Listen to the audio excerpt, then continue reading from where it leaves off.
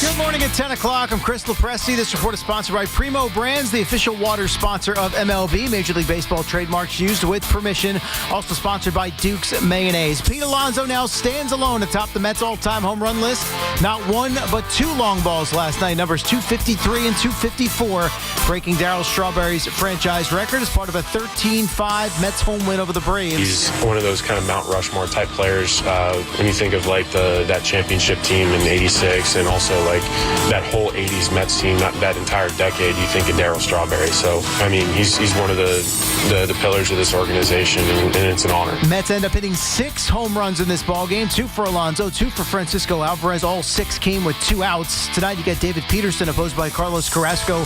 Another 7:10 first pitch on Odyssey Mets Radio. From Queens to the Bronx and the Yankees putting together consecutive wins for the first time since the end of July. You can thank the Twins for that. A 9-1 final behind a 4-hit game from Giancarlo Stanton, who finished a triple short of the cycle. He's now batting an even .300 with an OPS of 962. Aaron Judge, his first home run since returning from the IL, and Carlos Rodon, after a shaky first inning, ended up turning in 7 innings of 1-hit, 1-run ball to improve to 12-7. Yanks go for the sweep tonight. Rookie Cam Schlittler on the mound, opposed by Minnesota ace Joe Ryan. Pre-game coverage 6:25 here on the Fan and the free Odyssey app. Day 2 of joint practices between the Jets and Giants underway from East Rutherford. And once again for the Giants, no Malik Neighbors. He continues to sit with that toe issue. Fan weather. CeeLo, we need a big fight today. You would we think. need a little They scrapping played out nice there. yesterday. Yeah, no. Day 2, Heat mixing it up a little bit. There's got to be something coming. Let's go. And then you get Dable and Glenn out there pulling guys off the pile, like, break it up, let's go, no injuries. If the coaches start throwing AG, put money on him. Yeah? Taking Dable down? Yeah, All right. Dable, I mean, you don't think AG's got quick fists? What is Dable doing against AG? Nothing. I would think Dable's got a strong chin, though. Yes. You know what I'm saying? But yeah, quickness-wise, got to go AG, no question. All right, fan weather, sponsored by the New Jersey Division of Highway Traffic Safety. We got 83 degrees, mostly sunny skies in Central Park. And with sports flashes at the top of the hour, I'm Chris Lopresti. It's Brandon Tierney and Sal Licata on WFAN The Fan, 101.9 FM, and always live on the free Odyssey app. Historic day, BT, for the Mets yesterday. Obviously, their franchise with Pete Alonso hitting not 1 but 2 home runs to pass Darryl Strawberry on the all-time Mets home run list. We talked about this yesterday. I don't know, leading up to it, I just wasn't there. I didn't think it was a big deal. And then last night, I did get caught up in the moment, not just because SNY did a good job with it, but you really could feel the special nature of that moment and the home run from Pete Alonso last night. But it got me thinking, and we've talked about this many times for the last couple of years as we've been paired together here. I don't think that there's any way the Mets could let Alonso walk. Like, we've been down this road before, as recently as this past offseason. After now breaking that record and having that record on his own, you know how much the fan base is in love with Pete Alonso. I don't care what David Stern's values or not. I don't think there's any way Steve Cohen lets Pete Alonso walk after last night. Well, first of all, congrats to Pete. That was all. I even enjoyed it. I was in the car and I heard his double. By the way, is Howie okay? He sounded really sick. I don't know. Voice. I did catch the Keith Rad version of the call. Yeah. So I heard the double, I guess, off the base of the wall, and then we know what happened. Oh, really good night. Cohen was there, obviously, in the stands, and Darryl had the message, and everybody. You could see how everybody was just so happy for him. So I'm really happy for Pete. And he was genuinely happy himself as well. Yes, you could tell. Very sincere, just the adulation, the connection. As much as we talked about this moment, we don't really get moments. It's not 500 home runs, but we don't get moments like this too often. Like when Ewing passed Clyde for the all-time franchise scoring lead. Like, look, I love that stuff. I think it's awesome. So last night was a great night. And think about this way, too. The record was held like basically my entire life as a Mets fan. Yeah, it was Darryl Strawberry. Like, I never even thought about the record. It was never something that was even questioned, to me, at least in my mind. Strawberry held it for 30-something years, whatever it was. Like, that's a long time to have a record. Yeah, and you wonder what Darryl would have been without the booze and the drugs and the issues. He probably would have been $5 bills. Yeah. All right, so the nature of what you and I do is, you acknowledge what's going on, which that's why I wanted to get that out of the way first. It really was cool. Now we get to what you said about there's no way Cohen can let him go. I think it's very easy to say that today. I really do. With all due respect, I think it's very easy to get wrapped up in the emotions. Nothing wrong with that, by the way, getting wrapped up in the emotions. I do it as well. But keep in mind, there's a lot of baseball to go. I think a lot of this is going to depend upon how the Mets finish. I think a lot of this, or some of it, will certainly be tied into how Pete finishes as a player. The RBI total is great, but there's still a lot of at-bats, meaningful at-bats that are coming his way. And I can't say that. And matter of fact, I would actually say the opposite. Like in my gut, in my heart, I don't think Pete's here long term. I don't. Here's the reason why. Now, I am fully aware that it sounds reactionary to last night. But let's do the math and think about the path, how we got here.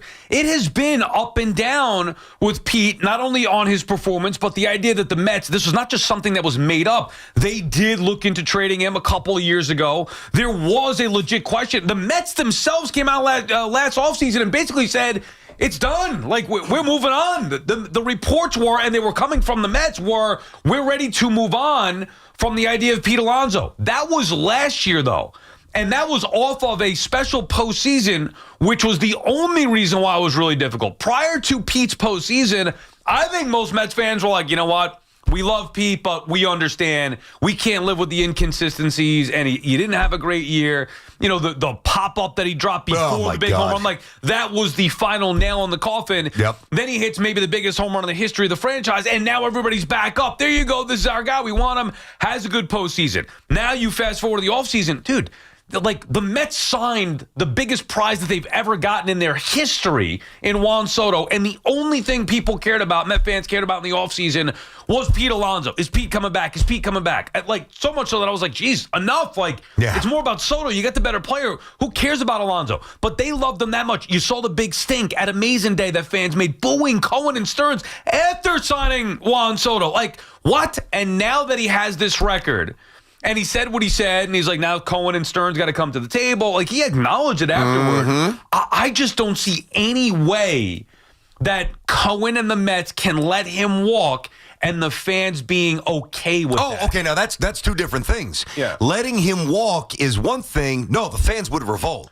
But that's what I'm saying. So that's a big problem. Now, we could get into the baseball part of it, but also there is an entertainment part of it. For sure. Hey, Pete's power is undisputed. Like, he's one of the most prolific home run hitters this century. Since he's come into the big leagues in 2019, Yeah. nobody has ever disputed that. Even in a down year, he hits 30-something home runs. So nobody's going to dispute that. So if the floor is his power, and even if it gets diminished over the years, he said he wants to play till 40, and you could have him DH, to me, the floor is still worth it to keep the fan base happy and keep him in Mets uniform chasing the 500 mark. You know, let me just make a little turn here just for a second, all right? And I do want to contextualize, and I don't think anybody's going to look at it this way, because, yeah, you know, again, we talk about like 250, 253, 254, all right, which obviously is past Darryl. It's the Mets mark now, 300, 354, all the benchmarks that we've been through. I actually spent an hour this morning in this studio, and I think you guys will like this. I'm not going to take long to do it, but I think you guys will like this. So there's kind of a marginalization of the number 254 now, because you did the two, right? So, and I get it, because there's so many other baseball titans that have 5, 6, 7, whether it's authentic with the steroids or not, the numbers are the numbers, right? So when you think of 253, or just 250, do you realize there's only 10 Yankees? And I almost don't want to bring the Yankees into it, but this is a compliment. There's only 10 Yankees who have ever done that. The Yankees were born the Highlanders in 1903. They became the Yankees in 1913. And when I tell you the names, it's Ruth, it's Mantle, it's Gehrig, it's DiMaggio, it's Yogi, it's Judge, it's A-Rod, it's Birdie, it's Posada, and it's Jeter. That's it. And by the way, even when I won't do this, but I went back to the Brooklyn Dodgers and the New York Giants, and, you know, whether it was Willie Mays hitting a lot of home runs in San Francisco or Duke Snyder hitting a decent amount of home runs out west as well, like, it's an awesome moment with Darryl and the Met fan and Pete and all that.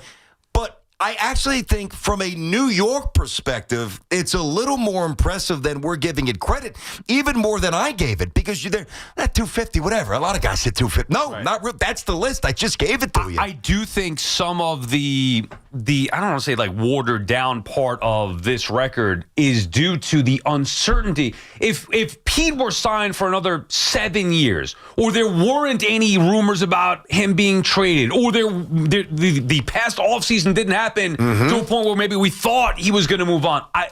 If it's not a clean trajectory from, hey, rookie season 2019, all-time great rookie season, breaks the home run record, which, by the way, I thought was a bigger deal than the Mets franchise record. You're talking about all of Major League Baseball history to have the most home runs ever for a rookie. And look who he beat. Yeah, look at the name that he beat. Yeah, beat Aaron Judge, obviously, but that's a big deal. And you factor in every rookie who's ever played for any team in the history of the sport to have the most home runs by a rookie. That's a big freaking deal. I think that's his most impressive mark so far. Agreed. And I remember being into that and couldn't believe it. Wow, a Mets rookie has that record. That was an awesome moment. Not to diminish last night, but think about how we've gotten there. Now, we talked about the pandemic year, which sucked. That's the second year, 2020. Like, that kind of halted the, who knows? He could have had 100 in his first 2 seasons, which would have been ridiculous. We would have been talking about this record like, hey, when's he going to break this record? Year 2, year 3, whatever it may be.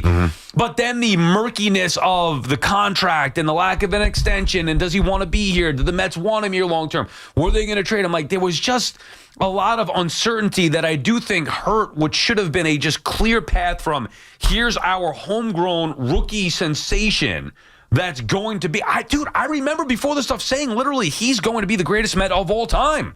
But if he plays here long enough, and at the time I'm thinking, where's he going? Like, you can't lose him. Yeah, he's not leaving. He's going to own every franchise record that there is. David, right? Forget about it. Piazza, forget about it. Strawberry, he's going to have every, and he still might. But then with the uncertainty, I think it kind of got us off track a little bit with Alonso. It did. Now, let's go back and as we kind of go back and forth between logic and sentimentality, and that's the dance you almost have to do with this, where you've got to appreciate the history and the moment and all that stuff. But let's not forget, it was February 12th when the Mets and Pete Alonso came to terms a year ago. Right. And he had already done a lot of great things in a Mets uniform. So, I ask you, well, what's changed in so far this year? And there's still a month and a half or so to go. We'll see what happens there in the postseason. But what's really changed? Well, he's not getting younger, and he's not old. I'm not saying that, but he's not getting younger. He's not a lefty fielding first baseman, and he's not particularly agile. Like, those are all the things. Like, this Pete Alonso conversation has been really on the table for a couple of years, and my opinion has never changed. And I believe my opinion, unfortunately for the Mets, or Met fans, is much more in alignment with Stearns than not. I don't think he values him the way Met fans do. To me, multiple things have changed. Number one, the options outside of Pete. Whereas last year you could have said Vlad Guerrero Jr., and I was like, well, sign me up. I'd rather have Vlad Guerrero Jr. Number two, and maybe this should be number one, Pete has produced. In a big, I didn't think he would have this big bounce back year after having 2 off years and then going into free agency the way that he did, and then having to basically play under that same pressure again in what was essentially a walk year. And he's lived up to the hype. Then you talk about the success that not only he's had, but the team has had. Yeah, I know they've been in a rut, but overall they've had success. Yeah. He's been the primary factor in their success. Oh, and by the way, he now smashed that record and will continue to hit home runs the rest of the way and even further prove himself to be the greatest home run hitting Met, not to mention he's homegrown, of all time. That, while I'm trying not to be sentimental, that definitely is something that is going to be valued by the fans 1,000%. Oh, that's a given. I'm not pushing back on that. That's definite. And then because of that, how much will Cohen say, look, like, what's the only reason why the Mets wouldn't keep Alonso? He's not going to be a roadblock to somebody else. Vientos has sucked. That's another part of this equation, where it used to be, well, all right, you lose Pete, you move Vientos to first, you got Mauricio Beatty, whatever it may be, or go get a third baseman. Well, that's not. So the options were Vientos or Vlad Guerrero Jr. They're both non-existent. Pete has a prove-it year, and he's proven it so far. Gets the record, even more in favor with the Met fan. Like, the only roadblock is going to be money, and Steve Cohen has that. I think it's going to be years. I think it's going to be length. It's not going to be money in terms of AAV. They already made him the highest paid first baseman this year. I think it's going to be the lack of willingness and the uncertainty, and I've always said this, of how a player with Pete's body is going to age. And when you look at that, that's why I brought up February 12th. I mean, think and the fans, it was not fan appreciation. What was it? The fan Amazing fest? Day. Amazing Day. Yeah. And we talked about, you were there. We talked about that a lot. The fans spoke. Right. That resonated. Even after signing Soto. I know. They wanted their guy. And there's no doubt that Pete's their guy. Listen, Soto's going to eventually break the mark here. He's going to be here for 14 and a half more years. I don't know this to be true. Unless he wins a couple of World Series, Soto, about whatever. But I don't know that there's really much that Juan Soto can do to emotionally connect to the Met fan the way Pete already has. but there's an expiration point on that. So now I'm not saying that the Mets are going to let him walk this year. He's going to opt out. Let business perspective. So there's the logic, there's the sentiment, now there's the business, all right? He's going to opt out. No one's knocking down his door with 3, 4, 5 years, not happening. So when nobody is coming with 3, 4, 5 years, why the hell would the Mets? They won't. So what you'll see again, I believe, unfortunately for Pete, is a very similar dance where it's a short-term commitment. I'm not saying Pete won't be here in 2026 or maybe even 2027, but it's beyond that. When you start thinking 500 bombs and Hall of Fame, I just don't think he's here that long, man. Number retirement. See, I think this is different than DeGrom because when it happened with DeGrom, because that would be some of the pushback. Well, why would Cohen not let Alonso walk now when he let DeGrom walk out the door? Because DeGrom was always hurt, and he didn't want to be here, DeGrom. Well, that's another thing. Even though Met fans loved him, I don't think DeGrom loved New York as much as everybody thought. But even if he did, the value that the Mets didn't think DeGrom was worth what he got, and there was a big injury risk there. So the Mets and David Stearns may say, hey, look, this is what Pete's worth on the open market. Let's say there's one team like the Rangers, whatever, that gave DeGrom his contract. All it takes is one. Yeah. Could be the Mariners, whoever. Pick a team that's going to say, okay, Pete, we'll give you your 6 years, $200 million, whatever it is. I have no idea. I'm just throwing out rough numbers at this particular point. Let's say that one team says that. Stearns goes back to Cohen and says, all right, here's the offer that he has. I value him at such and such, 3 years for half this deal. And Cohen could just say, yeah, you know what, but I'll pay the extra 3 years because I value him being a Met. There's no injury risk, knock on wood. There's always obviously some, but not. He's sturdy. He's a sturdy player, man. Day. Every single day. And you know he's going to decline, but he's going to decline as a DH. Now, I'm not saying that that's ideal because of Soto's contract, whatever, but I mean, Pete Alonso can profile and still hit probably 25 home runs at the age of 40 with no problem as a DH. So I think Cohen looks at this as he's an art guy, right? Yeah, sure. I think Cohen looks at this team as a bit of an art, and Pete Alonso is a prime piece, especially when it comes to his fans, the consumers, the customers for his product. Why would he want to upset them when it only is going to be a difference of what, 3-4 years for a couple $100 million? To him, it's a drop in the bucket. Well, let's stick with the art stuff here. He's not the Picasso. That's Soto. Right. But fans love him more. But he's the exhibit that everybody tends to mull or mill around the most because that's their guy. Yeah. You know what I'm saying? I think it's hard to justify letting him go at this point. Dude, it's a fun conversation to have. Maybe we shouldn't be having this conversation. Maybe it should have been wrapped up already years ago with Pete Alonso. But the fact that it was a conversation a year ago, the fact that it was a conversation in the offseason, the fact that it's still a conversation now because you know he's going to opt out, wanting the Mets to pay him, like, what's the holdup? He's been producing. But you know the holdup. The internal holdups, and that's why it's almost like push it down the road, push it down. You can only push it down the road so long. The fans would go nuts. And I would agree with them. I would get that part. I don't think it's worth the blowback from Steve Cohen's perspective to keep his homegrown guy here who's still in the prime of his career, who could be one day. Imagine how great it would be for a 39 or 40-year-old Pete Alonso in the last 2 years of his Mets career and baseball life and contract trying to hit home run number 500. Like, think about how you play that forward and you could do the math. Like you said, we could go over it 6 years. I did it yesterday. Average 30 conservatively, 7 years, 210. You know, now you tack it here. You're almost at $5 bills. I mean, you're in the neighborhood. Yeah, I mean, that's worth something as well down the road. At this point, I think it would be tough for Cohen to justify letting him go. All right, BT and Sal on the Fan, our friends at Town Fair Tire. Remind you that at Town Fair Tire, you're always guaranteed to get the lowest price on name brand tires from Connecticut to Maine. Nobody beats Town Fair Tire. Nobody. We'll take a quick break. We'll come back with your calls, 888-808-1019. Pete Alonso and the Mets. Baseball or football, WFAN runs the city. Yankees bats, Mets heat, Giants defense, Jets dreams. It's all here every day.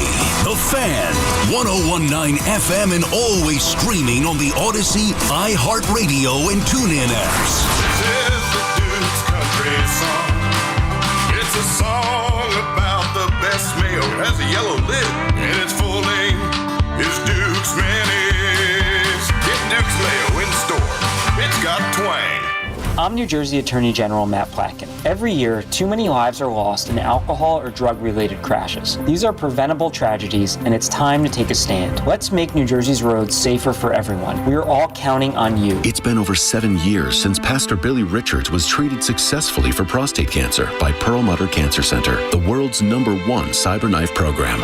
After 5 treatments in 1 week, Pastor Billy went right back to leading his Brooklyn congregation. Cyberknife is truly a blessing for me, my family, and my ministry. If you have prostate cancer, I urge you to look into Cyberknife. For an appointment, call NYU Langone's Perlmutter Cancer Center at 833-1-CYBER. That's 833-ONECYBR.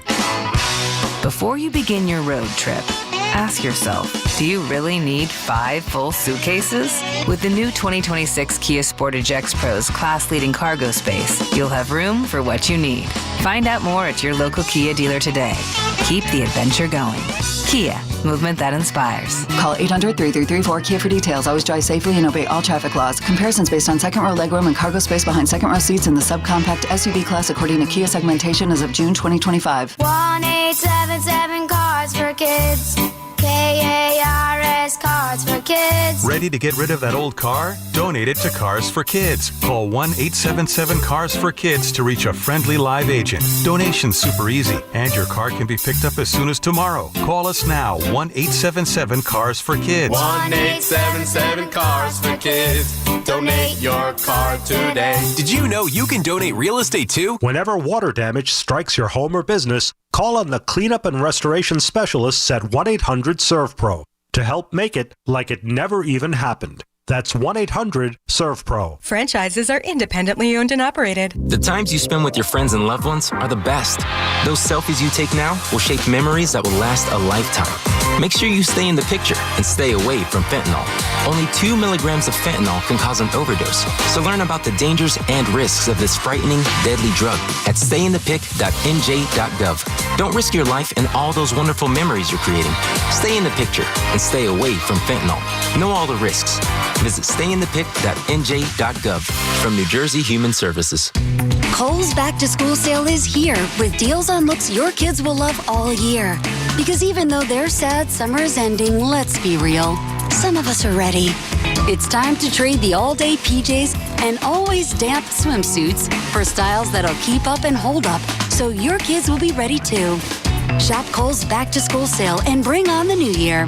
Select styles, prices good through August 17th. Some exclusions apply. See store or Kohls.com for details. This is the story of the one. As a safety manager at a manufacturing plant, he does everything he can to keep his coworkers safe. From finding ways to reduce risks to keeping safety supplies in stock. And for that, he relies on Grainger. Grainger offers a broad range of quality products and next-day delivery, so he can always play it safe. Call 1-800-GRAINGER, click Grainger.com, or just stop by. Grainger, for the ones who get it done. Your cold is coming. Your cold is coming. When you feel a cold coming, shorten it with Zicam, the #1 cold shortening brand. Oh, no, not before my big trip. The big trip you've been planning is coming up, and so is your cold. But Zicam can shorten your cold and get you back to planning sooner. Thanks, Revere. We really should keep Zicam in the house. Shorten your cold with Zicam. Take it from America's most revered messenger. Shorten your cold at the first sign with cold shortening products from Zicam, the #1 cold shortening brand. Available in stores or see where to buy at Zicam.com. Talk New York sports on WFAN 888-808-1019. Powered by Paramount Plus. Count on Sundays all season long with the NFL on CBS and Paramount Plus.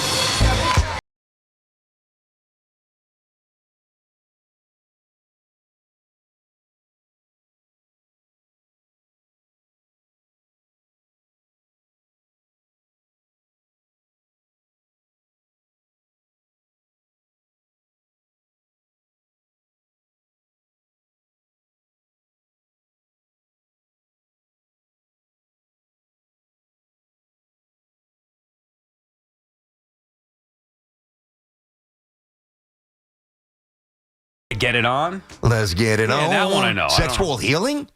Oh, I thought that was Lionel Richie. No, Lionel Richie's good too. Dancing on the ceiling. Yeah, all right. BT and Sal on the Fan. It just, last night, you can make what you will of the actual record as it pertains to, where it ranks in sports lore. To me, it's not that big of a deal when you talk about a franchise that is, it's what, the third lowest total in the big leagues. But it's going to get better with assuming Alonso stays here long term, and that's kind of the point of the conversation.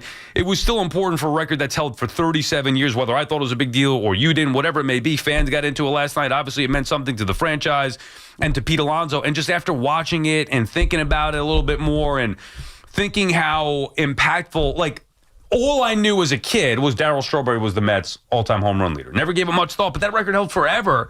Now Alonso has it, and the year that he breaks it, they're going to let him walk? Really? To a fan base that was in love with this guy last year, even after a bad year, just one good postseason, I have a hard time thinking that King Cohen's going to let that happen. Well, the season's not over today. If the Mets get to the World Series, if they win, if Pete plays well, if they, last night aside, if last night proves to be a bit of an aberration down the stretch and they stumble and they either, barely get in the wild card and get bounced early or don't even make the playoffs. I mean, there's still so many different scripts that can occur pertaining to the team and obviously indirectly Pete a big part of that. So I don't know that we need to have some definitive take today on what Cohen's going to, even though it's interesting, I like doing it. I just think it's almost hard to do because it's those conflicting feelings with the sentimentality and the logic. And the baseball logic, as I've always said, tells me that the Mets should not re-sign him for long term. I've always said that, and I'll stand by it. And maybe that's where there's a disagreement here, because this was a big year, for at least from my perspective. All right, you had a down year. Let's see what you could do now this season. And he's backed it up.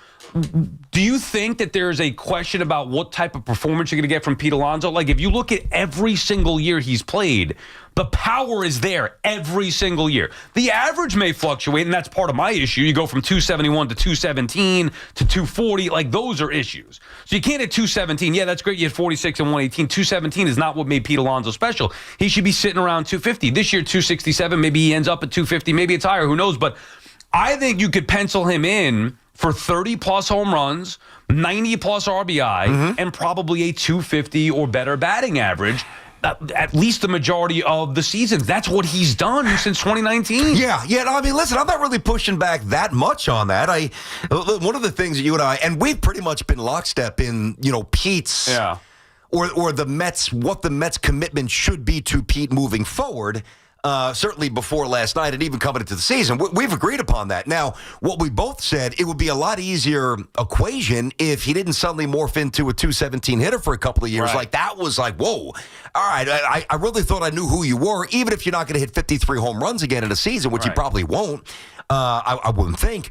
You don't need to be that guy, but, just go 35, 38, 40, 41, 110 ribbies, bat 245, 250, 252, and catch the ball at first base. Throwing the ball is different, but catch it. That's who I thought that Pete was. And then 2 years, I'm like, oh, now he has stabilized that. He's shifted the narrative that he is just a decaying asset as a hitter in terms of average. Right. So that's maybe quelled some fear, and very well might have. But for me, again, I think it's just going to be Band-Aid after Band-Aid after Band-Aid. Same song and dance this winter. Nobody's knocking down his door outside of the Mets with a massive contract. It's not happening. No one's doing it. So if nobody's going to do it, why would the Mets do it? It's bad business. Yeah, I understand that point, but it's also bad business to upset the fans and the customers. Yeah, but I agree. But if you're winning, the fans will. Yeah. I don't want to say they'll forget about Pete. I don't mean it quite like that. But if they were to, I know Stearns is in Japan right now. I guess following some Japanese stud third baseman, lefty masher, whatever. You bring him over and you do some other stuff. And the Mets are a 97-win team next year, and they look like they could win the World Series. I'm not saying that Pete wouldn't be missed. He would be, but it wouldn't be DEFCON 5 where there's 13,000 people there and they're resisting the Mets. It's not going to happen. Yeah, and don't get me wrong. It's not like I don't think the Mets could win without Pete Alonso. I think that they could. I have a hard time at this point. I was fine with the DeGrom situation. I thought that they did the smart thing there. I think it's different with Pete Alonso, even based on the last offseason coming off of a down year. Now, oh, man, I have a hard time believing that they're going to let him go. BT and Sal on the Fan, 888-808-1019, the number to call. Let's hear from you guys. Brian is calling from Spring Lake. What's up, Brian? Hey, good morning, guys. Great show.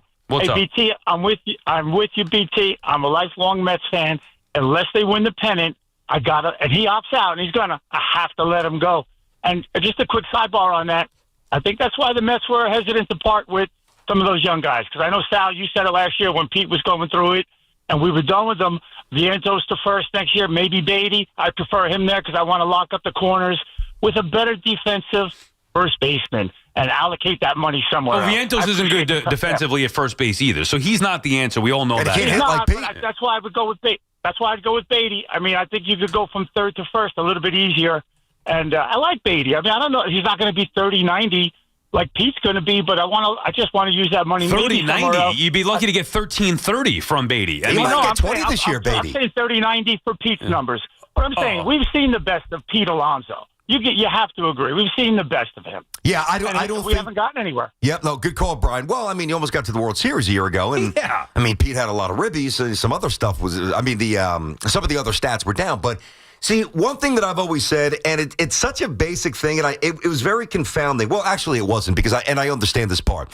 The emotion was getting in the way from the Met fans who were pushing this back, and I respected it, and I understood it, right? But it would still frustrate me. And my take has always been, I think you could find a better way to build a team without Pete. That's not to diminish from last night. Those are two separate conversations, right? And Met fans would almost always scream at me, where are you getting 35-110? Where I got you. You're not getting another first baseman that's going to bang 40 home runs like Pete. My thought was you could always build out a better baseball team by dispersing that money in different parts of the field and ultimately become a better team. A little quicker, a little bit better defensively, higher average, whatever. Yeah, my issue would be that if you took Pete off of this, if you told me in the offseason, after all the moves the Mets made prior to Pete coming back, that the Alonso was going to go somewhere else, I'd still look at their lineup and say, well, they got Soto, they're going to be fine offensively. However, you watch it play out this year, if they didn't have Alonso, they'd be dead in the water right now. Yes. Yeah, they would. Dead in the water. Yep. You're talking about how it's awful or they're wretched. Bull crap. They're a playoff team. Still one with a chance to win the division. If they didn't have Pete Alonso, they would be a dead team walking because Vientos was not what we thought he was going to be. Yep. Because Lindor's fallen off the face the last couple of months. Because Soto hasn't been what he was supposed to be. Nimmo before last night. Yeah, well, even so, right. So Pete's the only one who's doing what he's supposed to do and maybe exceeding the expectations. That's pretty true, actually. That statement's true. I can't push back on that. So now if we fast forward to next year, yeah, okay, you could always build it. There's not one singular player. Like, it's not coincidence that a lot of these teams lose star players. And Nats lose Bryce Harper, they go out there and win the World Series. True. Like, it happens all the time. Teams lose star players and they become better. It doesn't mean that I would get in that The habit. Red Sox traded Devers. Yeah, they're in front of the Yankees in the standings. Well, that was a thought. Oh, they're giving up on Devers. They're going to go the wrong way. No, they got better without Rafael Devers. So you can see that being the case. However, I just don't think that it would be, A, good business from a fan standpoint to let him go. B, it would be a little bit more difficult to replace him than you think. Yeah, there's especially a lot without Vientos or Vlad Guerrero Jr. being the possibilities. Sal, I'm with you. Like a lot of the things that you're saying, even though I disagree at the end of the conversation, most of these checkpoints, I'm like, yeah, I understand what you mean. I do think one factor is important here. Like if this was year one of Stearns, or if it was year one, rather than going into year 3 next year, I wonder how much more influence Stearns will have against Cohen, because I do think that you structure this properly when you say the sentiment will come and the willingness to cut the check will come favorably from Cohen. Yes. And no doubt, I'm with you. And the baseball resistance, pragmatically, will likely come from Stearns. Now, if Stearns just got here, I don't think Stearns has much of a voice. But if the Mets have another good season, they go deep in the playoffs, that's 2 for 2 for Stearns. And I just think that Stearns has a little more juice when he sits down, even though Cohen wouldn't like it. And I can't prove this, I don't know. I do think that Cohen would likely acquiesce to his baseball man because he's done what he's supposed to do since the minute he got here. If he does that, totally relinquish any kind of control or say, then I do believe Alonso's going to be playing elsewhere. I don't believe he's going to do that. I think that he had his input this past offseason. Cohen was there. You could see the frustration from him at Amazing Day. Yeah. And then since then, it was like, maybe we should get back into, let's just get something done here. Like, enough. I don't want to deal with the blowback and negativity. You want this? Here you go. And by the way, it's not just like, you want this and this stinks, here you go. It's, you want this, and he's been productive, and he proved himself this year. He is our franchise homegrown home run king. There's some value in that, even down the road, if you project that Pete will age poorly. There's some value. There is value there, not 5 or 6 years. That's my pushback. Ray is calling from Waterbury, Connecticut. What's up, Ray? Hey, Ray. Hi, guys. Great show as usual. Sal, you nailed it. Where would they be without Pete right now? They'd be right where Atlanta is, under 500. He's going to drive in 120 runs easily this year. He's right up there, right behind the leader. And he's hitting 265. Those are good numbers for a power hitter. I'm not saying he's going to stay at 265, but he's having a real good year, guys. You know. Well, I think he stays. I think they give him 5 years. The question would be, Ray, and thank you for the call. We appreciate it. The question would be, do you believe forget the emotional part of it for a second. Do you believe that Pete's production from this year is somewhat sustainable for the next, let's say, 5 years, through the age 35? I don't know about the batting average. The power, that's an easy one. Okay, so if the power, no question, power. If that's your floor, the power. You know what bothers me the most about Pete? The defense. I don't want him to be the first baseman. I've been saying that consistently. I'd sign him to be the DH for the next 4 or 5 years. I don't want, now I understand that you don't want to have a logjam there, but he can play a little first if you need to. I would want a better defensive first baseman to be out there every single day. No question. And then you live with the power being the floor, where you're going to get minimum 25 home runs, probably more than that. He's got 28 this year. All right, so the batting average, what do you think he's going to hit? Is he going to hit? I guess that's the question. Like, I don't know. I know, but there's more. Now we're talking about from 2019 through 2020. What year is this? 2025. There's more good, a lot more good than bad. Those last 2 seasons of inconsistency, one that he hit 217, the other that he hit 240, but had a little dip in the power numbers as far as 34 home runs, 88 ribbies last year. For sure. Those are more the outliers. And even those, like, think about it. A bad year for somebody who hits 34 home runs, you take that more often than not. Can you make a case? And I think that you can, although I can't, quantify this yet because it's only 3/4 of a season. But maybe that Soto effect is, trickling down to Pete. A little bit of a different approach. And I know he tweaked his approach. Listen, I think the home run off Devin Williams last year obviously jolted his confidence and the Met fans' confidence in him, like the recommitment to Pete. But I also think it reinforced, and we talked about this coming into the season, his approach. He was getting too pull happy. Yeah. He just was.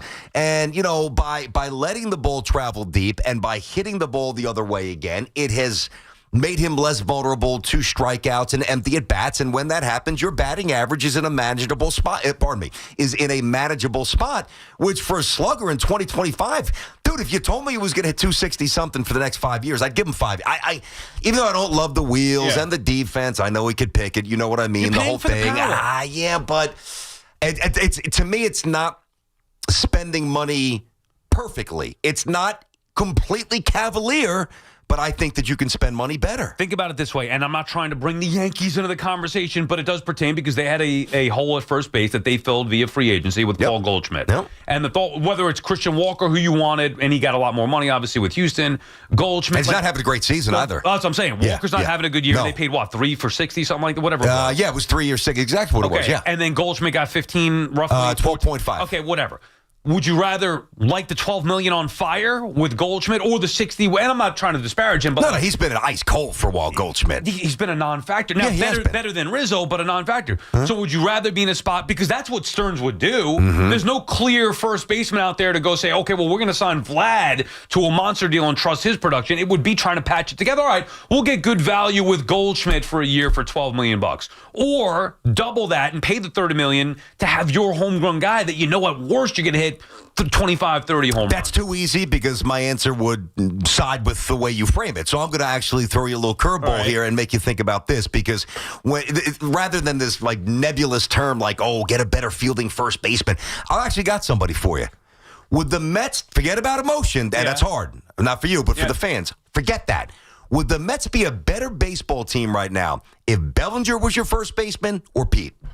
Yeah, I mean, I think Bellinger's a better ball player. Exactly. But I would rather have Bellinger in the outfield. I get that. Yeah, but what I'm saying is, I'd rather have Bellinger than Nimmo and Lefty. Because I think you're wasting Bellinger's skill set at first. He's fine at first.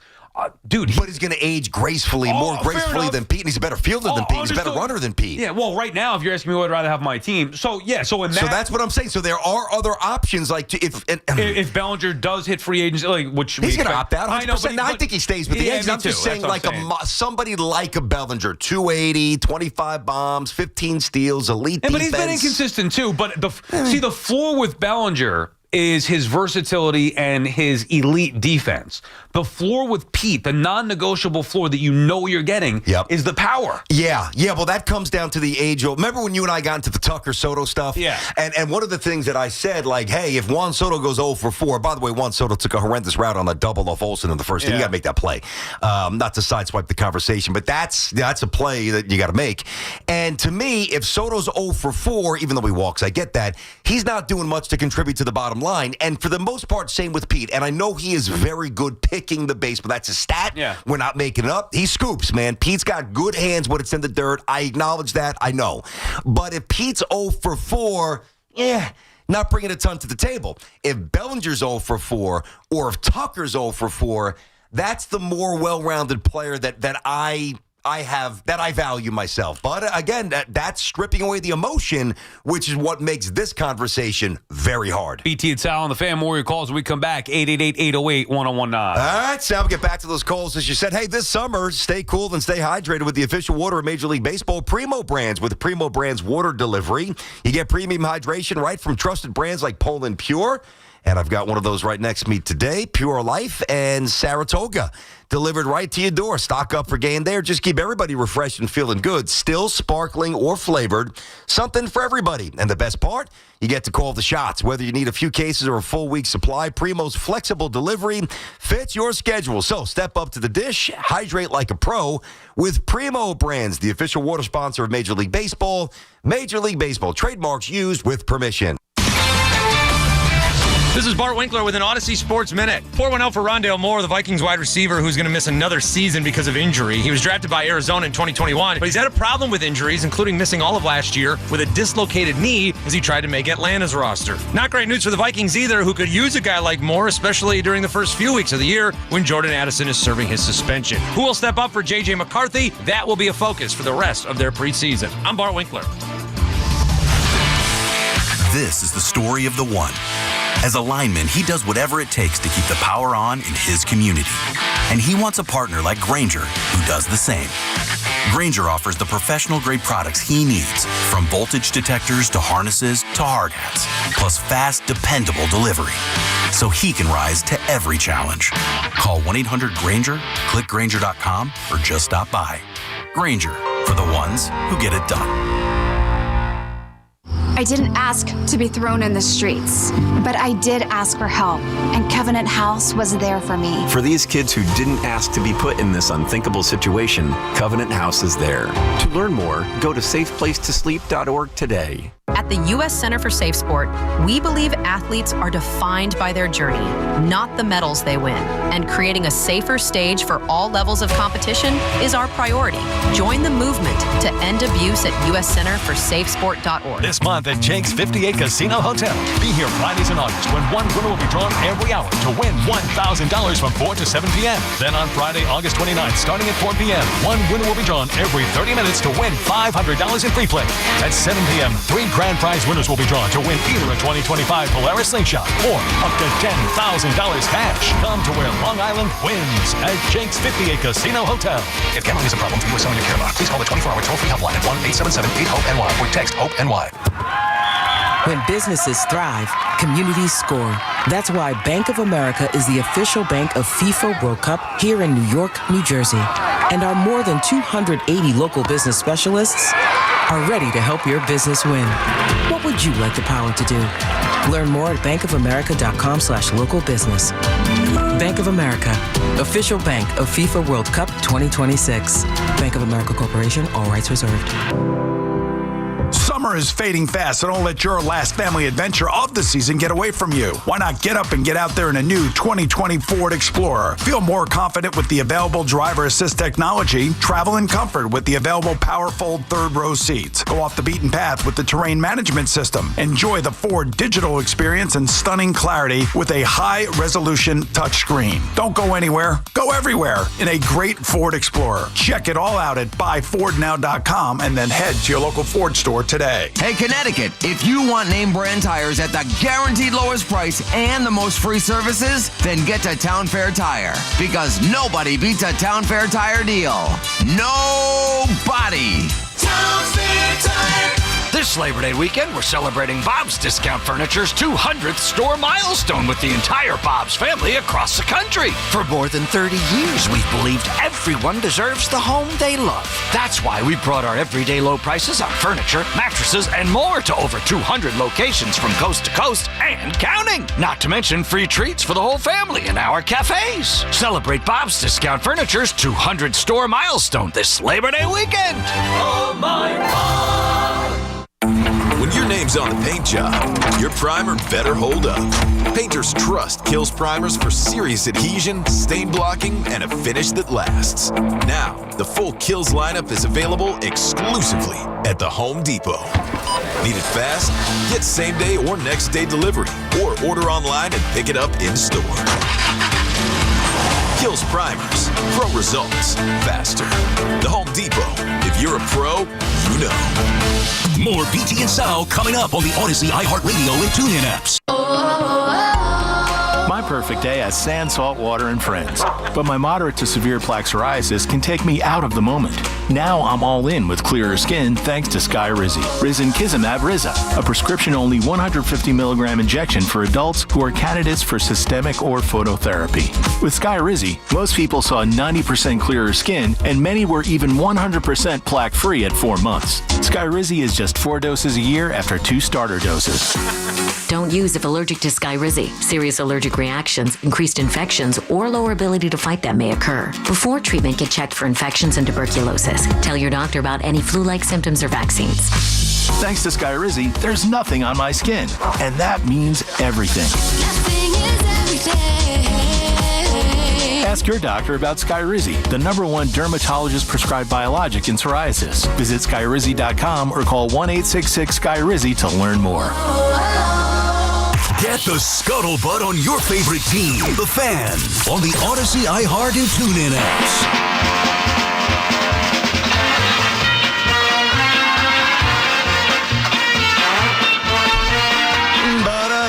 Nothing about this Pete Alonso stuff here, Sal. Yeah.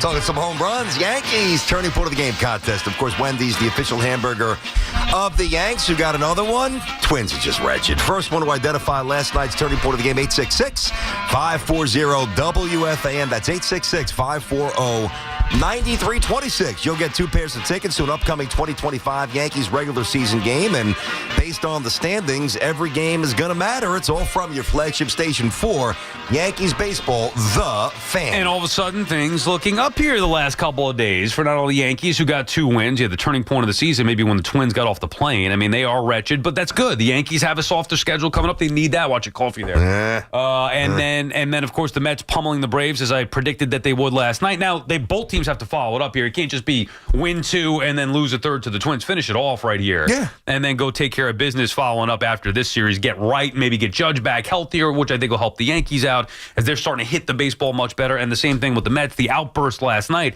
means nothing. Yeah, the home run's great for Alonso, but the outburst, that win last night means nothing if they don't follow it up with another win tonight against Atlanta. Oh, there's no doubt. You know, you certainly want to see these wins keep coming because they have to, because both of these teams have played so poorly and so erratically for so long. And they don't have a lot of margin for error. I got a little something on Volpe. I want to do it later, though, because I want to get back to the Pete calls. Obviously, that's the story of the day. Pete breaking straws mark. And really, the extension of that's where Sal and I are right now at 888-808-1019 is the complex eventual signing or not signing of Pete. So it's just not going to go away. You know, it shouldn't have been this difficult. It really shouldn't be. And I get the baseball, baseball behind the scenes, like practical, logical analysis that goes into it, not valuing a body type like that. And it's not just David Stearns, because the Mets were rumored to be trading him, Pete Alonso. This was 2022, I think, under 2023, under Billy Epler. That was the year where they traded Scherzer and Verlander at the trade deadline. And remember, too, I think we talked about this, where they tried to trade Pete Alonso for Pete Crow Armstrong, which was a thing. Now, it wasn't a huge story at the time. Nobody really knew about that. The story was more Alonso to the Brewers, where supposedly in field goal range, whatever. I was told it wasn't that close at that particular time, but they did shop Alonso. And when they said Alonso for Pete Crow Armstrong, the Cubs basically said no thanks. Now, this is years ago, remember, before Pete Crow Armstrong became the MVP of the league, arguably, this year. If they traded Alonso back then for Pete Crow Armstrong, a prospect that they traded away for Javi Baez, the fans would have went nuts. Yeah. And it would have been the wrong thing to go nuts, because you'd much rather have Pete Crow Armstrong right now in center field than Pete Alonso. But I still think the sentiment with the fans, BT, means a lot. The baseball logic and thought process is saying Pete is expendable and we're not going to overpay for him. But the emotional, sentimental, homegrown, home run record, proven consistent power, big part of that, lovable guy from the Met fan perspective, that also means something. And there's just really a relatability, which goes into the lovable guy stuff. I mean, most of these guys, we can't relate to any of these guys in terms of the salaries, like these ridiculous contracts. But even with Pete making whatever $30 million it is this year, whatever the exact number is, there's just like a commonness to him, like a blue collar. If you saw Pete on a construction site, I mean, honestly, sitting there with a couple of tats, sleeve rolled up, hard hat, you'd be like, yeah, he fits right in. And there's that relatability is going to make it more complex, but there's always somebody else that comes along that you can love. Now, the homegrown nature makes it much more complex, but I'm like, oh man, once Pat Riley left, I'm like, man, there's no way the Knicks are going to get a coach like that. Here comes Van Gundy. We love Van Gundy. When Mattingly's my all-time favorite. When Donnie retired, now Tino never elevated to the Donnie level, but it certainly helped repair my baseball heart a little bit when Tino was banging 35 home runs and winning World Series and picking it pretty good at first base. So it would be raw. It would kill Met fans in the moment, but there's always, not always, sometimes there's a better way. Yes, but I don't know if there's a better person. You know me, I don't get caught up in the emotional stuff usually. You don't, I do. You don't. I usually don't. No. But in this particular case, a homegrown player that is on the track to break every franchise record, that has proven himself. Like, I didn't hang on to dear life for Daniel Murphy because I didn't think Murphy was very good.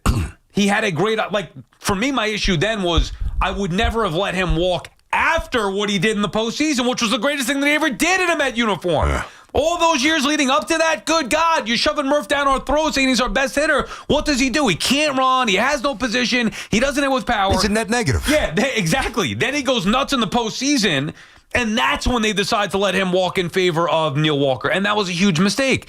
But I didn't get caught up because he was a homegrown guy. Same thing with DeGrom. I understood it. I think it's different with Pete. He's producing at a high level and has consistently, and he's homegrown. There are really no signs that he's going to fall off other than, prototypical body type, whatever. But I still think he's going to hit 25 home runs at the age of 40. That's just, to me, how Pete Alonso is. At least the power's there. Still represented by Scott Boras? Yeah, Still got a problem. I get it, and we'll see what the Mets will do. It'll be another fascinating conversation into the offseason. BT and Sal on the Fan. Annabelle is calling from Bridgeport, Connecticut. What's up, Annabelle? Hey, how you doing, guys? Good show as always. I got 2 points. One is on Pete Alonso, and the other point is on the Mets pitching staff. First, let's start with Pete Alonso. I don't think he's going to go nowhere. I think he's going to get with a 5-year to 6-year contract. He's a Mets grown. I think Cohen wants him here until he retires. That's the point. The other point that I have on the Mets pitching staff that I feel sorry for Carlos Mendoza is, how can you have a pitching staff that doesn't pass the 4th inning? It's killing me. It's worrying me. The only one that passes the 5th inning is David Peterson. I mean, come on, they're killing the bullpen. Yeah, and we'll get to that in a little bit, Annabelle. As a matter of fact, maybe we'll do that at 11, BT, as far as the pitching goes, because that was a big problem last night. And it almost ruined the moment with Clay Holmes, who can't get out of the fourth. I mean, it's ridiculous now with the Mets with the starting pitching. Yankees had an issue, too. Rodon went down there. 31 pitches in the first inning. Yeah, I know. But 31. Settling down, obviously. After 1-7. that, yeah, impressive. So that's back-to-back good starts for the Yankees. Yeah. That has helped them out. The Mets need that. And last night, even though they didn't get that, Hageman came in, did the job, so the bullpen fully rested going into tonight with David Peterson. But before we get to that stuff, let's keep it going with Pete Alonso. Hoff, you said you have a special announcement here from the Mets? Yeah, they said they're going to do a ceremony for him today before the game, and they're asking people to be in their seats at 6:40. All right. There you go. I was just celebrating it a little bit more. Are you going to the game tonight, Hoff? You and Evan? No, I'm not. Evan will be there, but I am not. You want to go now that your guy Pete's going to get honored? No, my family's away. I don't feel like going to the Mets game. Wait, everybody's away? Yeah, they're in Florida. Oh, how glorious is your life? I know. No responsibility, this guy. I want to live a little. Yeah, you should. Wait, when did they leave, Huff? Monday they left. And when did they get back? Well, I'm meeting them out there Sunday. Oh, you're going to Disney again? Yes. Jesus, this guy with Disney. I mean, come on. Disney again. Enjoy the party now while they're not there before you head down to Disney. I know. So I don't know. I mean, I guess it's great. See the Mets again, BT, maximizing this Pete Alonso stuff where they're going to have a celebration before the game. I mean, I guess that's pretty cool. But they is Strawberry going to be there? That would be phenomenal. Yeah, I'm assuming Straw's going to. I mean, I would assume. I hope so. Why don't you try to get Straw on the horn? You know, I was thinking about that today. I don't have Straw's number. Let me see. Now, he gave that message last night, but I'm sure Straw will be there today. I shoot him a text. I just feel like there is something about it, though, that feels incomplete to me. Like, yeah, 250. You could talk about 250 or 254 passing Straw, but really this should be, long down the road as opposed, you know what I mean? Like, he should be here beyond just this year where it should be 300, 400, chasing 500. Making a big deal of it now. I get it. It's a record that held for 37 years. I don't know if you need the pregame thing tonight, honestly, but whatever. Yeah, but the fact that he's not here long term after so many things tell us on some level, you and maybe others more than me, that he should be here long term. Doesn't that tell you something? Yeah. Like most sensible, Mets drafted him, Mets developed him. What was he, second round pick? I mean, Judge home run rookie record. He's already got 200. He's got 250, passes Straw. He's been on some good teams, almost got to the World Series. He plays every day, reliable, good guy, good nature, blah, blah, blah. Well, then why the hell doesn't he have a 5-year deal? That tells you all you need to know. Yeah, and also I'm just thinking, like, in my head, okay, couldn't they do this next year, but you don't know next year if he's going to be here. It would be cool if they had a special, hey, we're going to honor our home run king with a special bobblehead, and Pete Alonso Day, we'll have Strawberry out there, and Hojo, and whatever, all the guys that he passed on the list along the way. Like, there's a way to do it big, too. I'm not trying to knock it tonight. Seems a little quick, like a little microwave celebration here. Yeah, I don't know. And to Pete's credit, he was focused last night, too. Not want to talk. While acknowledging the importance of the record for him as an individual, also made it like, hey, trying to win games right here. Like, 40-something games to go. This is not the time to be messing around with some parties about a home run record, trying to go win a World Series. BT and Sal on the Fan. More your calls when we come back. 888-808-1019. If you live in New Jersey, your electricity rates are going up again. If your current cooling system is over 15 years old, get ahead of that rate increase now with a new high-efficiency Carrier AC system. There's only one company to call. My friends at Edison Heating and Cooling, New Jersey's air conditioning experts, and they have been for decades. Take it from me. You'll save money and stay cooler. These guys are true experts. Contact my friends now at EdisonHVAC.com. That's EdisonHVAC.com. It's Keith McPherson at night on the Fan, 101.9 FM. If you don't think that some of them look at Juan Soto like, bro, you make a ton of money. You make $90,000 per at bat to kill worms. You make $90,000 per at bat. You can't hustle to first. You make $900,000 a series, and you're asleep out in right field. Listen to Keith McPherson on demand on Apple Podcasts, Spotify, or wherever you get your podcasts. Before you begin your road trip, ask yourself, do you really need 5 full suitcases? With the new 2026 Kia Sportage X Pro's class-leading cargo space, you'll have room for what you need. Find out more at your local Kia dealer today. Keep the adventure going. Kia, movement that inspires. Call 800-3334-KIA for details. Always drive safely and obey all traffic laws. Comparisons based on second row legroom and cargo space behind second row seats in the subcompact SUV class according to Kia segmentation as of June 2025. Hey Yankees fans, come out to Yankee Stadium on Sunday, September 7th for a special celebration. It's C.C. Sabathia Replica Hall of Fame Plaque Day, and the first 40,000 guests in attendance will receive a C.C. Sabathia Replica Hall of Fame plaque presented by WFAN. Tickets are going fast. Visit Yankees.com/tickets today. Welcome back Hall of Famer C.C. Sabathia on Sunday, September 7th. Buy tickets now at Yankees.com/tickets. Ready to score the biggest deal in breakfast? It's waiting for you at Dunkin'. Dunkin' is serving up the ultimate $5 meal deal. Get one premium hot or iced coffee and any two delicious wake-up wrap sandwiches for just $5. Whether you're fueling up for a big day or keeping it casual, this deal has you covered. A smooth, bold Dunkin' coffee paired with two warm, tasty wake-up wraps? Now that's what we call a big deal. Excludes espresso and cold brewed beverages. Modifications may be an additional charge. Participation may vary. Limited time offer cannot be combined with offers. Exclusion and terms apply. If you're injured in an accident, the Rothenberg Law Firm is on your side. A legendary team that has won billions over 5 decades. The Rothenberg Law Firm. 1-800-624-8888 or injurylawyer.com. This Labor Day weekend, we're celebrating Bob's Discount Furniture's 200th store milestone with the entire Bob's family across the country. For more than 30 years, we've believed everyone deserves the home they love. That's why we brought our everyday low prices on furniture, mattresses, and more to over 200 locations from coast to coast and counting. Not to mention free treats for the whole family in our cafes. Celebrate Bob's Discount Furniture's 200 store milestone this Labor Day weekend. Oh, my God. Famous Footwear has the latest styles from all my favorite brands like Nike, Adidas, Crocs, Converse, New Balance, Birkenstock, and more. And with over 830 stores, Famous Footwear is always nearby with fit experts to make sure my new shoes fit my feet and mom's budget. She says the prices are like really good, so you don't have to overspend to make it famous. Right now, buy one pair of shoes, get one half off at your local Famous Footwear store. Some exclusions apply. Oh, could this vintage store be any cuter? Right? And the best part? They accept Discover. Accept Discover? In a little place like this? I don't think so, Jennifer. Oh, yeah, huh? Discover's accepted where I like to shop. Come on, baby, get with the times. Right, so we shouldn't get the parachute pants? These are making a comeback. I think. Discover is accepted at 99% of places that take credit cards nationwide. Based on the February 2025 Nielsen report. More BT and Sal coming up on the Odyssey, iHeartRadio, and TuneIn apps. Home title theft. It's on the rise, and it's devastating if it happens to you. Listen to the alarming words of an actual home title thief. I don't need to know your date of birth and social security number. All I have to do is go to public records, create a document, and file that document, and then I can borrow against the house or sell the house. You may have no clue until you find out that your house has been sold or till several loans or several banks are foreclosing on you.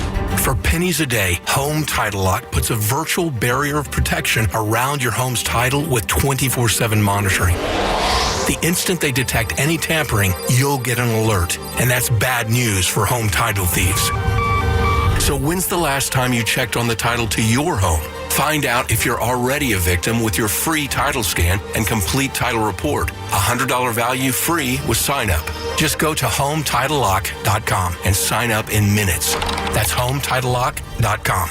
HomeTitleLock.com. Come visit the engagement experts at London Jewelers at any one of their 6 locations. Talk sports with BT and Sal. Middays 10 to 2. WFAN, WFAN FM, WFAN FM HD1 New York, and Odyssey Sports Station. WFAN Sports Flash. Good morning at 11:02. I'm Chris Lopresti. This report is sponsored by Primo Brands, the official water sponsor of MLB. Major League Baseball trademarks used with permission. Also sponsored by United Airlines. Certainly a night to remember at Citi Field. Darryl Strawberry's franchise home run record is no more. It now belongs to Pete Alonso, who went deep twice last night, number 253 and 254, as part of a 13-5 series opening win over the Braves to snap a 7-game skid. Alonso in control of his contract situation for next season. He could opt out, go back to free agency. How long does he plan on playing? I have a goal to play baseball until I'm through my age 40 season. So and for me, I'm going to work hard and do that. And you know what? Business side, Steve and David, they got to come through. Tonight, it's David Peterson opposed by Carlos Carrasco. Another 7:10 first pitch on Odyssey Mets Radio. You see the Martino report here, CeeLo? I did not. What do we got? Martino, pitching prospect Nolan McLean will make his MLB debut starting for the Mets Saturday. In the Montas spot as he goes to the bullpen. Okay, there you go. Coming up from Syracuse. Very good. Giancarlo Stanton, a triple short of the cycle last night, 4 for 5 as part of a 9-1 Yankees win over the Twins. That's 9 in a row against Minnesota. Yanks go for the sweep tonight with rookie Cam Schlittler on the mound, opposed by Minnesota's Joe Ryan. You get pregame coverage at 6:25. Years of turning car donations into supporting children. Cars for Kids has helped more than 100,000 kids nationwide. Donate your used car today at carsforkids.org and join over 1 million proud donors making a real difference. 86 degrees, mostly sunny skies in Central Park. And with sports flashes at the top of the hour, I'm Chris Lopresti. Have something to say? Dial us 888-808-1019. Powered by Paramount Plus. Count on Sundays all season long with the NFL on CBS and Paramount Plus.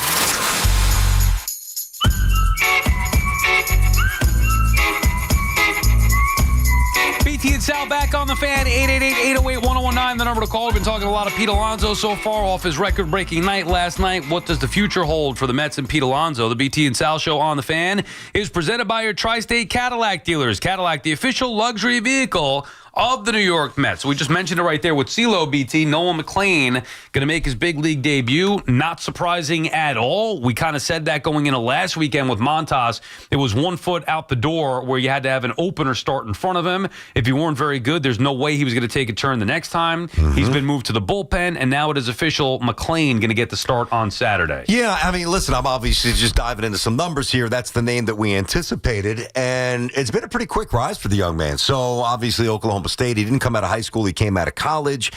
3 years there. Quick pop in the Florida State League with St. Lucie. Then he goes to Brooklyn. And when he went from, this is last year, when he went from high A to double A, he struggled a little bit. But then this year, he came out and he just slayed double A, a couple of starts, 1.37 ERA. And then obviously he's been doing damage up in Syracuse with a sub-3 ERA, a lot of strikeouts. You'd like to see maybe a fewer amount of walks. But I love when young kids get the call. I was all for pitchers. It's always fun, position players too, but there's something about like when Schlittler came up or you name any, obviously going back to Doc back in the day. I've always enjoyed when, especially if you know him, which I don't really know this young man as well, but I'm looking forward to seeing what he's got and, what's he look like on the radar gun and what's his command like, and let's go. Well, here's the thing. They need him. This is not just hey, let's see Zach Wheeler or Matt Harvey in their debut with the hope of one day in the near future turning the franchise around. Yep. This is, here you go, Nolan. Let's go out there and go get it. You're right in the mix of a playoff push here. A fight for the division, the NL East. You're replacing Frankie Montas in the rotation. And I think this was the first necessary step for me. And it was even more evident after watching Clay Holmes last night. Now, I'm not one who would be joggling or toggling, whatever the right word is. Juggling? Toggling or juggling, guys back and forth. It's called yogging. Yeah. Like with Holmes, I wouldn't want to convert him to a starter and then make him go back to the bullpen and then back to a starter. However, in this particular case, he has now proven in his recent start, really for the last 2 months, it's over. He can't start. He's either an opener or you got to move him to the bullpen. So what I would do, I think McLean bringing him up and taking Montas' spot is step one. Step two would be bring out and having him take Clay Holmes' spot in the rotation, move Holmes back to the bullpen, and then I would bring up Jonah Tong, who's got maybe the nastiest stuff out of the bunch. He just went from double A. They just moved him up to triple A. Yeah, a couple days ago. And I would just use him out of the pen as a 2-inning guy. That's it. So now, again, I know that's drastic and it sounds crazy. I'm trying to survive and go win a World Series. And now, I don't know what you're going to get from these guys. They could come up here and be bust. Who the hell knows? You're going from the AAA level or AA and Tong for the most part to big league level, which is why the Mets probably won't do it. What I know is this. I'd rather have McLean, and so would they, over Montas because they've made that decision. I'd rather have Sproat than I would Holmes in the starting rotation, and I'd rather have Tong in the bullpen than, let's say, Ryan Stanek, who stinks and can't get anybody out. and just at least take my chances. And that's the one way where you can now, if you have some length, or Holmes could give you multiple innings. Tong could give you multiple innings if you move him to the bullpen. Now you're extending even a short start. Let's say Senga gives you 4 or 5 innings. You've got Holmes to back him up. That could get you to the 6th or 7th, and then you have the big boys take over with Rogers, Helsley, and Diaz. Okay, so there's a lot there. Yeah. I'm with you on pretty much all of it. Montas stinks. We don't need no disrespect, but he's terrible. We don't need to waste a lot of time on that. All right, so... But he's going to be a long guy out of the bullpen, which is a problem. Yes, but it's less of a problem because now you can put him in the right spot rather than 0-0 game. 8 innings. Yeah, for sure. You can navigate that. Now, there's going to be a challenge for Mendy and obviously the staff here, but I think they'll find a way to do it. Now, the thing with Clay Holmes, all right, even really good teams, some really good teams, have a starter that's, a little erratic and a little bit more hittable. Like, that's just baseball. You got 5 starters, and, if they all make, 25 to 30 starts, not everybody is Dwight Gooden or Ron Guidry. It is what it is. The problem with Clay Holmes is he's now impacting not just the scoreboard when he pitches, he's destroying the ability to do things downstream later that night, the next day. I mean, I'm watching the game last night. And he goes 3 2/3, and he's got 80-something pitches. I'm like, this is disgusting. So I do think that you need to get him out of the bullpen. I thought I read to the bullpen. I thought I read something last night. Hoff, if you know this from the Rico. By the way, sorry, BT. Yeah. That would mean bringing up another. 100%. Yeah, okay. And I think the Mets are okay with that. Hoff, maybe you know this from the Rico with Evan, a little in the weedsy. I thought I saw it. I could be wrong. Is there something contractually in the 3-year deal that Holmes got that says he can't be put back in the bullpen during the season or during the regular season? I think there was an out for October. I saw something. I don't know how reliable the source is. I want to make sure we're bummed up with that. I have not heard that at all. So yeah, that's why Hoff's on it. But so if so, then that's a bit of an impediment there. But it probably not. And, listen, Clay, I'm sorry. I mean, the Mets gave you a couple of years guaranteed. They gave you the ability to prove yourself as a starter. And, by the way, I also want to be fair to Clay. And they were saying this on the broadcast last night. Needs to be said again. You could bag on him. Not that you are. But some Met fans, he stinks. Well, without Clay Holmes pitching the way he pitched for the first 6 or 7 weeks of the season, the Mets are 10 behind the Phillies and out of the wild card right now. No, he was great for the first 2 months. That needs to be said, though. That's being forgotten right now. He was great for the first 2 months, and I don't think that this is a, failed experiment. Clay Holmes can't be a starter back to the bullpen. No. I'm looking at it as 45, whatever it is, exact games to go here, and October. They cannot survive with starters continuing to give them fewer than 4 freaking innings. Nobody could. Okay, exactly right. So move him. You can fix this issue. You can't fix if Juan Soto doesn't get hot. You can't fix if Francisco Lindor doesn't hit. You can fix Clay Holmes not giving you length. Bring up Sproat and move Holmes to the bullpen. Problem solved. Now, it doesn't mean that Sproat's going to be a stud, but you hope to get a competent 5 innings from him. You keep Clay Holmes fresher in the bullpen and use him for 2 innings. Mm-hmm. Now, even if Sproat were able to give you 4 innings from a starter, 4 innings, 2 runs. Have Holmes come in, piggyback that. That gets you through 6 innings. You hope 2-3 runs. You're good to go. You'd sign for that every time. There is an equation here, a formula to get through this. You cannot survive continuing to run Holmes out there in the starting rotation on top of Senga or Minaya, who can't give any length either. Now, I don't know what it would do to Holmes. I mean, there's just not a lot of recent data for the New York teams, either one, where you got a guy who was a bullpen, who was a reliever, who then is made a starter, and then now shifts back to the bullpen. Residually, it's easy to say. Now, you could be right. I don't know the answer, but what's the residual? Not damage, because I'm not saying he's going to get hurt, but just in terms of sheer stuff and ability to pitch well. I don't know if Clay Holmes, is it going to be as seamless as we make it? Say, throw him in the bullpen. He's been there before. Yeah, but he's been on a starter's routine, and now you get out of that, and you could remain all out of whack. It's not a guaranteed save. But other guys have done it before. Montas is going to do it now. Now, who cares about Montas, like you said? But other guys have done it before. Hey, you know what? We're in the postseason. Starters got to go to the bullpen.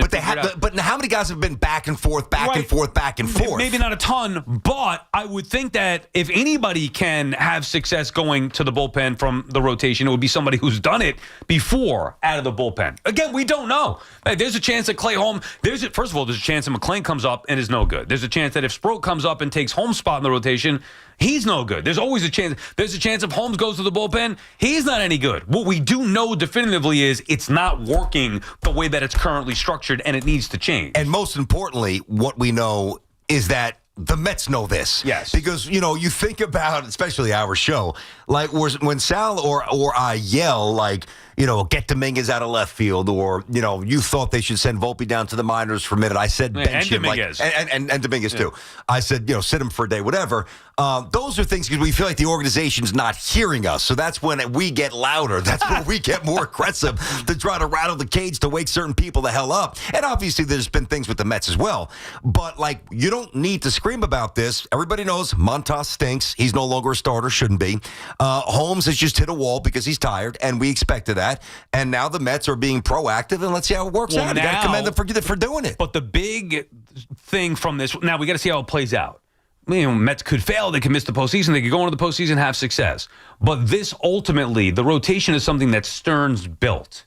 And he built it knowing that they didn't have a true horse. He built it knowing that they had a converted, nobody in the world should be surprised that Clay Holmes in August, who has far surpassed his max innings, is not as effective now than he was the first 2 months of the season. We said it. It's a given. That's exactly right. It's a layup. You knew that was going to happen. Mm-hmm. So it actually went according to plan. Now, a lot of us also knew that Frankie Montas wasn't going to be any good. But David Stearns built his rotation with Montas and Holmes being the two big acquisitions in that rotation. Relied on Senga to come back and be at the very least good. He was great the first half, before he got hurt. He's been rough since he's come back from the injury. Minaya got hurt. Okay, nothing you can do about that, but he has not been anywhere near what you expected. His rotation has fallen apart. He needs these young guys to come up and be good. And they developed them at their pace. I know they're not his guy, but they developed them at his pace. He's the one who built this rotation. He also relied on the young guys and their development more so than going to get an arm or two at the trade deadline. So this is Stearns' mess right here to figure it out. It is, but this is where I can at least defend his actions. I don't know how it's going to wind up, but it's not an inconsistent plan because, I don't love band-aiding a staff as he has, but it worked out a year ago. We talked about this in many ways. And obviously, Mets got off to a great start this year, so it worked for the first couple of months of the season. But I think part of the reason, Sal, why he was okay going in this direction is because he knew that there were a couple of guys in the minors with a little more seasoning that they would be willing and they would be ready to, come and help the big league team. And here we are. Let's see it. BT and Sal on the fan in case you missed it. Noel McLean going to make his big league debut on Saturday against the Mariners, taking over Frankie Montas' spot in that rotation. Back to the Alonso stuff. Chris is in Michigan. What's up, Chris? Hey, guys. Great show. Thanks, Chris. What's happening, bud? All right. So real quick, Stearns, we already know that Alonso's not one of his guys. You can already tell how the contract thing went last year. I mean, he's not even here when this thing was happening with the home run chase. He's actually looking for a replacement. That guy that over in Japan, BT, he's not a third baseman technically. He's a first baseman and a corner outfielder. So that right there is kind of like a slap in the face. You're talking about Murataka Murakami, by the way. That's where Stearns is now. Yep. Yeah. All right. So, but real quick, I agree completely with what you said, Sal, about how Cohen, being the owner, it's like an art thing for him. You got to remember, we say it every time that his name gets brought up on the radio station. He was always such a big fan. I believe he's got this feeling of he saw Strawberry walk, he saw Gooden walk, Jeff Kent, the list goes on and on of the homegrown guys that they end up leaving. I don't think that's going to happen with Pete. I think Pete ends up sticking around, and he might have to just kind of put his fist down as a, Stearns, this is one thing that I'm not going to let you put your fingers in because, let's be honest, I'm not trying to – I love Stearns, by the way. I love how he does things and everything. But Montas didn't work out. Joey Wendell didn't work out. It's a small window, but at the same time – you got to kind of take it. Nobody's perfect. Here's the delicate balance, Chris, and thank you for the call. No general manager is perfect, so you can pick apart anybody's moves. Montas, Wendell, whatever you want to say. Wendell was $2 million. Big deal. And they moved on from him. Not immediately. A big deal. Montas a little bit more painful, but whatever. Cohen's money should be able to. Every general manager is going to make bad signings here. It's a fine line between having an owner who is going to stick up for a move that the fans would want in lieu of what his president would want, the baseball stuff. There's a part of fans that say, oh, yeah, we want Cohen to step in, and even though Stearns and his baseball people don't value Pete, we do. That versus the owner getting too involved in the baseball stuff. which is something I don't think anybody wants. I don't want Steve Cohen making the baseball decisions. I love him. I don't want him making I want him cutting the checks. I want him letting his baseball guys do the work. My counter to that, though, would be, what's the negative?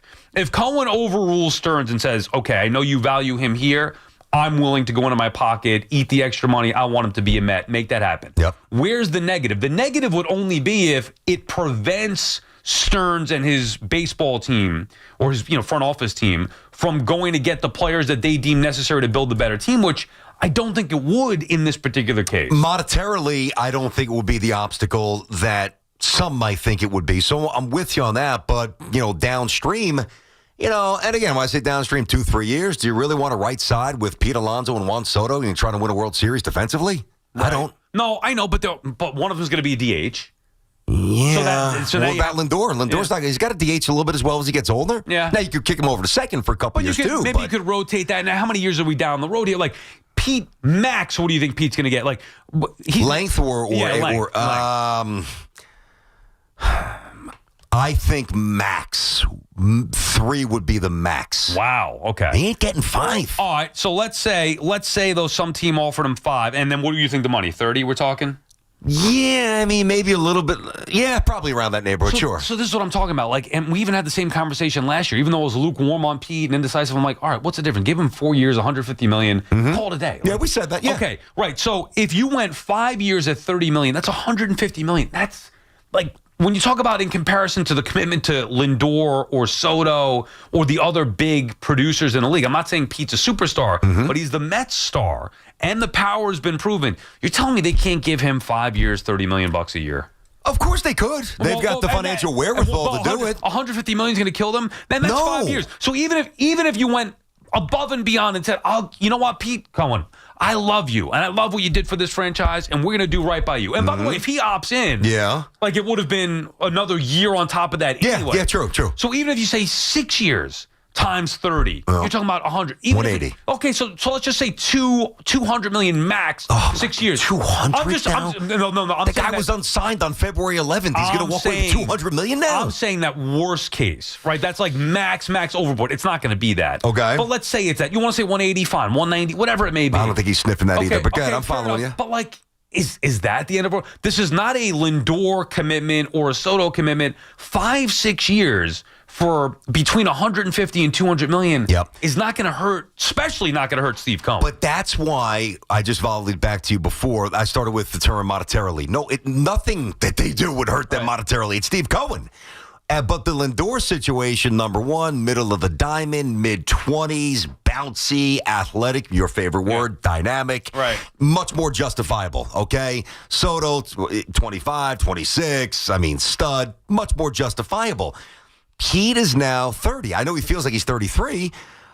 It's just, the one thing that I think we have to remind everybody is that the sentiment of Cohen, which could win out for a couple of years, but it's not going to win out to the point where he does something dumb. Brilliant business people don't play that game. I just don't see him doing that. I agree, but do you think that that's dumb, giving Pete Alonso $170 million? Pick a number. I'm more concerned about the length. 5 years, 6 years. But then at that point, let's say for 4 years he produces great. By year 5, it's like, I don't love it. Sal, I don't love it. I don't love it. I don't love it. No. BT and Sal on the Fan Warrior calls. We come back, 888-808-1019. Guys, by now you've heard me talk about Collars & Co., makers of the dress collar polo. They've already sold over 1 million of these amazing shirts. Well, Collars & Co. just came out with a new Maverick Performance Blazer. This blazer is sharp and wrinkle resistant, so you can travel anywhere with it. Just throw it in your bag, and it will remain wrinkle-free. It even comes with security zip pockets, a sunglasses loop, and an optional pocket square. How about that? So visit collarsandco.com and check them out today. Going on a drive deep to left. Got a chance. Giddy up, baby. The Yankees wrap it up with the Twins. 7:05 tonight. Driven by Jeep. And it is gone. That was an extraordinary play. Susan Waldman and Dave Sims call all the play-by-play on the home of Yankees baseball. The Fan. 101.9 FM and always live on the free Odyssey app. Book your next United flight from the NYC area's most on-time airport this summer, Newark. Copyright 2025 United Airlines Inc. All rates reserved. A14 on-time performance data from DOT reporting carriers for arrivals and departures from mass flight for June 2nd to July 14th, 2025. Right now during the Jeep Make This the Summer event, well-qualified current FCA lessees get an ultra-low mileage lease on the 2025 Jeep Grand Cherokee Laredo X4x4 for $299 a month for 24 months with $4,659 due at signing. Tax, title, license extra. No security deposit required. Call 1-888-925-JEEP for details. Requires dealer contribution and lease through Stellantis Financial. Current vehicle must be registered to consumer at least 30 days prior to lease to qualify. Extra charge for miles over 15,000. Not all customers will qualify. Residency restrictions apply. Take delivery by 9/2. Jeep is a registered trademark. The times you spend with your friends and loved ones are the best. Those selfies you take now will shape memories that will last a lifetime. Make sure you stay in the picture and stay away from fentanyl. Only 2 milligrams of fentanyl can cause an overdose. So learn about the dangers and risks of this frightening, deadly drug at stayinthepic.nj.gov. Don't risk your life and all those wonderful memories you're creating. Stay in the picture and stay away from fentanyl. Know all the risks. Visit stayinthepic.nj.gov from New Jersey Human Services. This summer, stay cool and hydrated with the official water of Major League Baseball, Primo Brands. With Primo Brands water delivery, you get premium hydration from trusted brands like Poland Spring, Pure Life, and Saratoga, delivered right to your door. Stock up for the game or just keep everyone refreshed. Still, sparkling or flavored, there's something for everyone. And the best part, you call the shots. Whether you need a few cases or a few weeks supply, Primo's flexible delivery fits your schedule. So step up to the plate, hydrate like a pro with Primo Brands, the official water sponsor of MLB. Major League Baseball trademarks used with permission. You can't count on much these days, but you can always count on Sundays with the NFL on CBS and Paramount Plus. Watch your local NFL game live every Sunday this season, all the way through the AFC Championship game. Visit ParamountPlus.com/NFL to get started today. This month at Jake's 58 Casino Hotel. Be here Fridays in August when one winner will be drawn every hour to win $1,000 from 4 to 7 p.m. Then on Friday, August 29th, starting at 4 p.m., one winner will be drawn every 30 minutes to win $500 in free play. At 7 p.m., 3 grand prize winners will be drawn to win either a 2025 Polaris Slingshot or up to $10,000 cash. Come to where Long Island wins at Jake's 58 Casino Hotel.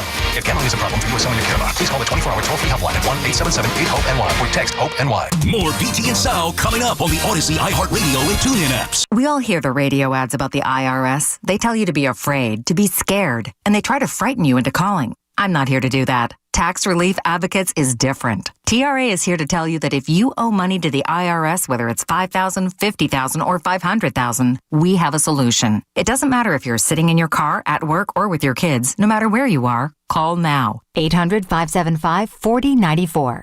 Don't lose hope. TRA can eliminate or reduce what you owe to the IRS. Generous programs are now available that can give you a fresh start. Our passion is taxes and helping individuals fix their IRS problems. We have over 1,000 5-star reviews on Google and an A+ with the Better Business Bureau. You don't need to be afraid of the IRS any longer. End your tax nightmare today by visiting us online at TRA.com or call 800-575-4094. That's 800-575-4094. Tax Relief Advocates. Real solutions for real people. Actual price will depend on product and subscription plan. Featured products are compounded drug products, which the FDA does not approve or verify for safety, effectiveness, or quality. Prescription products require an online consultation with a healthcare provider who will determine if appropriate. See website for details, restrictions, and important safety information. Want a boost in and out of the bedroom? Hims has you covered. Introducing a new 2-in-1 approach to level up your game. Tadalafil for better bedroom performance and zinc for testosterone support. Put it all together and you've got what you need to turn things all the way up.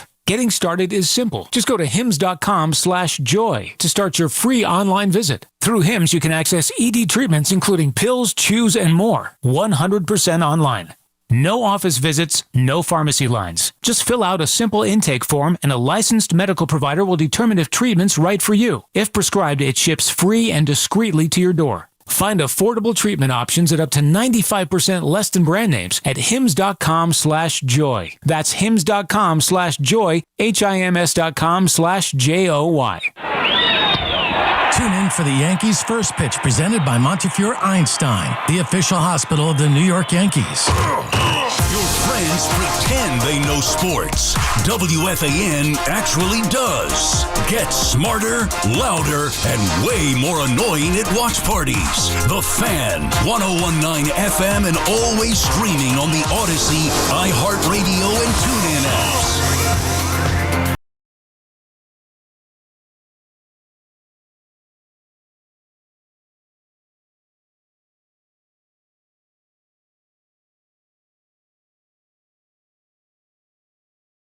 be cool here. This is very unique. I was reading this morning. So, caller number 10, we've got a Stephen Curry ticket giveaway. What is that about? Well, give us a buzz at 866-540-WFAN. It's 866-540-9326. That's your chance to win a pair of tickets to see a live in-person conversation with Stephen Curry at the Brooklyn Paramount on September 11th. So, hanging out with Stephen Curry, courtesy of Live Nation. Tickets going on sale this Friday at 10 a.m.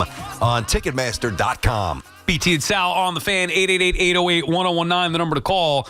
We're about a week away.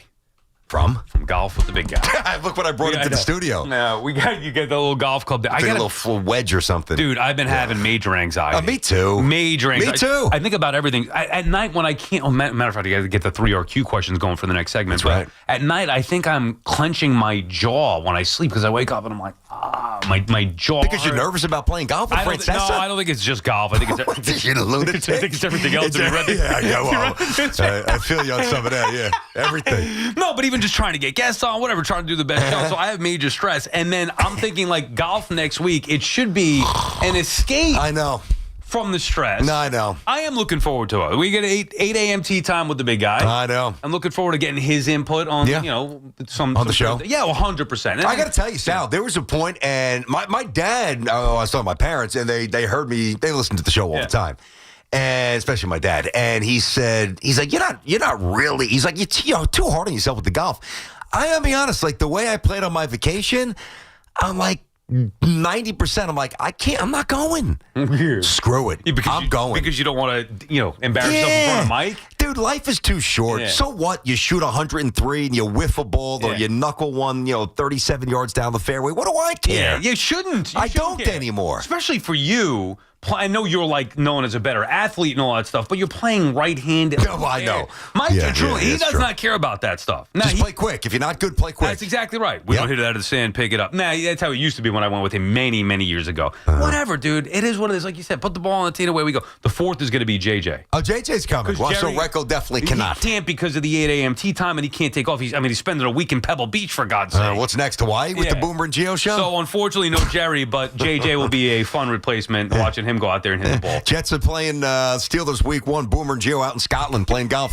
PT, could you blame him? No. PT and Pebble Beach look great. PT and Sal on you the see fan. Recco's putt? He drained like a 25-footer to wrap it up. Good for them. He's good. Yeah, he looks like he knoes what he's doing. Yeah, and by the way, I think Gio shot like a 91. And they're playing all the time. But dude, I hope so. But hold on. A 91 on like Spyglass or Pebble, that's a legit. I don't know what tees they were playing from, but still, a 91. So let me tell you something. Obviously, Gio and I go way back. Lived with him for a year, in 2005 or 6, whatever. With Monty, right? Yeah, exactly. I'm playing with him next week. I'm playing with him Wednesday. Quaker. And then I'm playing with you and Mike and JJ Thursday. Okay. I'm more, I don't want to say nervous, but like more anxious maybe about the Gio thing because he's become a golf snob. He's a golf snob now. It's like him and Boomer. Now, Boomer is, Boomer aside, an NFL MVP. He's also a very good golfer. Well, that's what I'm saying. Shoots 79, 80. Yeah, okay, great. Congrats. But Gio, who plays all the time. He does. Gets lessons. Well, you should be good. But I'm not. So, I don't want to have this, I don't care. I hate golf. You thumb your nose at us peons who don't play golf. I hate it. I'm doing it to hang out, have some surf sides, have some fun. Yeah. Talk some sports. Sure. He's going there to put up a good score. He's going there to get better. He's also going there because the trip was paid for. He's no idiot. So, I just don't want, and I know what's going to happen. He's going to talk about it on the show the next day. Well, that's why. Okada was awful. And that's why I'm kind of happy Recco's not coming.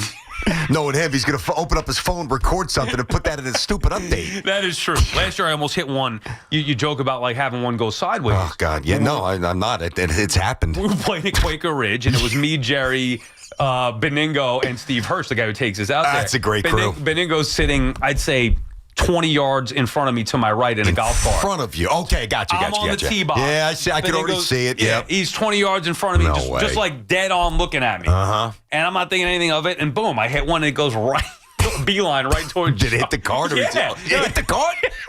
socks. Oh, he had to go, bro. You get the leg up and everything. Him with his high socks. I almost killed Joe did he have the Argyle socks on, like the neon ones that Joe's been dressing very interestingly on the golf course lately, but 7 hole-in-ones will loosen you up a little bit. I almost killed Joe B. So just make sure everybody stands behind or to the side of the tee box. Question. Yeah.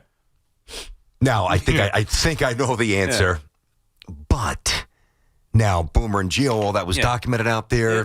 Do we want somebody to document the comedy of errors that we're about to put out there?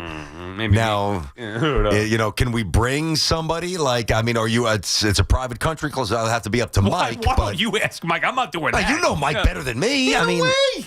What? No way. I think we want to be left alone out there today. I just think it would be funny. I'm almost embracing this. I'm looking forward to seeing you. Why? Watching you watch Mike. Because remember last year I was saying Mike is better than you think. Like, you did tell me that. He's good. Yeah. He's gonna hit it every time and hit it straight almost every time. I believe you. Now, can I also see? I don't know. Can I also see Mike fudging the scorecard a little bit? Oh, come on. Does he take a mulligan here or there? I don't know if he'll keep score. Yeah. No, I'm just kidding. I'm sure he's fine. And he's going to know the course because it's his. But the only reason I thought he would be years ago, I saw a picture of him. And I think Mad Dog was next to him. They were at some outing, and like somebody photoshopped a red lightsaber in Mike's hand, like Darth Vader. And it was just a little bit of a lacking maybe fluidity, but that was also a long time ago. So I'm sure. Listen, Mike's going to beat me. Yeah, I'm looking forward to it. Should be fun. BT and Sal, the Fan. Back to the Alonso stuff. Joe is calling from East Islip. What's up, Joe? Hey, BT, Sal, how you guys doing? Hey, Joe. Just want to say it's great to have you both back and on board from your respective vacations, and hope you enjoyed with your families. But nice to have you both in the seats there. Thanks, buddy. On Alonso, love, and I want Pete back long term, like so many fans. But I temper my expectations, and here's why. To me, the best major league first baseman of the last decade in terms of fielding average, RBIs, power, Luke Voigt is Freddie Freeman. Amen.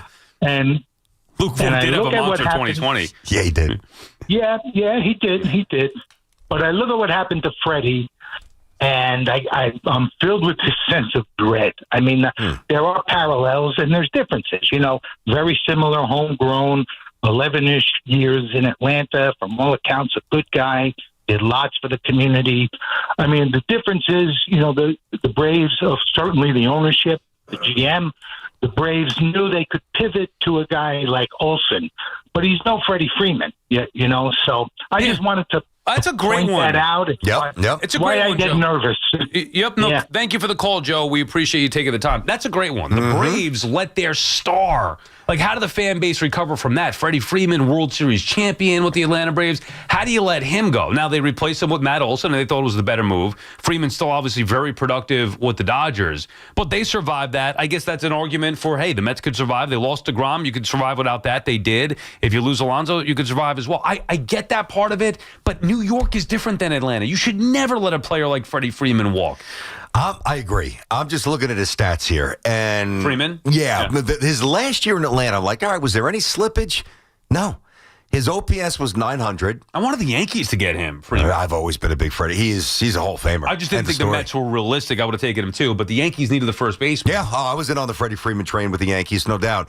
Batted 300 this year, that year. Led the league in runs with 120. Played 159 games. And how old was he? He was 31. Yeah, and he was an all-star, and he was a stud. On-base percentage of almost 400. Right, so they thought... They let him go. They thought that... he's not a great athlete, Freddie Freeman. But he's a really good base runner, though. And he's different than Pete. Yeah. He's a great fielder. Yeah, I'm just saying, he's not a great athlete. It's not like you would think that Freddie Freeman's body would age well. And he's 31 at that particular time. Maybe they were betting on, hey, we're not going to commit long-term. Hey, they went and gave money. They gave it to Matt Olson. I know. Instead. So that's why it wasn't a money thing. It wasn't a limitation thing. True. Now, do you think they're happy with it? Do you think that they think in their own private thoughts they made the right baseball decision? I believe they would be better off having Freddie Freeman. I think you're probably right. As much as Matt Olson has put up big numbers with them and had some big seasons, he's inconsistent. And Freddie Freeman's an all-time great player, let alone all-time great Brave. Like, Matt Olson's not going to be that with Atlanta. I mean, Freddie Freeman, 2,400 hits. I mean, the guy's got a... What year was this, ahead of 2022? This was, right after the 2021 season. Let's see. His career 300 hitter. I mean, the guy's got Gold Gloves, 5 Silver Sluggers, MVP top 5 year after. He's just amazing, Freddie Freeman. Yeah. Clutch in the postseason. Hard to believe that they let him go at that point. AJ's calling from Carlstadt, New Jersey. What's up, AJ? Hey, I got the thought on Pete Alonso's contract. What if they extend what he has now and give him a raise to like $35 million per year for like 4 or 5 years with a club option after 3 years? I mean, yeah, we can exchange numbers, and I don't think that that's outlandish. I mean, 35, you start to tilt toward 40. I don't know that he's worth that, but, it's not incredible length that you have to cover there, which is my greatest concern because I don't think he's going to age great, as I've said for years. But, I mean, listen, I think that's pie in the sky. Well, here's what would be ideal, all right? Out of nowhere, you and I are on the air, and 9 days from now, if that's even a weekday, boom, Hoff pops in. Guys, breaking news. Mets, Alonso, extension. Not happening with Boris. Right. It's not happening. It's not gonna, nor do I think it would happen with Cohen at this particular point. He's always been let it play out and let the market dictate. The problem is with him, that's what makes this so complex. It's not just about the market. He means more to the Mets, especially their fans, than he does anywhere else. No question. So then what? Pick a team. Who's going to pay him? What do you think the max offer that Pete Alonso is going to get on the open market? 2+1. 2+1 meaning +1 team option, probably. So then why, and for what, 30-something million a year? Around there. So then why wouldn't the Mets just say, Pete, you're our guy, we'll give you 5 years? Like, that would be nothing. I was going to 6 years, almost 200 before, just to go over the top. Yep. They don't have to. They could probably get it done at 5 years for $150 million. But if it's, here's the business aspect, which nobody wants to really, I know we all understand it, but people want to tuck it to the side of the room because it's not cute. It's not sentimental. From a business perspective, that's idiotic. So let's say there's Station X. Hey, Sal, you're a free agent, man. All right, buddy. Hey, 2 years. We like you. Good style, talented guy, really good on the air. 2 years. Big, good money, too. 2 years. Pay. Why the hell would WFAN give you 5 years? Right. Why? Yeah, I get that. But if you'd rather have him not leave, so you give him a deal that you don't want to make it equal. You'd make it a little bit better than the next guy. No, I think if it's equal, the sentiment on his end might win out. Maybe he's upset. Remember last year we were thinking the same thing. Like, the Mets have bothered him, not showing him the love that in Pete's mind, he's like, well, Juan Soto did nothing for this franchise. You gave him 15 years, 7. I'm saying in Pete's mind. No, he could be thinking that. I know the reality. I know what you mean. Juan Soto did nothing for this franchise. You give him 15 years, $765 million. I go out here, I break records left and right. And you're giving me 3 years? You can be basically beg every other year. I think the difference, though, Soto was all about the money and all about the stats. I think Pete loves being a Met. I think Pete wants to remain a Met. There might be a little concession on his end that Soto was never going to grant anybody. BT and Sal on the Fan Warrior calls. We come back, a little 3RQ, 3 random questions on this Wednesday as well. 888-808-1019. Nice. Always love 3RQ. We'll tee that up coming up. Hey, 4 distinct all-electric Cadillacs. Some drive them for the performance, which I do. Others drive them for the range, and some drive them because it's the only way to make an entrance. That's also part of the reason I love my Cadillac. I've been in one for over 10 years now. 3 different ways to turn every drive into an occasion. So the open road, the winter, the snow, whatever it is, you're safe, it's awesome, you look good, whatever the reason is, never been a better time to say, hey, let's take the Cadillac. Yeah, the all-electric Cadillac family of vehicles is great as well. That's what I drove last year. I was in the Lyriq. You got the Escalade IQ, the Vistic, the Optic, and the Lyriq. Visit your Tri-State Cadillac dealer today. The BT and Sal Show is presented by your Tri-State Cadillac dealers. Cadillac, the official luxury vehicle of the New York Mets. This is Maggie Gray with an Odyssey Sports Minute sponsored by Staybill. At every fill-up or when you store, start with Staybill. Visit sta-bil.com for more information. The Milwaukee Brewers are making history, riding their second 11-game win streak of the season and holding MLB's best record at 75-44. They've joined Elite Company as just the 10th team ever with multiple double-digit win streaks in 1 year. The expectation of Milwaukee is no longer just the playoffs, it's the World Series. I'm Maggie Gray. Keeping your engines healthy means protecting them in season and out. Experts trust Stable to do that. And third-party testing confirms it. Stable is the industry leader in preventing fuel-related issues, no matter if you use it in your car, boat, or outdoor power equipment. In season or out, at every fill-up or when you store, start with Stable. This is the story of the one. As a safety manager at a manufacturing plant, he does everything he can to keep his coworkers safe. From finding ways to reduce risks to keeping safety supplies in stock. And for that, he relies on Grainger. Grainger offers a broad range of quality products and next-day delivery, so he can always play it safe. Call 1-800-GRAINGER, click Grainger.com, or just stop by. Grainger, for the ones who get it done.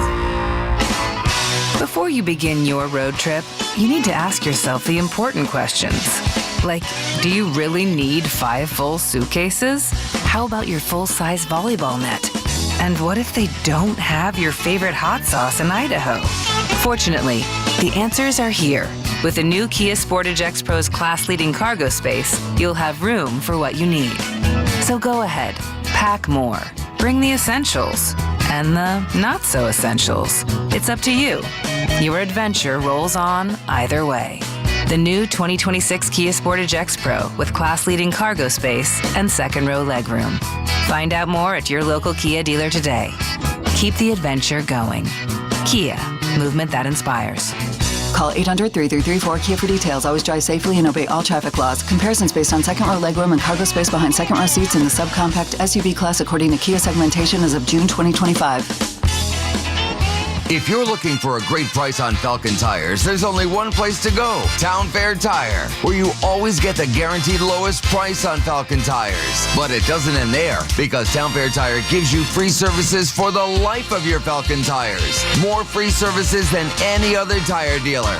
That's why we say nobody beats a Town Fair Tire deal, and I mean nobody. Name brands at discount prices, Town Fair Tire. Now at Verizon, lock in our low price, plus free roaming included in Puerto Rico. Discover the best mofongo, post that perfect sunset on La Isla, and save big with Verizon while you do it. Switch and get 4 lines for just $30 per line. See? Just $30 per month with unlimited welcome with autopay plus taxes and fees. Plus calls, texts, and data in Puerto Rico included, so you can use your phone sin problema. Stop by your New York Verizon store today. For unlimited welcome in times of congestion, unlimited 5G and 4G LTE may be temporarily slower than other traffic. Domestic data roaming at 2G speeds. Ain't nothing gonna break my stride. Nobody gonna slow me down. Don't let pneumococcal pneumonia break your stride. If you're 50 or older, you're at increased risk. So be proactive with Capvaxive pneumococcal 21-valent conjugate vaccine to help protect against invasive pneumococcal disease and pneumonia caused by certain types of pneumococcal bacteria. Capvaxive helps protect against the strains of bacteria that cause about 30% more IPD cases than any other pneumococcal conjugate vaccine in adults over 50, according to national-level CDC stats. Regional variations may exist. Don't get Capvaxive if you're allergic to the vaccine or its ingredients. Tell your doctor if you have a weakened immune system. Common side effects include injection site reactions, feeling tired, headache, muscle aches, and fever. Capvaxive does not protect against all strains. For more information, call 1-800-927-8888 or visit capvaxive.com. Ask your doctor or pharmacist about Capvaxive. Need help paying for your Merck vaccine? Visit merckhelps.com. Sponsored by Merck. More BT and Sal coming up on the Odyssey, iHeartRadio, and TuneIn apps. Water damage happens fast. So can the cleanup when you call on the restoration specialists at 1-800-SERVPRO to help make it like it never even happened. That's 1-800-SERVPRO. Franchises are independently owned and operated. This is the story of the one. As a lineman, he does whatever it takes to keep the power on in his community. And he wants a partner like Grainger who does the same. Grainger offers the professional-grade products he needs, from voltage detectors to harnesses to hard hats, plus fast, dependable delivery, so he can rise to every challenge. Call 1-800-GRAINGER, click Grainger.com, or just stop by. Grainger, for the ones who get it done. Mostly sunny, possible thunderstorms, high 89. Weather brought to you by Robert Half. Our recruiters' expertise and award-winning AI will find you the skilled candidates you want. At Robert Half, we know talent. Visit roberthalf.com/talent today. Talk New York sports here. The Fan. A good question. 3 random questions. Let's find out. With Brendan Tierney and Sal Licata. 1, 2, History. On The Fan. All right, BT, here we go. Wednesday, 11:40. Little 3 random questions. Number 1, if you have to use the bathroom during a movie. Another bathroom question. We hit one last week, right? Yeah, this one hit me during the movies. I went to see Naked Gun. Did I tell you about that? You told me you went with your wife. You didn't tell me how it was. Oh, man. It was good? It was very, first of all, comedy, it should be only an hour and 20 minutes, and that's what it was. Yeah. There was one scene in there that was laugh out loud, had me like crying. So that alone made it worth it. It was good. Like, it was the Naked Gun. Yeah. I think they did the originals justice by what they did here. So anyway, my biggest negative was that I had to go to the bathroom during the majority of it. So if you have to use the bathroom during a movie, you hold it in or you ride it out? I don't want to be too specific here, but are we talking the easy one or the tough not one emergency? Here? Not emergency. I'll ride it out for a little bit. Especially here's the thing, too, because the kid now, they're getting a little older, but I'm still not comfortable doing this. Like, if I had to go to the bathroom even though I would run out, like when I'm there, if it's just myself and my 2 kids, I'm not going to leave them in a movie theater, by themselves at age 6, 7, 8, 9. Right. My son's 10 now, so I feel a little more comfortable. Hey, I'll be right back, buddy. Just, don't move. Yeah. Anybody comes over, just ignore them, whatever, right back. But I would say that depending upon the severity, I also try to address that before, which is why we talked about this last time, why I like to get there 25, 30 minutes before, get the popcorn, get the Sprite, go to the bathroom, deal with all the promos and the ads before. And at least I know I'm locked in. I don't have to get up. You know what the issue is? This wasn't a rookie mistake. It wasn't like I drank a lot of water. First of all, it was 8:50 showing. That is amazing. Okay, 8:50 in the morning. Very early. In the morning. But yes, 8:50 in the morning. So, but I went to the bathroom. I didn't even really... I don't think I drank or ate, certainly didn't eat popcorn or anything like that. I had a protein bar, which I didn't even have. So, no, I didn't eat anything. Okay. And I might have had a little bit of water during the movie. The problem was it was so damn cold in there. I love it cold. Yeah, see, I brought, actually, my St. John's, zip up. But what do you think happened with that? I tried to tell my wife, hey, it's going to be cold in there. Prepare. So I go in shorts and a T-shirt, but I have my zip up in case. She goes in there, normal, clothes, and she's freezing. So now I have to give her my St. John's zip up. Yeah, new Johnny's fan. She's on the bandwagon. Yeah, well, whatever. But now she's using that, and I'm cold. And I got to go to the bathroom, but I don't want to miss the movie. So that's the dilemma. And it made me think back to one of the longest movies I ever saw, or at least it felt like that, Pirates of the Caribbean. I love the ride at Disney. Did not see the movie with Johnny Depp. Yeah, it was it might have been Pirates of the Caribbean 2. This had to be 2003-ish, 2002. I was on a date, and I had to go so bad, but I didn't want to miss the movie. I don't like getting up and miss it. I don't want to miss 30 seconds of the movie. Number one, you don't want to miss the movie, but also number 10, the way the old theaters were configured, it was much more intrusive. Excuse me, pardon me, excuse me. Yeah, that was the issue. When you're trying to get out of the aisle. Yeah, plus we were seeing that at night where it's a packed theater. It's packed, This one wasn't that issue. I just didn't want to miss the movie. So anyway, I do whatever I can, unless it's an absolute, I can't hold it anymore. I usually hold it in to watch the movie. Real quick, so Happy Gilmore 2 or Naked Gun? Which one was better? Which one do you enjoy better? Man, that's a tough question. That's what we're asking. I think... Now, I enjoyed Happy Gilmore because I love the Sandman. I think Naked Gun was better. I've heard that from other people, too. Meaning that it did what it was supposed to do better than what Happy Gilmore 2. Happy Gilmore 2, I'm about the Sandman and his friends. I don't need all these cameos from all these celebrities. Dude, the end of Happy Gilmore 2 was so stupid. The tilting green? Well, what the hell are we doing? Well, did you see the first one, Happy Gilmore, where he got hit off the broken cart thing? Of course, but I don't know. And it was 2 hours. That's a long it was movie long. for comedy. All right, number 2. How long do you wait for someone to respond to an invite before following up? It depends on the person, clearly, and it depends on the invite. So I'll give you... I texted my buddies, some of the guys I was on the trip with this past week, right, playing golf with, and I said, listen, I have to get out again before I go and embarrass myself with Francesa. So, I said, I'm playing Thursday, Sal and I said, so I can't do this weekend. We're going down to LBI with the family. I said, Monday, Tuesday, or Wednesday, I get off the air too. I can meet you anywhere at 3:30, blah, blah, blah. Usually we're pretty quick with the replies, so nobody responds. So I send back, within 3 minutes, crickets, good talk. Right. That's my way to kick him in the ass. I need an answer. I need somebody to book a tea time or I'll get on or I'll be playing. So if it's something like that, immediate. If it's somebody... Generally much quicker than not. I am very regimented. Like, I don't like things to linger, so I usually stay on top of that stuff. And then, so, like, there's one we're having a couple people Hop's over. the worst texter. Or maybe it's just with me. He's a horrendous texter. Yeah, I've Guy noticed gets back to you the next day sometimes. I think it depends on what day or what time of the day it is with Hoff. But I'm like, if I invite people over to my house, like, hey, gonna have a small little gathering here. You're invited, a couple other people, whatever. Some people, like, we're in or we're out. Fine, decisive. Because then I could either extend the invite to somebody else if I want the B list. I got you. Or whatever. At least you just know how many people. Like, I'm not going to have 50 freaking people over, so it depends. But there are some people I'm like, oh, hey, here's the date, whatever, well, let me know. And then it's like, okay, yeah, I'll get back to you. And then nothing.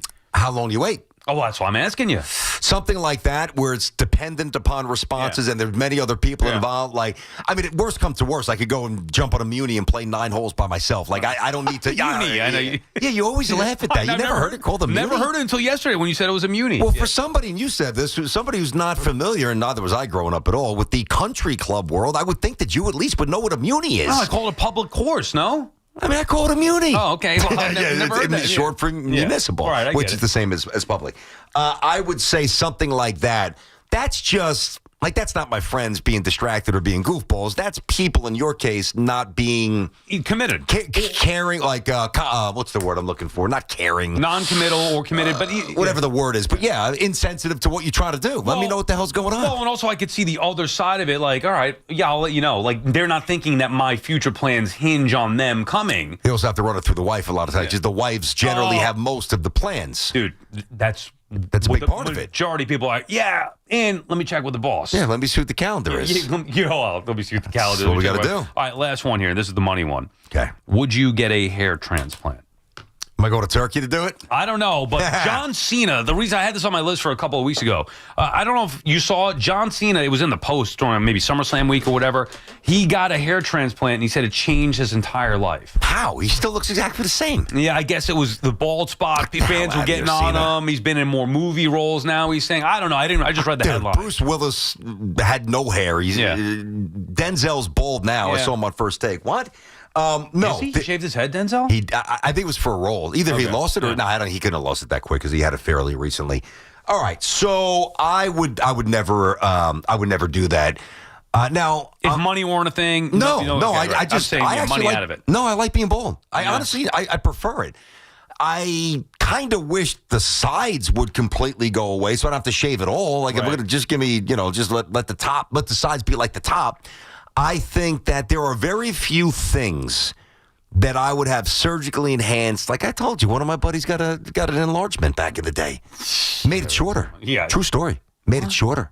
I'll tell you off the air. Yeah, he did. I would never do that. And maybe if I could suck off, an inch of the love handles, like just suck that out with the fat vacuum. Yeah, 100%. Maybe I'd do that, but no, I'm kind of happy the way I look, in a humble way, I'm good. I think my wife likes it. Yeah, I get all that. I think I'd be open to it. Imagine what you could do with hair. Like it's a pain in the rear end shaving the hair every other day or every day. Dude, you look like a freak, man. What? One day you come on SNY, hey, all right, I'm joined by Andy Martino. Yeah, well, okay, great. Where's Sal? No, you need to take some time off. I could take a couple weeks during the summer maybe and come back with a full head of hair. And how would you wear it? That's the question. I think all different. You mean all different? I like to have, I don't know, sometimes maybe go a little mohawk, sometimes. Mohawk? Yeah, I don't know. You mean faux hawk, not a mohawk. Yeah, maybe faux hawk, right? Whatever. Now, like if I had hair like Gordon, who just walked into the studio, night in silver fox, very distinguished, that looks good. Right. We're talking about getting a hair transplant. This crazy person said he would actually go to Turkey and get one. I would consider it. I didn't say I'd go to Turkey. I would consider it. I don't know. You better go to Turkey, because otherwise it's going to look bad. Gordon could shave his head right now and look like us. We can't do anything to look like him. No, you don't want. I have a very long head. Yeah, but everybody I would says not that. look good with a shaved head. Everybody who has hair says that, but they always say that. Oh, you have a good head size head for being bald. Well, because I had to find out the answer. You didn't. You might. Right. I'd like to have the option. That's all I'm saying. Yeah, I hear you on that. The option. Yeah. And if Cena can do it, then maybe I can do it. Nah, dude, stop. BT and Sal on the Fan. More your calls. We come back, reset down with the King topic of the day. It is the Mets home run king, Pete Alonso. How long will Pete remain a Met? 888-808-1019. It's Evan and Tiki. Afternoons on the Fan, 1019 FM. The Red Sox are not making the playoffs despite their hotness lately. Write that down. What, you want to bet on that? Yeah, what do you want to bet? I don't know, but I want to bet that because they're making the playoffs. Okay. Well, we'll think of something. You Loser can't leave the room until they complete the 999 challenge. Sal. Oh, I like that. Listen to Evan and Kiki on demand on Apple Podcasts, Spotify, or wherever you get your podcasts. When businesses thrive, communities score. That's why Bank of America is the official bank of FIFA World Cup here in New York, New Jersey. And our more than 280 local business specialists are ready to help your business win. What would you like the power to do? Learn more at bankofamerica.com/local business. Bank of America, official bank of FIFA World Cup 2026. Bank of America Corporation, all rights reserved. Some things are hard to commit to, like learning how to surf or saving for a family vacation. But one commitment that's easy, switching to Fios Home Internet with a 5-year price lock guarantee. That means 5 great summers of fast, reliable internet at the same low price. All with the Fios 1 gig internet plan. Plus no hidden fees or equipment charges. Call 1-833-VERIZON to switch today. Price guarantee applies to base monthly rate only for new and existing My Home customers. Hey Yankees fans, come out to Yankee Stadium on Friday, September 5th when the Yankees host the Toronto Blue Jays and be ready to receive the Yankees promotional giveaway. It's Austin Wells football jersey night. The first 18,000 guests will receive an Austin Wells football jersey presented by Bank of America. For tickets, log on to Yankees.com/tickets. Again, don't miss the Yankees and Blue Jays for Austin Wells football jersey night on Friday, September 5th. Visit Yankees.com/tickets today. If you're 55 or older and into that whole saving money thing, T-Mobile has an exclusive phone and internet bundle just for you.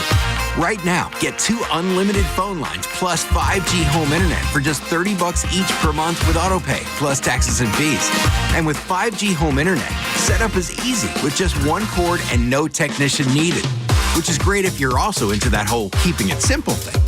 Switch now and experience the best mobile network in the U.S. Visit your local store to start saving. T-Mobile, it's better over here. Based on analysis by Ookla of speed test intelligence data Q4 2024 to Q1 2025. Ookla trademarks used under license. Unlimited on our network. Customers on voice plan may notice speeds lower than other customers and further reduction if using more than 50 gigs a month due to data prioritization. Video streams and SD on this plan. Home internet pricing after $20 a monthly bill credit plus $5 per line without autopay. Debit or bank account required. See 5G device coverage and access details at T-Mobile.com. More BT and Sal coming up on the Odyssey, iHeartRadio, and TuneIn apps. Let's go! You're still glowing, flirting, grooving. You still got it. But your immune system weakens as you age, making it harder to fight flu, pneumococcal pneumonia, RSV, and COVID-19. Vaccines are a key part of any health routine and help strengthen your immune response. Ask your doctor or pharmacist which vaccines you need. Schedule in minutes at vaxassist.com. Sponsored by Pfizer. Do Crohn's disease or ulcerative colitis symptoms keep coming back? Tremfya, guselkumab, may help, with rapid remission achieved at 12 weeks and lasting clinical remission at 1 year. Some even saw visible improvement of their intestinal lining at 12 weeks and 1 year. Tremfya is a prescription medicine used to treat adults with moderately to severely active Crohn's disease and adults with moderately to severely active ulcerative colitis. Serious allergic reactions and increased risk of infections and liver problems may occur. Before treatment, your doctor should check you for infections and tuberculosis. Tell your doctor if you have an infection, flu-like symptoms, or if you need a vaccine. Healing is possible with Tremfya. Approximately 3 out of 10 patients were in endoscopic remission at 1 year, based on areas visualized on colonoscopy, which may not represent the deeper bowel layer or entire GI tract. Individual results may vary. Ask your doctor about Tremfya today. Call 1-800-526-7736 to learn more or visit tremfyaradio.com. Come visit the engagement experts at London Jewelers at any one of their 6 locations. We're talking New York sports. WFAN, WFAN FM, WFAN FM HD1, New York, and Odyssey Sports Station. WFAN Sports Flash. At 12:01, I'm Gordon Damer. The Sports Flash, sponsored by Primo Brands, the official water sponsor of MLB. Major League Baseball trademarks used with permission. Also brought to you by Total Orthopedics, the experts at getting you back to being you. Total Orthopedics is Long Island's premier orthopedic practice. From simple sprains and broken bones to complex sports injuries, they're the experts at getting you back to being you. Total Orthopedics and Sports Medicine. Visit TotalOrthoExpress.com today. Well, the Mets hit so many home runs last night, they ran out of fireworks. They'll try to make it 2 straight tonight. Go up against the Braves again with Frankie Montas going to the bullpen. Club will call up Nolan McLean to make the start on Saturday. David Peterson makes the start tonight. First pitch on Odyssey Mets Radio at 7:10. Yanks go for a sweep of the Twins. It's Cam Schlittler and Joe Ryan on the mound there. Pregame here on the Fan at 6:25. Football today, James Cook, new contract with the Bills, 4 years, $48 million, 30 of which is guaranteed. And Serena Williams is making a comeback. She's been given a wild card entry into the U.S. Open later this month. Serena, 45. She'll be the oldest player in tennis in 44 years. Fan weather sponsored by Cars for Kids, Cars with a K. WFAN congratulates Cars for Kids on 30 years of changing lives. Over 1 million cars donated. More than 100,000 kids help. Be part of the legacy. Donate your car today at carsforkids.org and join over 1 million satisfied donors. It's 88, mostly sunny in Central Park, and that's what's happening. I'm Gordon Damer. Talk sports hands-free. 888-808-1019. Powered by Paramount Plus. Count on Sundays all season long with the NFL on CBS and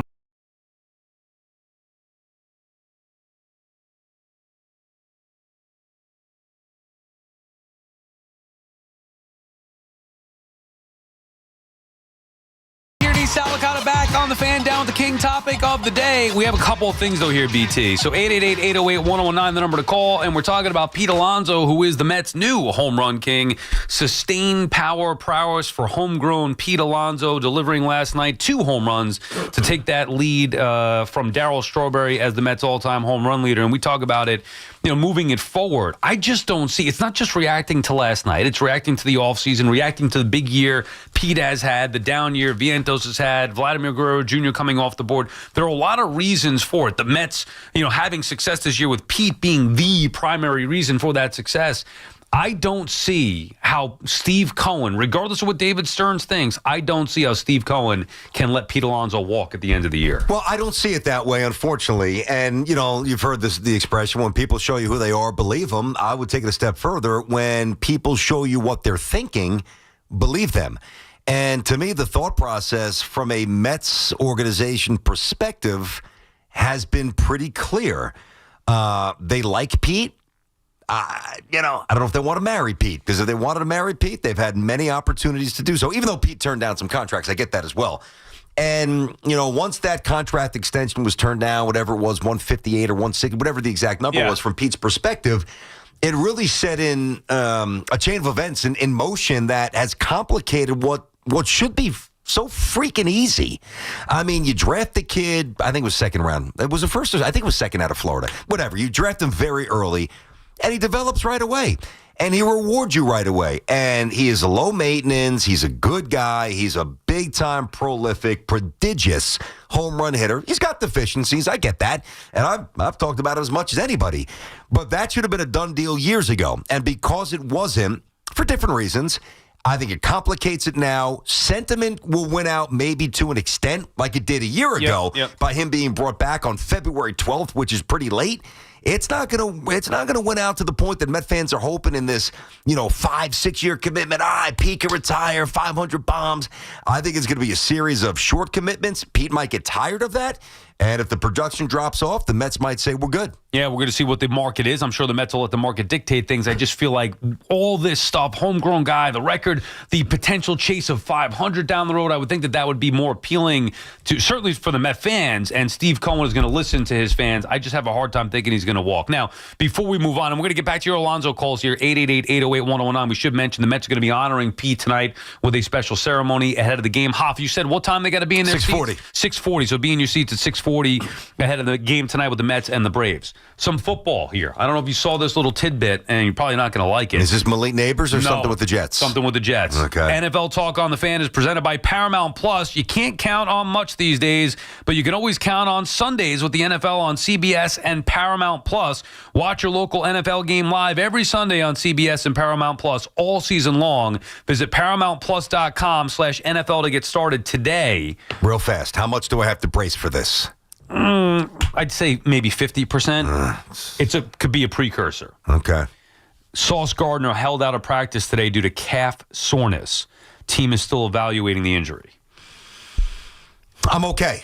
I know why you say precursor, calf, generally tied into the Achilles. It's Sauce Gardner, dude. Like, no, I understand. I mean, a calf is a calf regardless, but...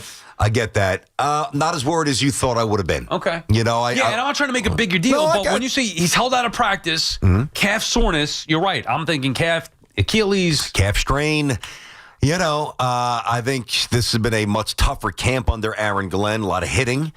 Now, if he doesn't play Saturday, I'm still not incredibly concerned. I would listen, here's my timeline as I hear this news and process in real time. Yeah. Right now, I'm not worried at all. I mean, I wish there was no news on Sauce's calf strain, but I'm not worried now. If he doesn't play Saturday, I'll be disappointed just because I want to watch him play against the Giants, right? If he's not practicing early next week, even if it's somewhat limited, which then tells me, all right, he's back on track and he's good, then I would be worried. Brian Costello just tweeted, Aaron Glenn won't say if the starters will play Saturday. Quote, the plan is the plan. So Glenn is not committing to whether the starters are going to play or not. Of course they're going to start. On Saturday. Well, I mean, he's not committing to it. The plan is the plan. Okay, well, we'll see what that is. But yes, I mean, he's certainly, can't imagine Sauce is going to be playing on Saturday. If he's out of practice today with the calf strain, wouldn't you be? Anybody, see, I'm all for playing the starters. But anybody that's got any kind of an issue whatsoever, Yes. I would not play. I totally agree. See, because think of it, there's multiple things that are at stake here. Both Jets and Giants, but specific to Sauce here with the Jets. You got guys trying to make a team. They got to play, all right? You've got an offensive line that's trying to gel, which I think has a chance to, as I said many times, to be, I think the Jets' O-line could be top 10, and I think that could be a little conservative. If you told me at the end of the day the Jets have a top 7 O-line, I wouldn't say you're nuts. So you want them to get some meaningful reps when there's people in the stadium. That helps a little bit accelerate that development. But the other thing too is, like, when you want to get a culture going here, you can't bypass the little tiny steps that good organizations could. The Niners, doesn't matter what they do. Ravens, doesn't matter what they do. Eagles, doesn't matter what they do right now. It does matter what the Jets and the Giants still do during the summer. It does. And I think Glenn's doing it the right way. I just would be, like you said, you never want to have these injuries pop up. But, if it were an elbow, maybe even an ankle, I'd be like, all right, well, whatever. Sore ankle for a couple of days. The calf worries me. We saw this exact thing. I know Rodgers is different, older body. We've seen this with other players before. Yep. But with Rodgers, it was the calf at first, and then that obviously led to the blown Achilles. So, and we've seen the Achilles become such a frequent injury here. 7 in the NBA a year ago. 7. That's what I mean. So I don't know what's going on, but that would have me concerned. A player that's going to be cutting as quickly as much as Sauce Gardner is, and running all over the field now too, not just being tied to one side of the field defensively. And as important a player as Sauce Gardner is for the Jets defense, which is kind of getting overlooked a little bit because I think everybody's focusing on the offensive line, running the football, Justin Fields, Aaron Glenn. We don't talk about the Jets defense as much, certainly as we have the last several years. Sauce is a huge part of that. He is, and I thought he was awful a year ago, certainly by his standards. I thought he was not locked in. I thought he was soft, and that's why I was calling him Soft Gardner. Yeah, I was. But I think that he is a supremely, basically like all-time gifted player. You needed the right guy here. Now he's a little bit light, so he's never going to be an elite tackler, but at least he's got to be a willing tackler, which you saw a little snippet against Green Bay. He threw his pads and he threw his body around a little bit. It's funny too because so I agree. He's great, and I think that the Jets defense could be fantastic this year. Whether it's Sherwood, whether it's Quincy, whether it's Q, I mean, whether it's obviously I was just in baseball mode, so I'm not even thinking of all the names right now. You get Jermaine Johnson back. I mean, the Jets defense could be very, very, very good. But I do think with this rash of Achilles injuries, like the Achilles used to be an old man's. That's it. The old man injury, playing Sunday basketball pickup, or the 37-year-old NBA player hanging on by a thread or whatever it might be. I don't know what it is. Somebody needs to do a much more specific study, a real deep dive, because the Achilles injuries, it's not quite an epidemic, but it is very different than it used to be. So not reason to panic yet. No. Mild concern as it pertains to the Jets and Sauce Gardner. By the way, we did the 3 random questions before. In case you missed it, check it out on the free Odyssey app. 3 random questions is sponsored by the Rothenberg Law Firm. Injured? Visit injurylawyer.com. BT and Sal on the Fan. Our friends at Town Fair Tire remind you that at Town Fair Tire, you always get the guaranteed lowest price on name brand tires from Connecticut to Maine. Nobody beats Town Fair Tire. Nobody. Back to the Pete Alonso stuff. Ralph is in Manhattan. What's up, Ralph? I hate golf too, Sal. And you know something, I've tried to enjoy playing golf the 4 or 5 times I've been on the course. It's just not going to happen. It's just not going to happen. And Francesa is surprisingly a good golfer. I mean, he shocked me how he can swing on a golf course, but nevertheless. What did he shoot? I mean, if you're shooting a 119 and Mike's shooting a 101, Mike's better than you, but is Mike good? No, I wasn't playing with him. I just watched him play. Also on a base. Where'd you watch him play? Was he on TV? Long time. Well, I don't even know. Long time ago. The guy had me about 20 years ago, maybe. But as far as Dog goes, Dog is a different story on a baseball field. But Francesa could play baseball too. Yep. I'll give you this situation on Pete. This is my take. Take it for what it's worth. There's something that the Mets don't take to with this guy. There's something surprisingly off with this guy, I think, that the Mets see that we don't see. Behind the scenes, whether it's happening in the clubhouse, maybe it's his shape, maybe it's his, the modern-day ball player does not necessarily appear as Alonso does. But you have to remember about baseball.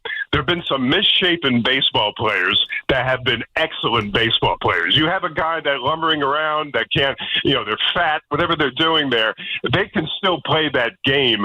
And Pete's that guy. Pete is that guy. Every time somebody calls this radio station, guys, they have nothing but they speak in glowing terms of this guy, and they love this guy. There's something that the Mets brass does not see that we. Well, that's all that matters. Obviously see. That's all that matters. What they think. And thanks for the call, Ralph. But that's not necessarily true. In terms of a contract. No, I know. But he's saying that everybody speaks glowingly of him, and there's something that everybody sees that the brass don't. I also watch Pete Alonso. He's not a great athlete. No. He's face planting all over the field. Like, if you want to paint the negative picture, it's very easy. He can't throw the baseball. Nah, that's his biggest weakness. He cannot throw it all. Belly flopping. Now, he's done a great job of improving his defense to where it's become more than serviceable. You mentioned the scoops before. Yep. He's the best at that. He was metrically, I think, the best at that a year ago. He was. He might still be. At the very least, he's one of the best at scooping the baseball at first base. However, his footwork's not very good. His glove is, I'd say, outside of the scoops, it's fine, but his arm is way below average.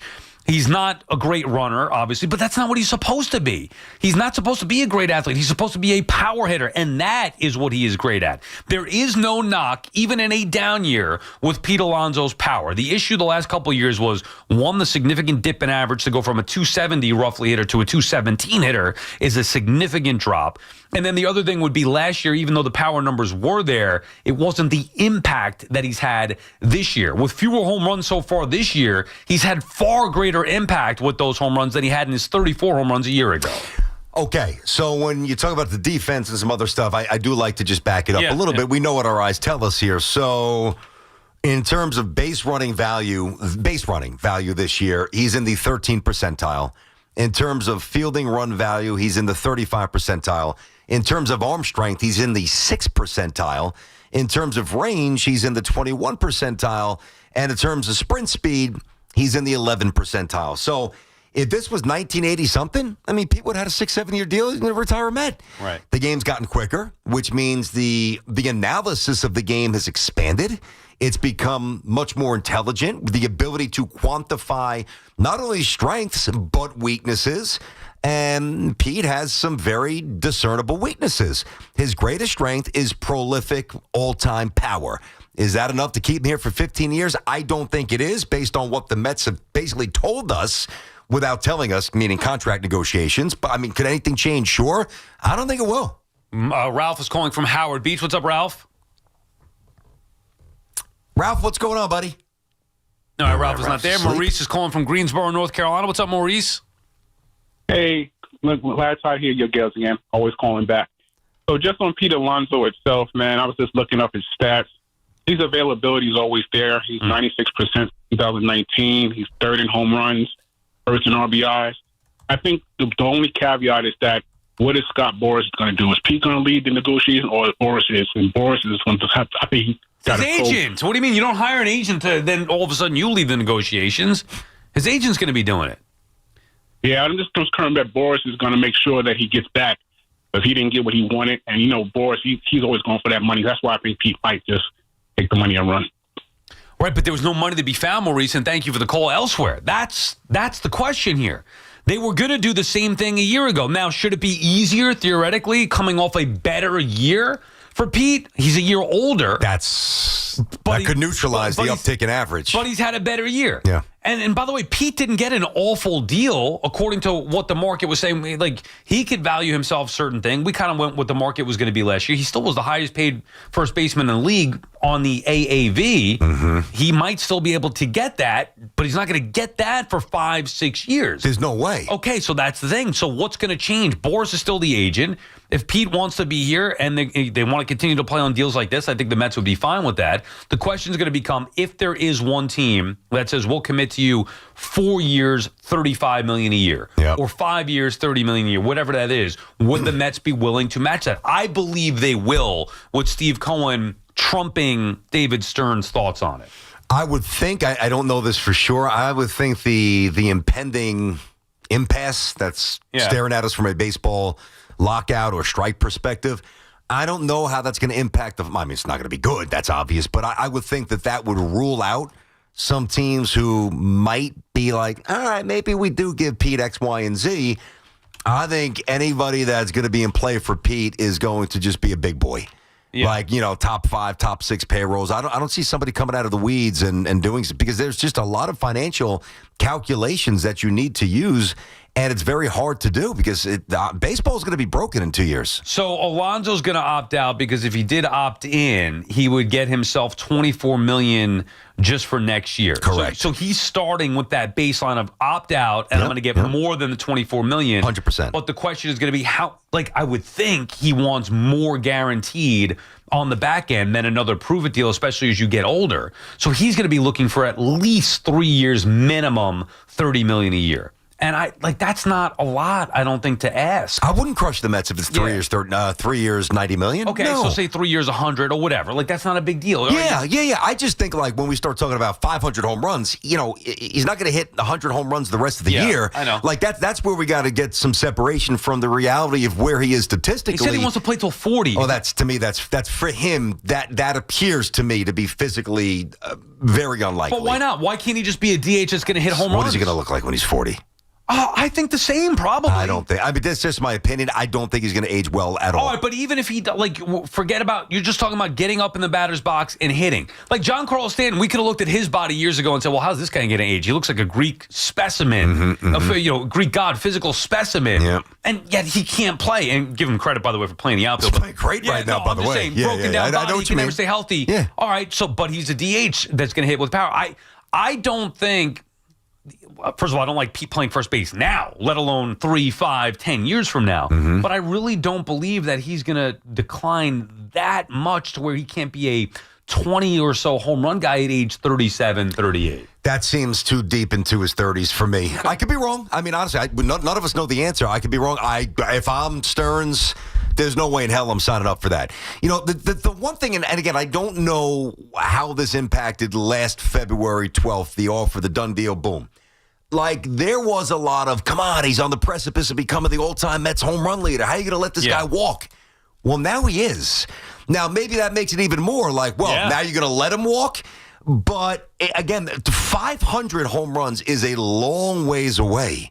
So I don't think there's any contract presentation, if there is, and there will be something from the Mets to him, that's going to even give him a chance to get to 500. So no matter what, we're back at this spot at some point again, is what I'm saying. Yeah, if you're talking about specifically 500, maybe. I do think, though, the time to cut ties with Alonso would have been last year. As difficult as it was after the postseason, it was only the postseason, a few home runs in the postseason, that changed the entire thought process. That would have been easier to me for Cohen and Stearns to rip the Band-Aid off and say, we're going to move on. Plus, you had Vientos in waiting, or the idea of Vlad Guerrero Jr. It was easier to me to accept from a Met fan perspective that they could have moved on and understand it last year. I cannot now understand that, especially after the homegrown stuff and the record last night and the year that he's had more in particular. 888-808-1019. Talking Mets with Pete Alonso and his future through Sauce Gardner on the table. You want to talk about that as well? BT and Sal on the Fan.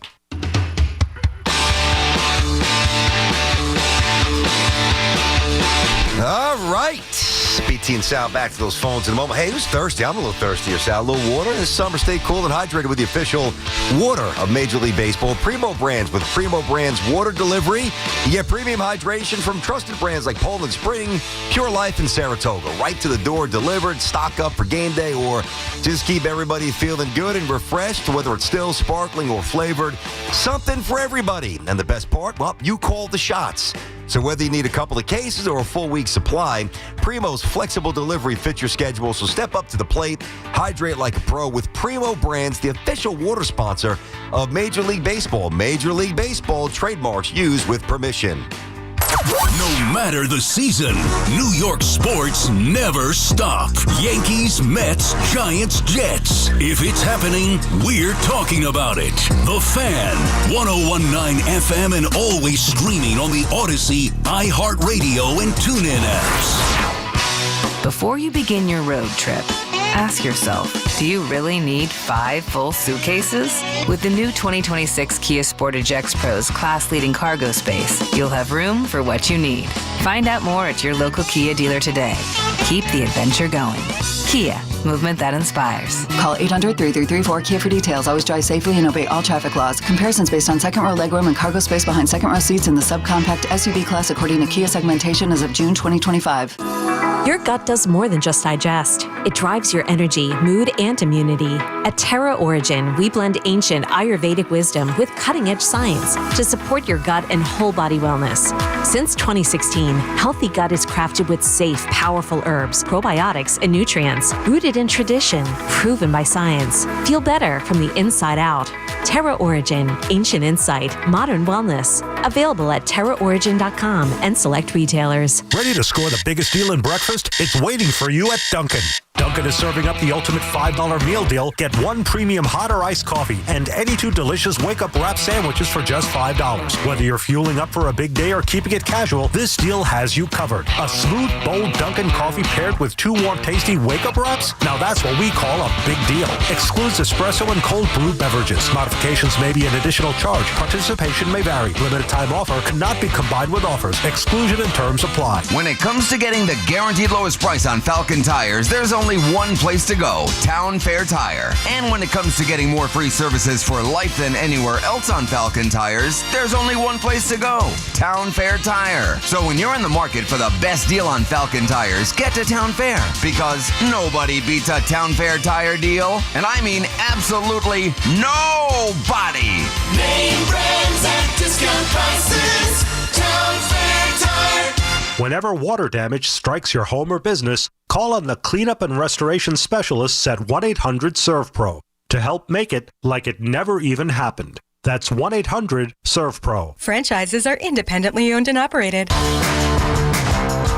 We could tell you what it's like to drive the Nissan Rogue and tell you all about its performance capabilities, like its VC turbo engine. It's I can go virtually anywhere type of freedom. Nice. But you don't have to take our word for it. Go drive it for yourself. You're up. Experience the power of the Nissan Rogue. Drive the Nissan Rogue. Get 0% APR for 60 months on the 2025 Nissan Rogue, Pathfinder, or Murano. Visit your local Nissan store and nissanusa.com today. For well-qualified buyers, example, 0 down payment, 60 months financing at $1,667 per month per thousand financed. Actual down payment may vary. Subject to Nissan Motor Acceptance Company credit approval, not all buyers qualify. Dealer contribution may affect actual price set by dealer. Contact dealer for details. End September 2nd, 2025. More BT and Sal coming up on the Odyssey, iHeartRadio, and TuneIn apps. Hey, it's Jerry Recco. If you're facing hair loss like I am, I would like to share my journey at Great Many, New York City's cutting-edge hair growth studio. Looking to regrow your hair safely and effectively? Forget those risky pills with scary side effects and costly trips to Turkey. At Great Many, they use PRP, regenerative medicine trusted by pro athletes for recovery. It's a natural, non-surgical solution that really works. Check out my journey and visit greatmany.com/fan to learn more and save $200 today. Don't hesitate. Take action now like I have. Go to greatmany.com/fan to book your treatment or get a free consultation. Today, we're constantly taking photos and videos to remember our favorite moments. But what about those captured before the smartphone? What about the memories tucked away on aging VHS tapes, film reels, or in fading photos? These cherished memories are fading away with time, vulnerable to threats like heat, moisture, and mold. But fear not, there's a solution to safeguard your legacy. Hi, I'm Adam. And I'm Nick. Together, we founded Legacy Box over a decade ago with one mission: to bring your memories into the 21st century. It's time to bid farewell to old tapes you can't watch and faded photos. Legacy Box transforms them into digital treasures, ready to share with a click. Just like magic, your shoebox of memories is now safely stored in the cloud or on a thumb drive. Over 1 million families have trusted Legacy Box, so you can rest assured your priceless moments are in good hands. Don't let your childhood fade away on old tapes. It's time to digitize those priceless moments. Fast forward into the digital age. Visit legacybox.com/value and unlock 50% off your order. That's legacybox.com/value. Listen weekdays from 1 to 2 on The Fan for the call of the day with BT and Sal, brought to you by Wind Creek Bethlehem. Gambling problem? Call 1-800-GAMBLE. Get connected with WFAN to talk about your favorite teams. The Fan on the Odyssey, iHeart, and TuneIn apps.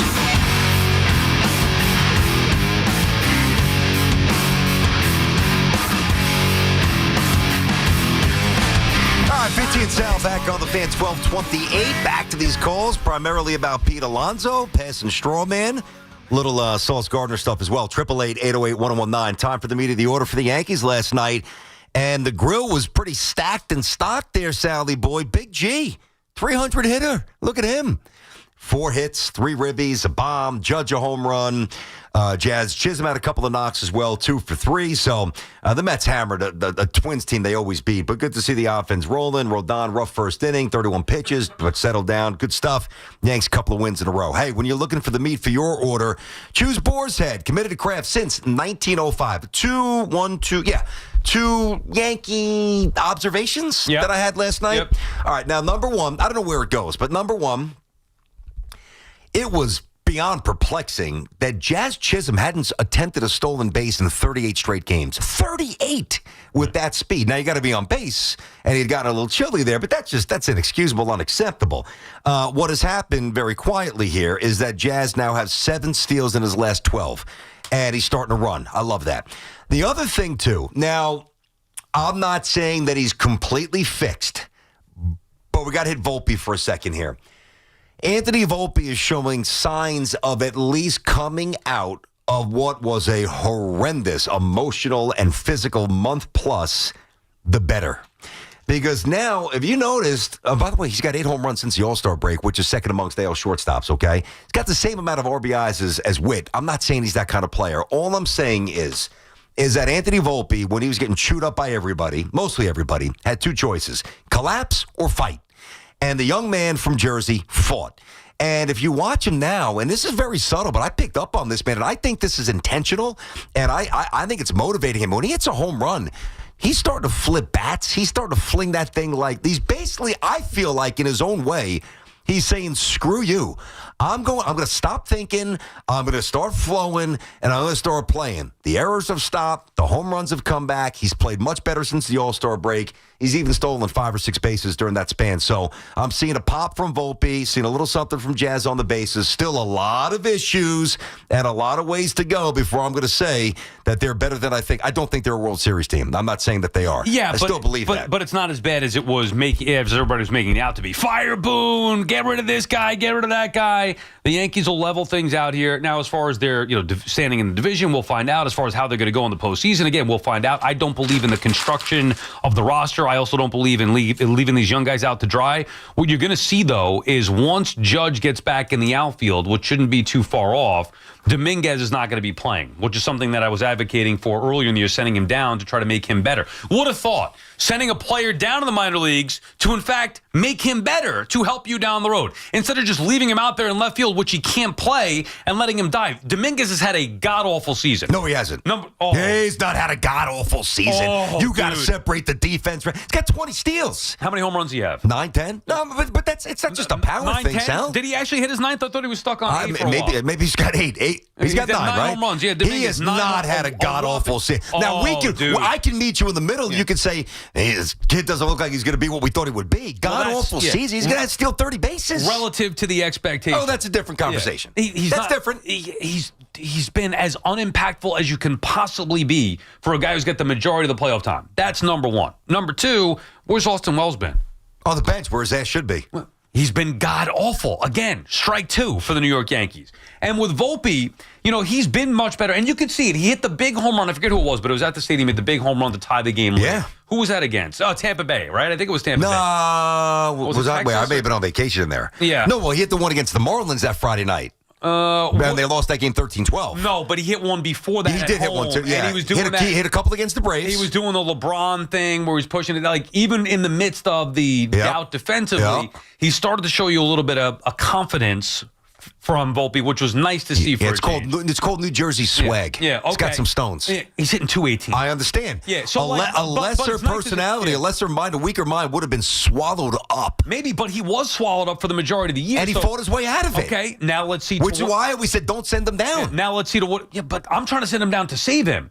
But they didn't send him down, and it worked because he saved himself. Well, worked to what? Where's he hitting in the order, dude? But no, Sal. Where he hits in the order. No, he's a 9 hitter. Like that's not what Volpe's supposed to be, and he's hitting 218. So I'm just saying again, relative to the expectation, I agree that he has seemed to at least stabilize, which is something that I did not think was going to happen. I thought it was going to go the other way. You got to get him down out of here, get him in the minor leagues, let him rebuild himself back up. To his credit, he stabilized. I still think we're a long way away from where he's supposed to be as a serviceable, everyday big league shortstop. I agree with that. No, I agree with that. Listen, you can do whatever you want with stats, right? And Volpe's a very interesting case study with this because I saw this last night. I mentioned it before. 65 ribbies, which ties him with Witt of Kansas City. I mean, that's, come on, let's get back to planet Earth. Witt, one of the best players in baseball. Volpe's trying to find his way with some real struggles this year. Okay. But to me, and I know we want everything to be linear, just incremental step,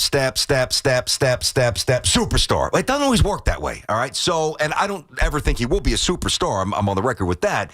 But when you are drowning, and there was a point, Sal, where Anthony Volpe was the primary discussion point on this station, on the show, on social media. He was being mocked. I mean, throwing worm burners, just a message short, striking out at a ridiculous rate, playing horrendous baseball.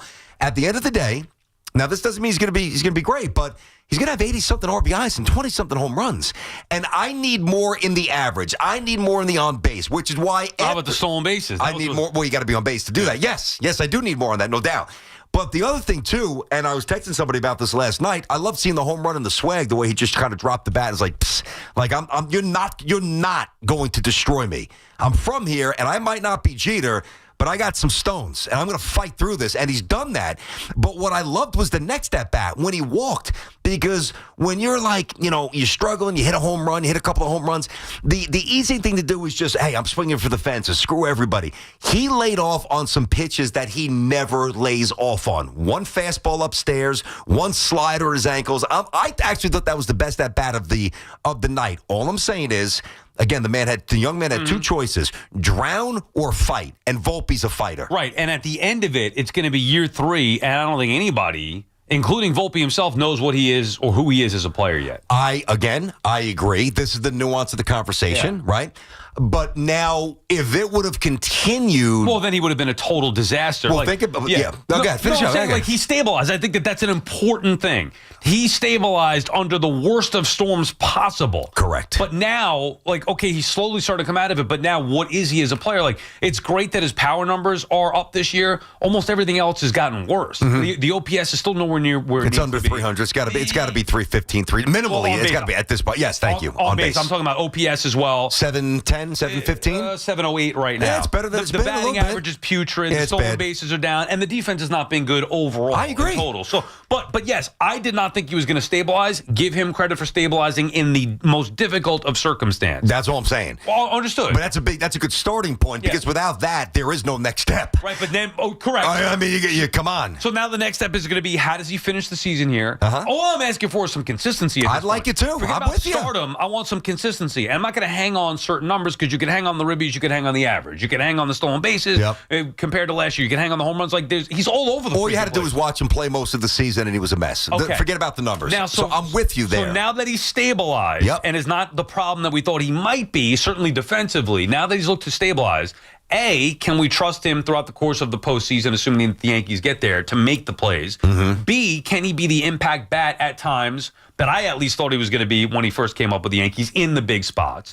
And then C, what is he going to be next year? Can the Yankees go into a year, again, trying to win the World Series, relying on Volpe in year 4 now to be their shortstop? There's a ton of variables. I'm not trying to be evasive. I don't know the answer probably to any of those questions because it's been such a mixed bag with him. What I know is he's still not making a lot of money. He's obviously a first-round talent that they're going to ride to the end. Lombard is a shortstop, so you got to factor that in. They drafted 3 of their first 5 draft picks this year in the draft a couple of weeks ago are shortstops. Can you punt them to second? Can you say goodbye to Jazz? I mean, there's a lot of options down the road, but here's what I know. I said he could have drowned or kept fighting. I'm going to put it a different way.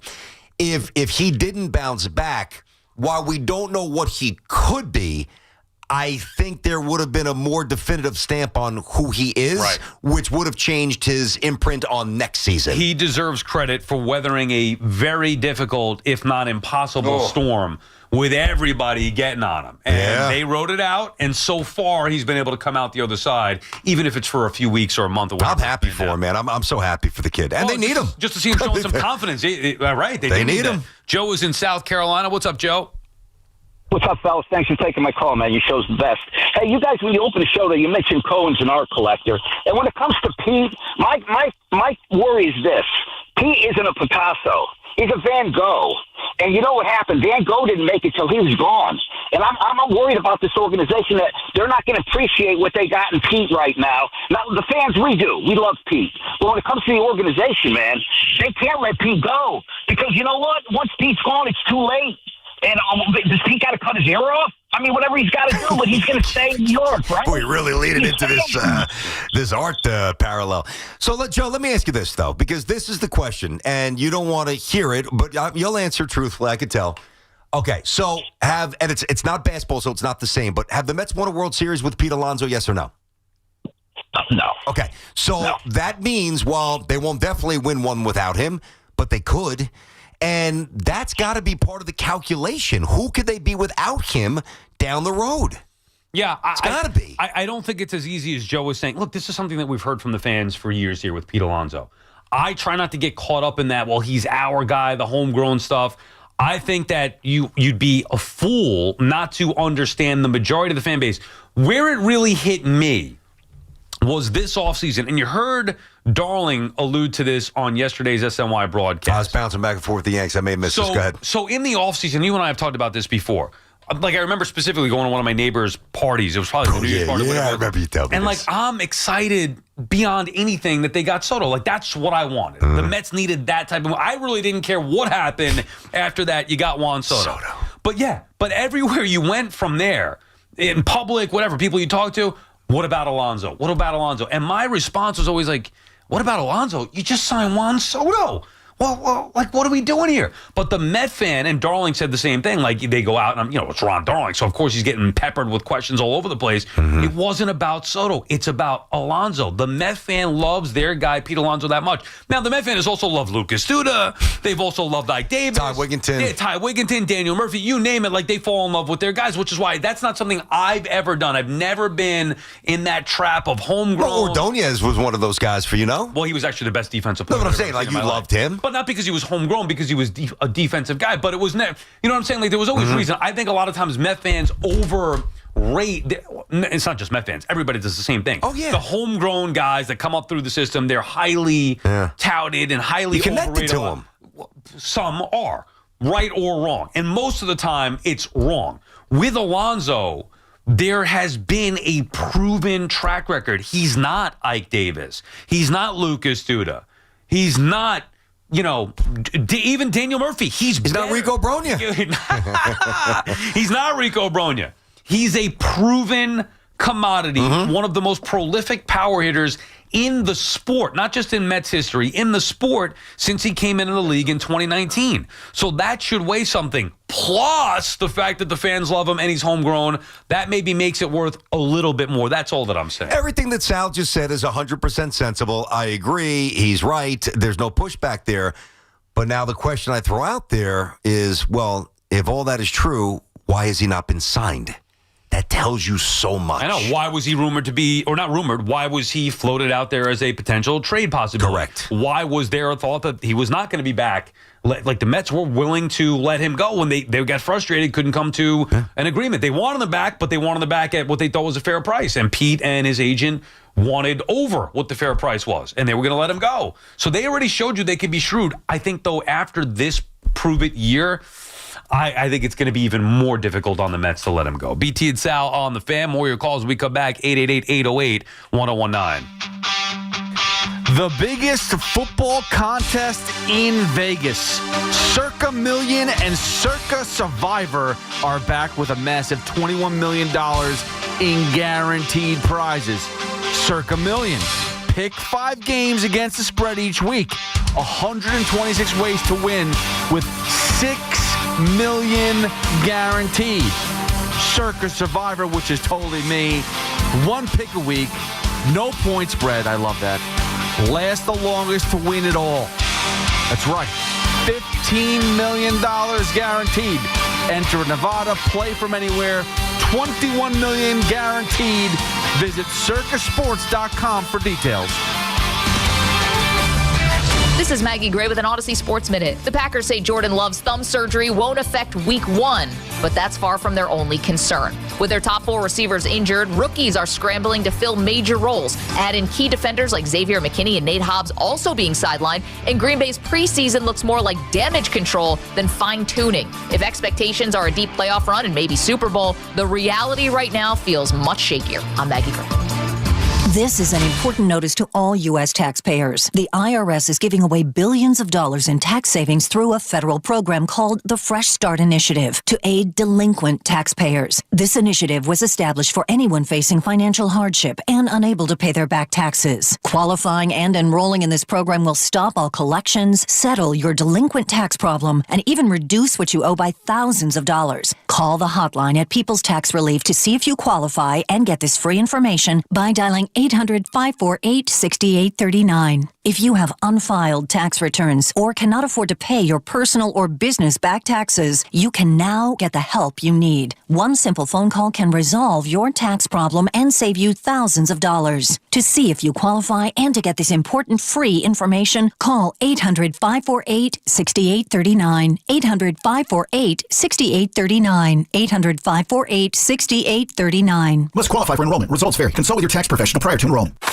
With baseball in full swing, there's never a dull moment or a shortage of thrills in this league. The thrills are nothing new at Bay Ridge Mazda. Tired of that clunker you've been driving? Just bring it into Bay Ridge Mazda for up to $2,000 over book value all month long. The time is now to make a trade. Head over to the place where everybody wins. Bay Ridge Mazda, located on 4th Avenue and 90th Street, or buy your car direct at BayRidgeMazda.com and have it delivered to your door. That's Bay Ridge Mazda, 4th Avenue and 90th Street in Bay Ridge, Brooklyn. Hey, New York. Looking for a great deal to stay connected? Now, for a limited time, Verizon's offering Fios home internet and 1 line of mobile for just $69.99. Yes, that's right, just $69.99 per month. Get unlimited welcome for $50 per month with autopay plus taxes and fees when you bring your phone. And add Fios for just $19.99 per month with autopay, mobile plus home discount, and bonus discount. Visit your tri-state area Verizon store today to get this limited time offer and switch to our 100% fiber optic network and reliable 5G network. Fios, for eligible new Fios internet and mobile customers. Fios $15 monthly bonus discount applied over 36 months. Mobile and home discount enrollment required. $99 Fios setup charge applies. Bring your phone. $15 monthly promo credits applied over 36 months. In times of congestion, unlimited 5G and 4G LTE may be temporarily slower than other traffic. Domestic data roaming at 2G speeds. Want to take your cooking to the next level? Here's what Master Chef Tom Colicchio had to say about Made in Cookware. I always tell aspiring cooks, focus on mastering your technique, hone the muscle memory, and use the highest quality tools you can get your hands on. I use Made in both at home and here at Craft in New York City. They're beautifully made, and they let my team and me focus on making memorable meals night after night. Learn more at madeincookware.com. That's MADEIN cookware.com. More BT and Sal coming up on the Odyssey, iHeartRadio, and TuneIn apps. At Hanover Bank, we're more than just your bank. We're your neighbor. Our decisions are made locally by people who live and work right here in your community and who understand what matters most to you. And your deposits, they stay local, benefiting the businesses, homes, families, and futures that make our towns thrive. We believe in true relationship banking, individual service, and commitment to community. Visit HanoverBank.com to learn more today. That's HanoverBank.com. Hanover Bank. Forward together. Texting privacy policy and terms and conditions posted at textingterms.us. Texting enrolls you for recurring automated text marketing messages. Message and data rates may apply. Reply, stop to opt out.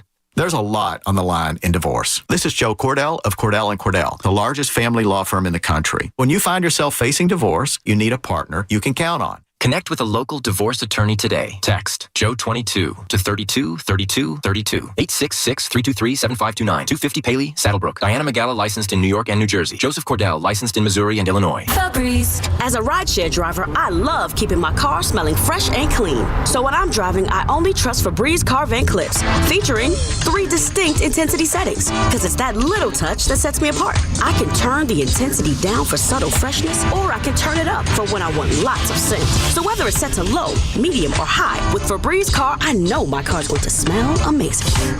Which keeps my driver rating right where it belongs. Picking up Oscar!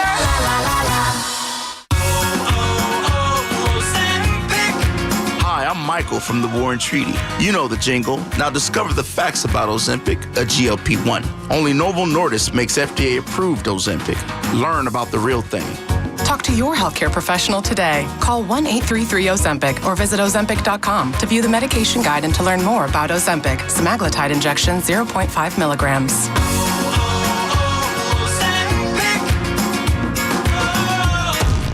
This city lives and breathes sports. WFAN is where Yankees fans argue with Mets fans, and Giants fans debate Jets fans. Live, loud, and daily. The Fan, 101.9 FM, and always streaming on the Odyssey, iHeartRadio, and TuneIn apps. I told you a long time ago. You think you don't squat?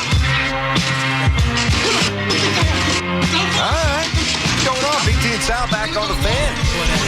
Right now, we'll call the number 10. Little Raekwon and Mob Deep giveaway. 866-540-WFAN. That's 866-540-9326. Your chance to win a pair of tickets to go check out Raekwon and Mob Deep, celebrating 30 years of hip-hop classics over at the Brooklyn Paramount on December 7th.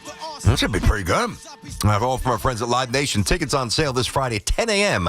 at Ticketmaster.com. BT and Sal on the Fan, 888-808-1019 is the number to call. Been a lot of Pete Alonso. A couple more football things I want to get into. We'll do that next hour. BT, obviously, we mentioned Sauce Gardner sitting out practice with a, what was it, string calf? Is that what I said before? String calf that Brian Costello had reported before. Let's get back to the calls here on Pete Alonso and the Mets. Brendan is calling from White Plains. What's up, Brendan?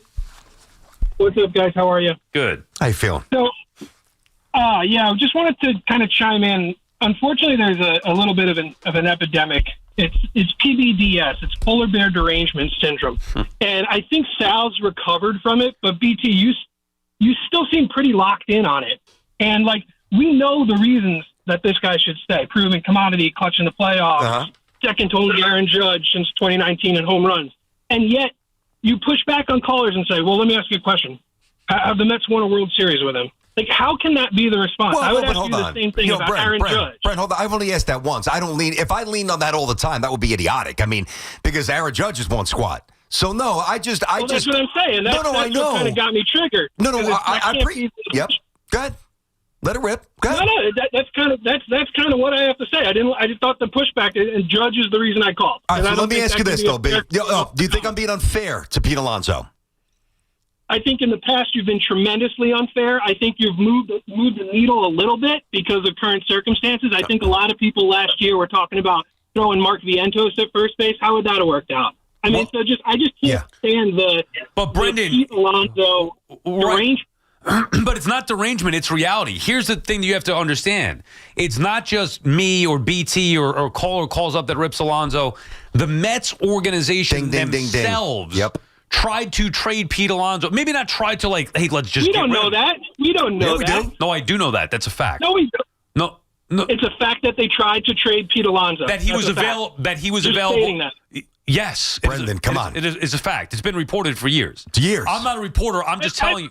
Like that. You guys came on the radio and said that he was a locker room problem, and there was no truth to that. No, it's a bunch of hearsay. No, you're Brandon, conflating stuff now. Yeah, come on, B. Come on, you're conflating stuff here. No. This before Stearns came here, whether it was exploratory, I'm not even sure who initiated it, to be fair, but the Mets absolutely had conversations with the Brewers about Pete Alonso. You might trading him. You might not want to hear it, but it's fact. Another fact. They were going to offer to trade him to the Cubs for Pete Crow Armstrong years ago.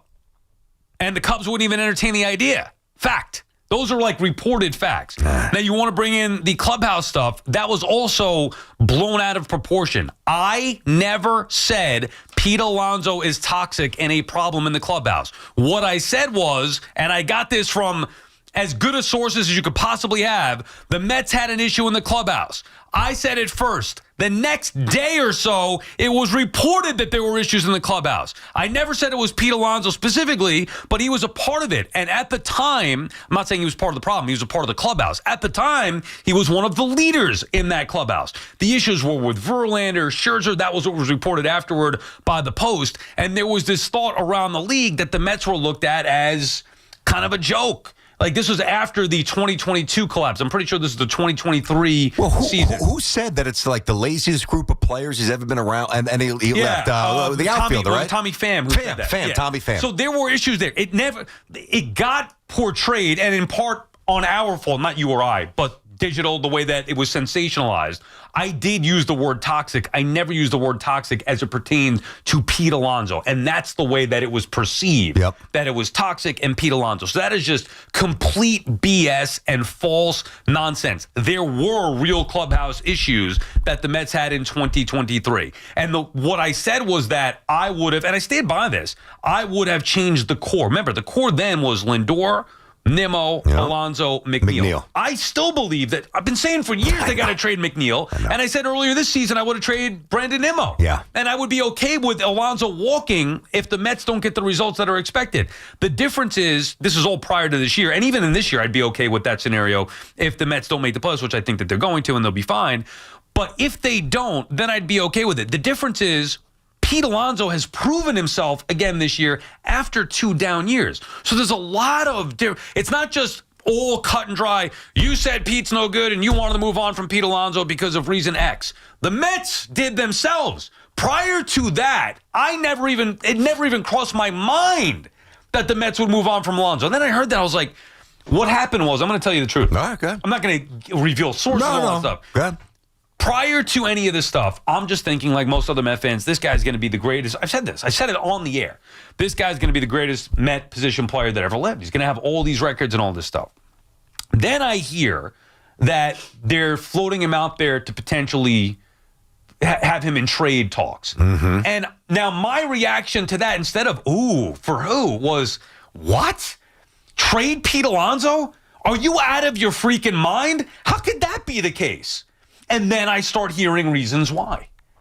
And then that led to some of the other stuff that you heard about the clubhouse issues or whatever, but it was never specific to Pete Alonso being the problem. Mm-hmm. Then couple in that reality, okay, with them trying to trade and all that stuff, couple that with the inconsistent, if not flat out, underperforming for 2 straight years. 2. Okay. Then go to last offseason. Like almost everybody, I'm talking about Met fans included, were ready to move on from the Pete Alonso experiment. There was a massive shift, I agree. Oh, my God. I agree with that. Right up until the home run off of Devin Williams. Like literally right up until that. It was over. It was over. And that at-bat was like, it's now or never. Like literally, this is it for Pete Alonso. And he delivered. I know he did. It gives me goosebumps thinking about amazing. one of the great moments in the history and of the ruined my franchise. closer, but yeah, thanks.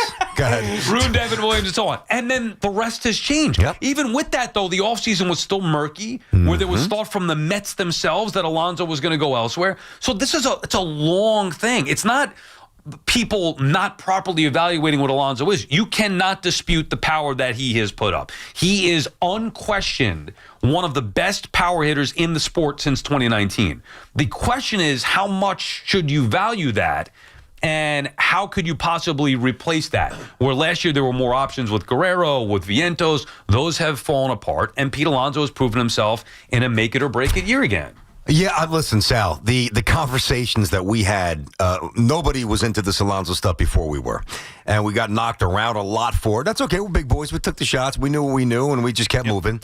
I absolutely have you back with this because I sit in the same studio with you. Now, when we were talking about the levels of toxicity within the Mets clubhouse, that is very distinct separation from you, which you never did, say Pete is toxic. Right. But that's the way it was kind of presented. God, I get that. So I'm happy you clarify that. I know it because I was next to you, but yeah, that's fine. We've been talking about this for years. It's going back, 2.5 years now. I know. And listen, there's certain things you can't outrun, unfortunately. It takes on a life of its own. We can only tell you what really happened. Go to Google, do some research. That's fine. I don't know what to tell you.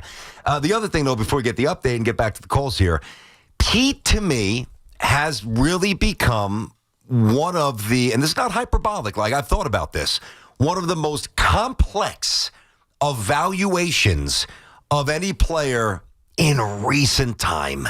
Because, and I don't mean legacies, like Patrick's legacy was a little tricky, Lundqvist a little amazing, but they didn't win. I'm not talking about that. I'm talking, because there is trickiness with that. Mattingly's with the back, whatever, David Wright with the back, that's basic stuff. Guys get hurt, guys don't win, black and white. I'm talking about, should we extend certain people in their prime? In this city, we know we either know it, ain't the guy, or 100% is. Pete's a little different because what he does great, he also has deficiencies that I and you and others choose not to ignore because we're doing our job. Well, how about all of Major League Baseball? Well, you know that too, by not giving him a big contract. Yeah. This is not like the Mets played this the same way they've played every other guy. Brandon Nimmo had a market, which is why the Mets went above and beyond. Edwin Diaz, same thing. Jacob deGrom had a market. Mets didn't want to go above and beyond because of the injury risk, and he went somewhere else. Yep. With Alonso, where was the market? Honestly, it's to a point where even I don't know. You could be a Pete detractor. You could be a Pete supporter. We had no idea what the market was going to look like last year. Thought it was fascinating conversation. And in the end, it was even worse than I thought that it was going to be. I thought it would be a little bit more, too. There was no market for him. No. Mets basically threw him a bone in a lot of ways. Now, I'd be curious if that's going to happen again this year, which it might. BT and Sal on the Fan Warrior calls when we come back. It's Chris McMonagle overnights on the Fan, 101.9 FM. This team has a manager right now that is failing them.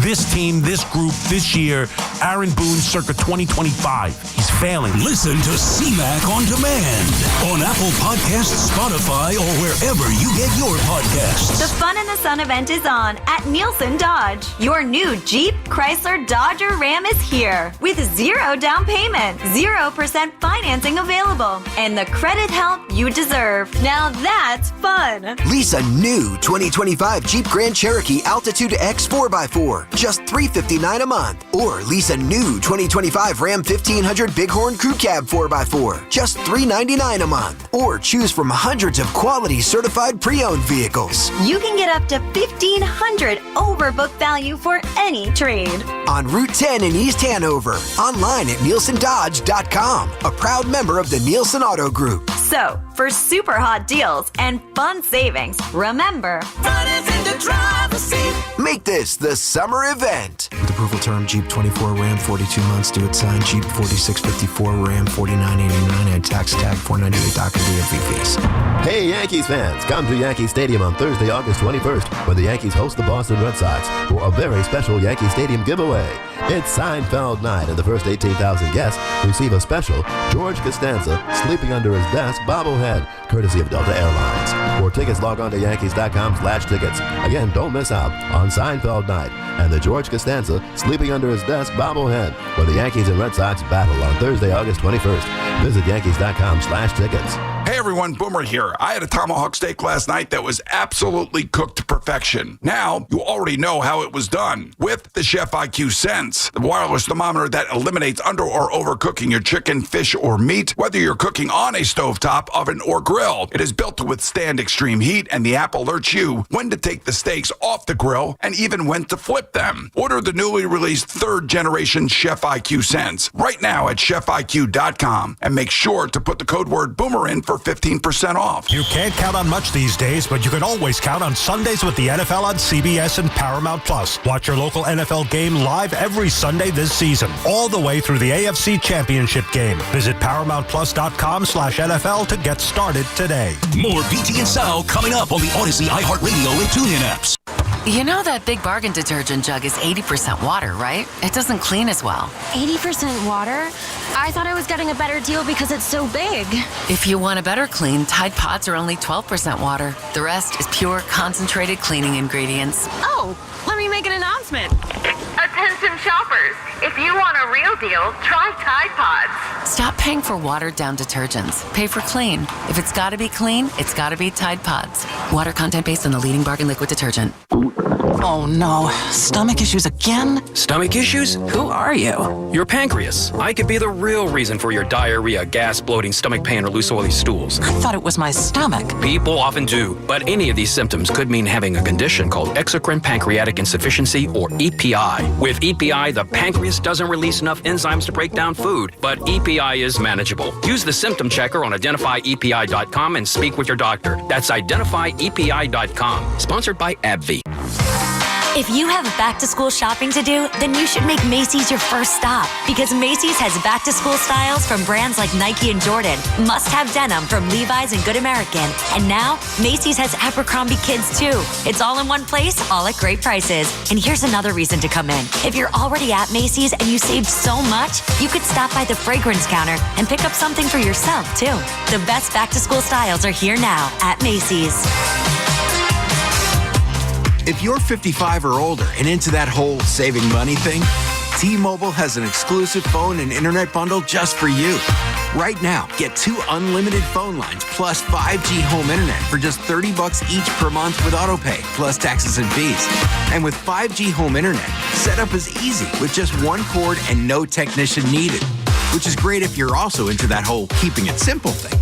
Switch now and experience the best mobile network in the U.S. Visit your local store to start saving. T-Mobile, it's better over here. Based on analysis by Ookla of speed test intelligence data Q4 2024 to Q1 2025. Ookla trademarks used under license. Unlimited on our network. Customers on voice plan may notice speeds lower than other customers and further reduction if using more than 50 gigs a month due to data prioritization. Video streams and SD on this plan. Home internet pricing after $20 a monthly bill credit plus $5 per line without autopay. Debit or bank account required. See 5G device coverage and access details at T-Mobile.com. Our friends at Town Fair Tire remind you that at Town Fair Tire, you always get the guaranteed lowest price on name brand tires from Connecticut to Maine. Nobody beats Town Fair Tire. Nobody. Get the latest on the Giants and Jets on WFAN, WFAN FM, WFAN FM HD1, New York, and Odyssey Sports Station. WFAN Sports Flash. At 104, I'm Gordon Damer. This Sports Flash is sponsored by Primo Brands, the official water sponsor of MLB. Major League Baseball trademarks used with permission. Also brought to you by Duke's Mayonnaise. The Minnesota Twins had been up for sale, but the Pollard family announced today they are keeping the club. Of course, doesn't really matter too much because everyone knows the Yankees own the Twins. 125-44 since 2002. Yanks go for a sweep tonight. Cam Schlittler and Joe Ryan on the mound. Pre-game coverage here on the Fan, 625. Mets will call up Nolan McLean to make his Major League debut on Saturday. McLean, 2.45 ERA this season, 127 strikeouts in 113 innings. Mets and Braves tonight. David Peterson gets the call. First pitch on Odyssey Mets Radio at 7:10. Jets and Giants, another day of joint practice. No Sauce Gardner. Aaron Glenn said that Gardner dealing with a sore calf. And Venus Williams making a comeback to Grand Slam tennis. Granted a wild card entry for the U.S. Open later this month. Fan weather sponsored by Ray Katina. Experience the power of 3. Visit bensfam.com. It's 89 and mostly sunny in Central Park, and that's what's happening. I'm Gordon Damer. Tell Siri to dial the fan. 888-808-1019. Powered by Paramount Plus. Count on Sundays all season long with the NFL on CBS and Paramount Plus.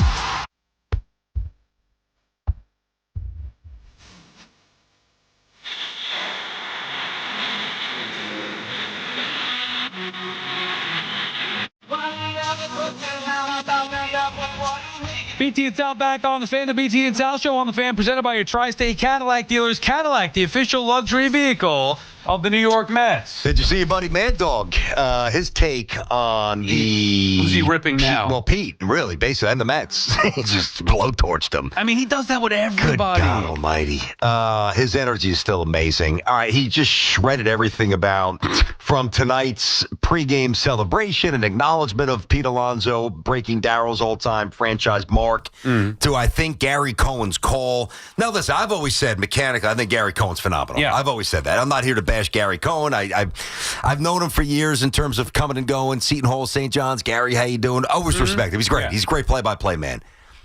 But own private iceberg. He's the polar bear. Come on, dude. Stop defending him. You're not getting... If Michael K dropped something like that on, when Derek got number 3,000 or A-Rod hit number 5, come on, be fair. He's on his own private iceberg. Here's what I would be fair about. Those icebergs crash? I got to be honest. Well, I don't know. No, I thought boats crash into icebergs. Well, that's true, too. Well, icebergs can crash into other icebergs, I'm sure, or land. Why? Icebergs are traveling now? No, but they just kind of shift in the ocean as it thaws a bit. I don't know. I'm thinking of the, Rudolph, the cartoon. Of course. Rudolph breaks off, Cornelius. Like the old, the claymation one almost. Cornelius breaks off the iceberg, and then they take that iceberg to go see the abominable snowman. Didn't they do that in Elf, too? Didn't he take an iceberg? Yes, he did. Yes, good point. So maybe and then he's in the Lincoln Tunnel. What I would say is this. I'm not going to comment on the call. I love SNY. I love Gary Cohen. I love everything about it. Iceberg this, iceberg that, whatever, that's fine. But to be fair, I hope you can be fair at some point here.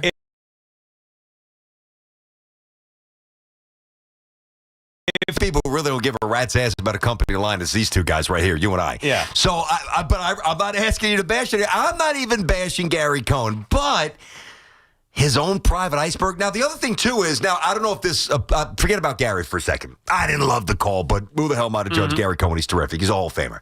So, right. How do you do? Hey, hey, there's some Johnny's calls in there. Take it easy. That's a Volpe. Yeah, the guy who was singing Italian for Volpe, hitting 209. Yeah, got to get him in the Hall of Fame. So,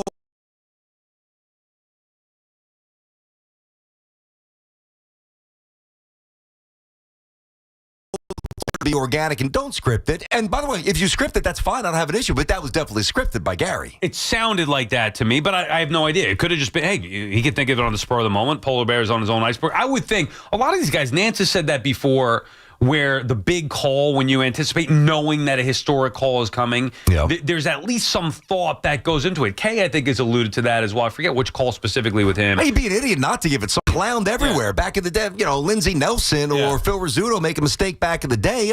Big deal. I mean, you hear it live. Now, if Gary Cohen butchered that call, no, I didn't love the call. We didn't butcher it. If Gary Cohen butchers that call last night, now I don't mean Met fans, but a lot of people will be mocking him social media. So you almost have to be buttoned up and address it preemptively. I thought Keith Rad nailed it. He did it. Now that was the other part I was thinking about it. Keith, Howie. It was the third inning, right? Yeah, because he had to double his first at bat. Right. So Howie, I guess, was sick. I didn't listen to the whole game. I just heard the call, and I saw Keith Rad got it, which means it takes place in the third inning because he does the third and seventh or whatever it was. Maybe it's his third, fourth, seventh, whatever it may be. I know. You think Howie's a little jealous? 100%. It's got to be, and I don't blame him. Now, jealous may not be the right word. Howie did tweet about it, saying he was happy for Keith, who's going to have many more significant moments. Yeah. Keith had Soto's first home run call. His first ever home run call with the Mets. He did. I didn't realize that. And now he gets this one. Now, remember, over the weekend, Gary Cohen was off. Was out, yeah. So Gelbs was in the booth with Keith. And he got the game tying call. The Strawberry, the Alonso tying home run with Strawberry. He did. Could have had the go-ahead one. That's a risk that Cohen had by taking off. And it could have been Keith because Howie wasn't in. It could have been Keith or Pat McCarthy. Yeah. Howie wasn't in Milwaukee. Turns out Keith got it anyway because it happened in the third inning. I wouldn't say there's jealousy, but there's got to be some level of, Well, it kind of would have been nice if it was me. That's human nature. I'm not going to get mad at anybody for that. But Howie, to his own credit, said he's had a million big calls in his life. Howie's phenomenal. Now, again, jealousy's a dirty word, and we're not saying that. Like, if you're jealous of somebody, generally your actions try to undercut their success. There's no way Howie's doing that to not young kids, but younger broadcasters in the booth. I from what I hear of Howie, I think he's very giving. And by the way, speaking of Howie and everybody in the radio, obviously, our own Dave Sims, Susan. So I noticed this now as my son's football training camp starts. I don't coach. I'm nowhere near it. I just drop them off. But sometimes I'll just watch from a distance, spit some seeds, just to enjoy the evening. I won't even go on the field, but I'll just watch from the car. And I will listen to the radio. And it's just something I've known forever. That's why I fell in love with this medium. That's why I do what I do, and I'm sure you as well. But the reinforcement of how hearing a baseball game in particular on the radio is awesome. Yeah. And I think that SNY is great. I love Yes and K and O'Neill and Coney and those guys. But when I listen to the radio, it's like, I don't want to say it's better because I'm not trying to pit broadcaster against broadcaster, but there's something so... This is going to sound corny, like beautiful and clean and throwback to the radio. I love it. Yeah, I listen to a lot of baseball on the radio, and it's great. I love listening to Susan, obviously Dave, Susan and John forever, Susan and Dave now. I think Keith Rad and Pat McCarthy do an excellent job. I've told them both that I love it. And I think that there's probably a part of Keith, while he's excited to be on that call, a historic call, there's probably a part of him. We've talked about this when I had him on that day, 4th of July, ahead of the Subway Series, where, you don't want to step on Howie's toes. You almost feel like, hey, Howie, you're the Met historian. I'll have my moments in the future. Let Howie get that big moment. You feel uncomfortable having that moment, but he rose to the occasion, did a tremendous job. It was a good call. Hey, listen, sometimes the 23-year-old kid's got to take the shot with 2 seconds to go in the game. It's not always going to be Patrick Ewing from 15 feet at age 32. It is what it is. And it was a great call. Now, this does make me think of one call that there was definitely some jealousy involved with. Okay, should be fun. And it ended up... Now, we have the long version of this, I hope. Oh, I love this At stuff. the very end of it, you'll remember this one well. Is this Murph? No. Oh. This is Sterling and his partner prior to... Charlie Steiner? Yes. Okay. I'm in. Let's go. This is the Aaron Boone one. Go ahead and play this one there. Here's Aaron Boone to lead off. His first at-bat of the game. There's a fly ball deep to left. It's on its way. There it goes. And the Yankees are going to the World Series. Aaron Boone has hit a home run. The Yankees go to the World Series for the 39th time in their remarkable history. Aaron Boone down the left field line. They are waiting for him at home plate, and now he dives into the scrum. The Yankees win it 6-5. Ball game over. American League Championship Series over. Yankees win. The Yankees win. Steiner joined in on the I don't remember that. Dude. Steiner, what are you doing? Now, so the setup, now I don't remember the exact setup, but it was extra innings. Yeah. So Steiner would get an inning in extra innings. So without having to talk to him, John is seething. John more than I think anybody in the business.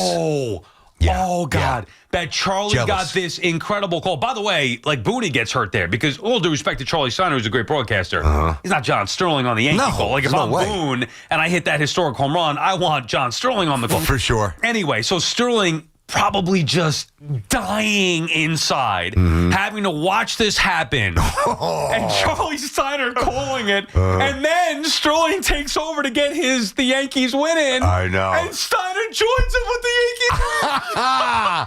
I don't remember that. I mean, this is wow. Now, this is not the equivalent, but imagine. Imagine like Mike and Chris at the height of their feud. Yeah. Okay. Yeah. I know they're good now, but with their feud, and Chris opened up the and Mike just jumping in and going just running them over and railroading them. And now you do that call every day. That's fairly common because that's Russo's signature back in the day. I mean, it's not a walk-off off Tim Wakefield here to go to the World Series. So it's not the equivalent, but because John Sterling I think John Sterling thought he was part player, and it was part of his brilliance. He inserted himself so into it, so deeply into it that must have crushed him. Oh, 100% that killed him. And even, dude, that's the best example ever. I was thinking of that over the weekend when I was trying to play out in my head who's going to get this call. Like, the equivalent would be Keith Rad getting to call the home run, and then Howie at the end of it trying to get his thing in, and Keith jumps in. Like, that is, the worst. Sterling was dying the fact that he couldn't make the call to begin with. But then to have Steiner then jump back in and do the Yankees win with him. And hijack it. They're basically fighting. They're fighting for the microphone. Live on the air like that. Oh. Okay. So now, just to be fair, that is good stuff. Is Steiner, I think he was still doing the Dodgers. Maybe not. Maybe he's still with the Dodgers. I don't know if he passed away. Is he still alive? I thought Charlie Steiner was alive, sure. Okay. Is he still doing the Dodgers, Huff? I don't know about that. So, what about those, Sal? We should get John on to talk about that. Get the real behind-the-scenes story on that one. Oh, his stomach must have been in knots, dude. All right, so now think about this, though. Is it possible? Yeah. Is it possible? Now, they didn't work together many years, so, Right. Is it possible that based on Yankees are at home, a walk-off, it's over, maybe, is it possible that this was talked about before? Hey, Charlie, I know you have the microphone. I will lay out. I will give you the call, okay? And then, but will you do me a solid and at least let me do my shtick here with the Yankees win? And if you want, because they're going to the World Series, if you want to jump in, you could join me. Yankees win. Is there a chance? I'm just asking. That it was like jovial and it was like a team effort, or were they really fighting for that mic? Maybe. I would say there's a small chance. 3% chance that that's the case. In real time. Now, I don't know the backstory to it. I'm just doing the math. Like, put yourself in that spot. Any play-by-play guy would want that call. I don't care how many World Series Sterling called before that. That's a great moment, a walk-off home run against the Red Sox. To get you to the World Series in that game. I know. And you could tell he wanted to get back in because he was waiting for Steiner to finish his call. Which was a good pro move. He didn't jump on him at all. Right. John did the right thing there. It's frustrating. It's not your inning. It just worked out that way. Waited. Let Charlie do it. Then he gets his thing in, and Charlie goes. Sal, I got to be honest. I don't know that I've ever really thought of it that way. Like, I know the call from Steiner. I knew that. I did not remember, or maybe not even know that stuff. Like at the end, that's nuts. Oh man, that is great. Bill is calling from Lynbrook. What's up, Bill? How you doing today, guys? How are you, Bill? Hey, Billy. Good. Hey, two quick things. One about your golf outing with Mr. Frances, and the second one about the Yankees. I'm a retired city cop, so I've never been around guys who had a lot of money to join clubs, but in my afterlife, since I was a golfer, I've had that opportunity. So last year, roughly this time last year, I happened to run into Mr. Francesa at a club. I don't know if it's where you guys are going, but we'll get into that a little later on. I play with guys. I'm a pretty good golfer. I'm a 9 handicap. Nice. I'm playing a good part of my life. It's a good number. I always tell guys, I don't embarrass myself usually. But I usually tell guys when they come out, if they don't play, I go, listen, come out, enjoy the day, enjoy the golf course. I mean, golf courses are beautiful. It's hard to find one that's not a beautiful golf course. And enjoy your company. Now, as far as Mike goes, like I said, I literally ran into him last year at the club. And, he's up there in age, whatever. And I know he was an athlete back in the day. Most of us were. And I wouldn't be too embarrassed about going out. No. He chases it around. Listen, I'm not. No, man, no, Bill, here's the difference. Sal's going to defend his boy. No, I'm not. Look, I'm not saying he's Arnie Palmer out there, and we appreciate the call, Bill. Thanks for the call. Like, come on. But I'm telling you, now, maybe it's just because I'm so bad, but the key would be hitting the ball straight. Advancing the ball straight. He does it every time, like a machine. Like a machine? Yeah, no, I'm not saying, like, perfect shots all the time. But going toward the hole, toward the green. Yeah, more often. Like, I'm all over the place. Oh, me too. Into the woods. Hey, well, you hit one down the center. Hey, great job. Like, that's the rarity. Yeah. With Mike, it's the rarity that he would be off on that. I played a full round with him. Yeah. Literally a year ago. Listen, to me, here's the way to play golf. All right, if you're good, play fast. If you suck, play faster. Yeah, right. That's honestly the way to do it. Right. Like, now I know we're going to have a caddy, which is a different level of nervousness. I get apprehensive when there's a caddy, another set of eyeballs on me, whatever. But we talked about that yesterday.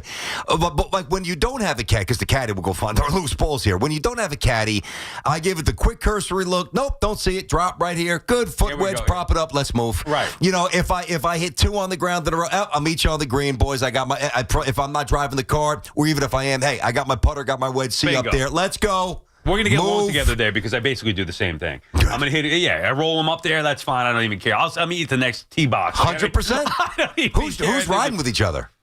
That's a good question. Well, obviously, Mike's got to decide. Yeah, that's true.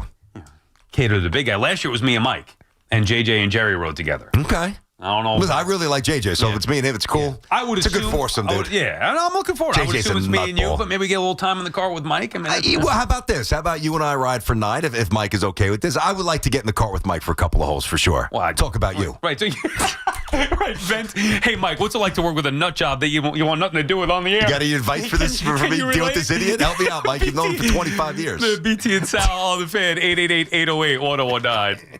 Going on a drive deep to left. Got a chance. Giddy up, baby. The Yankees wrap it up with the Twins. 7:05 tonight. Driven by Jeep. And it is gone. That was an extraordinary play.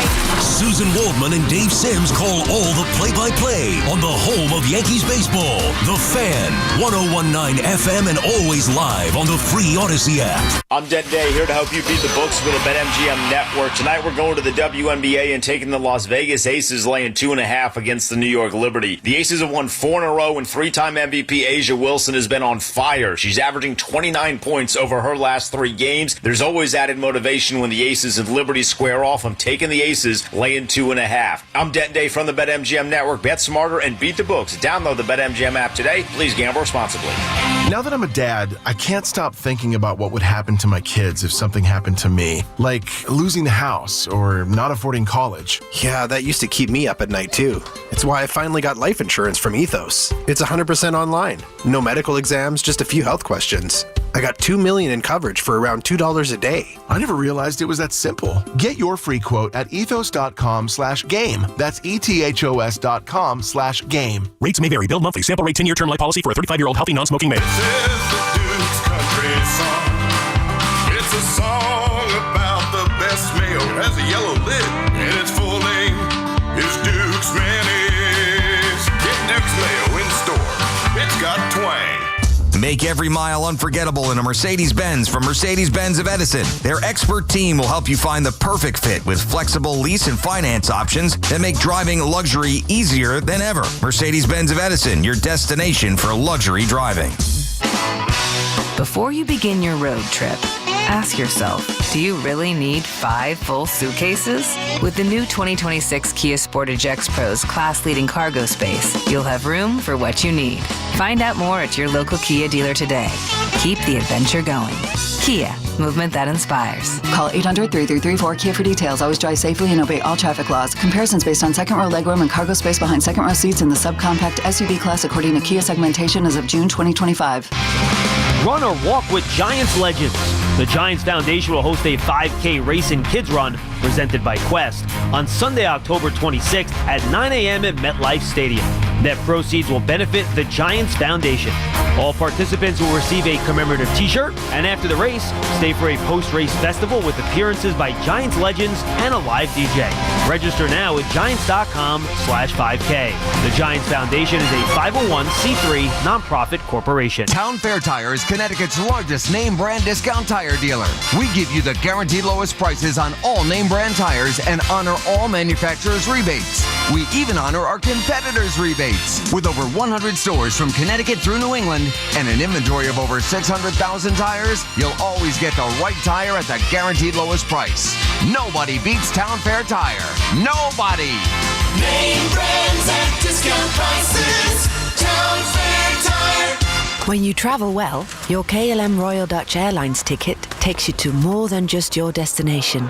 It takes you to winding streets, spontaneous detours, and the realization that neither of you is actually good with directions. Recalculating route. And when the final shortcut taken isn't exactly short. Welcome aboard KLM Royal. Our crew is here to give you a trip home that goes just as planned. KLM Royal Dutch Airlines. When you travel, travel well. Ain't nothing gonna break my stride. Nobody gonna slow me down. Don't let pneumococcal pneumonia break your stride. If you're 50 or older, you're at increased risk. So be proactive with Capvaxive pneumococcal 21-valent conjugate vaccine to help protect against invasive pneumococcal disease and pneumonia caused by certain types of pneumococcal bacteria. Capvaxive helps protect against the strains of bacteria that cause about 30% more IPD cases than any other pneumococcal conjugate vaccine in adults over 50, according to national-level CDC stats. Regional variations may exist. Don't get Capvaxive if you're allergic to the vaccine or its ingredients. Tell your doctor if you have a weakened immune system. Common side effects include injection site reactions, feeling tired, headache, muscle aches, and fever. Capvaxive does not protect against all strains. For more information, call 1-800-927-8888 or visit capvaxive.com. Ask your doctor or pharmacist about Capvaxive.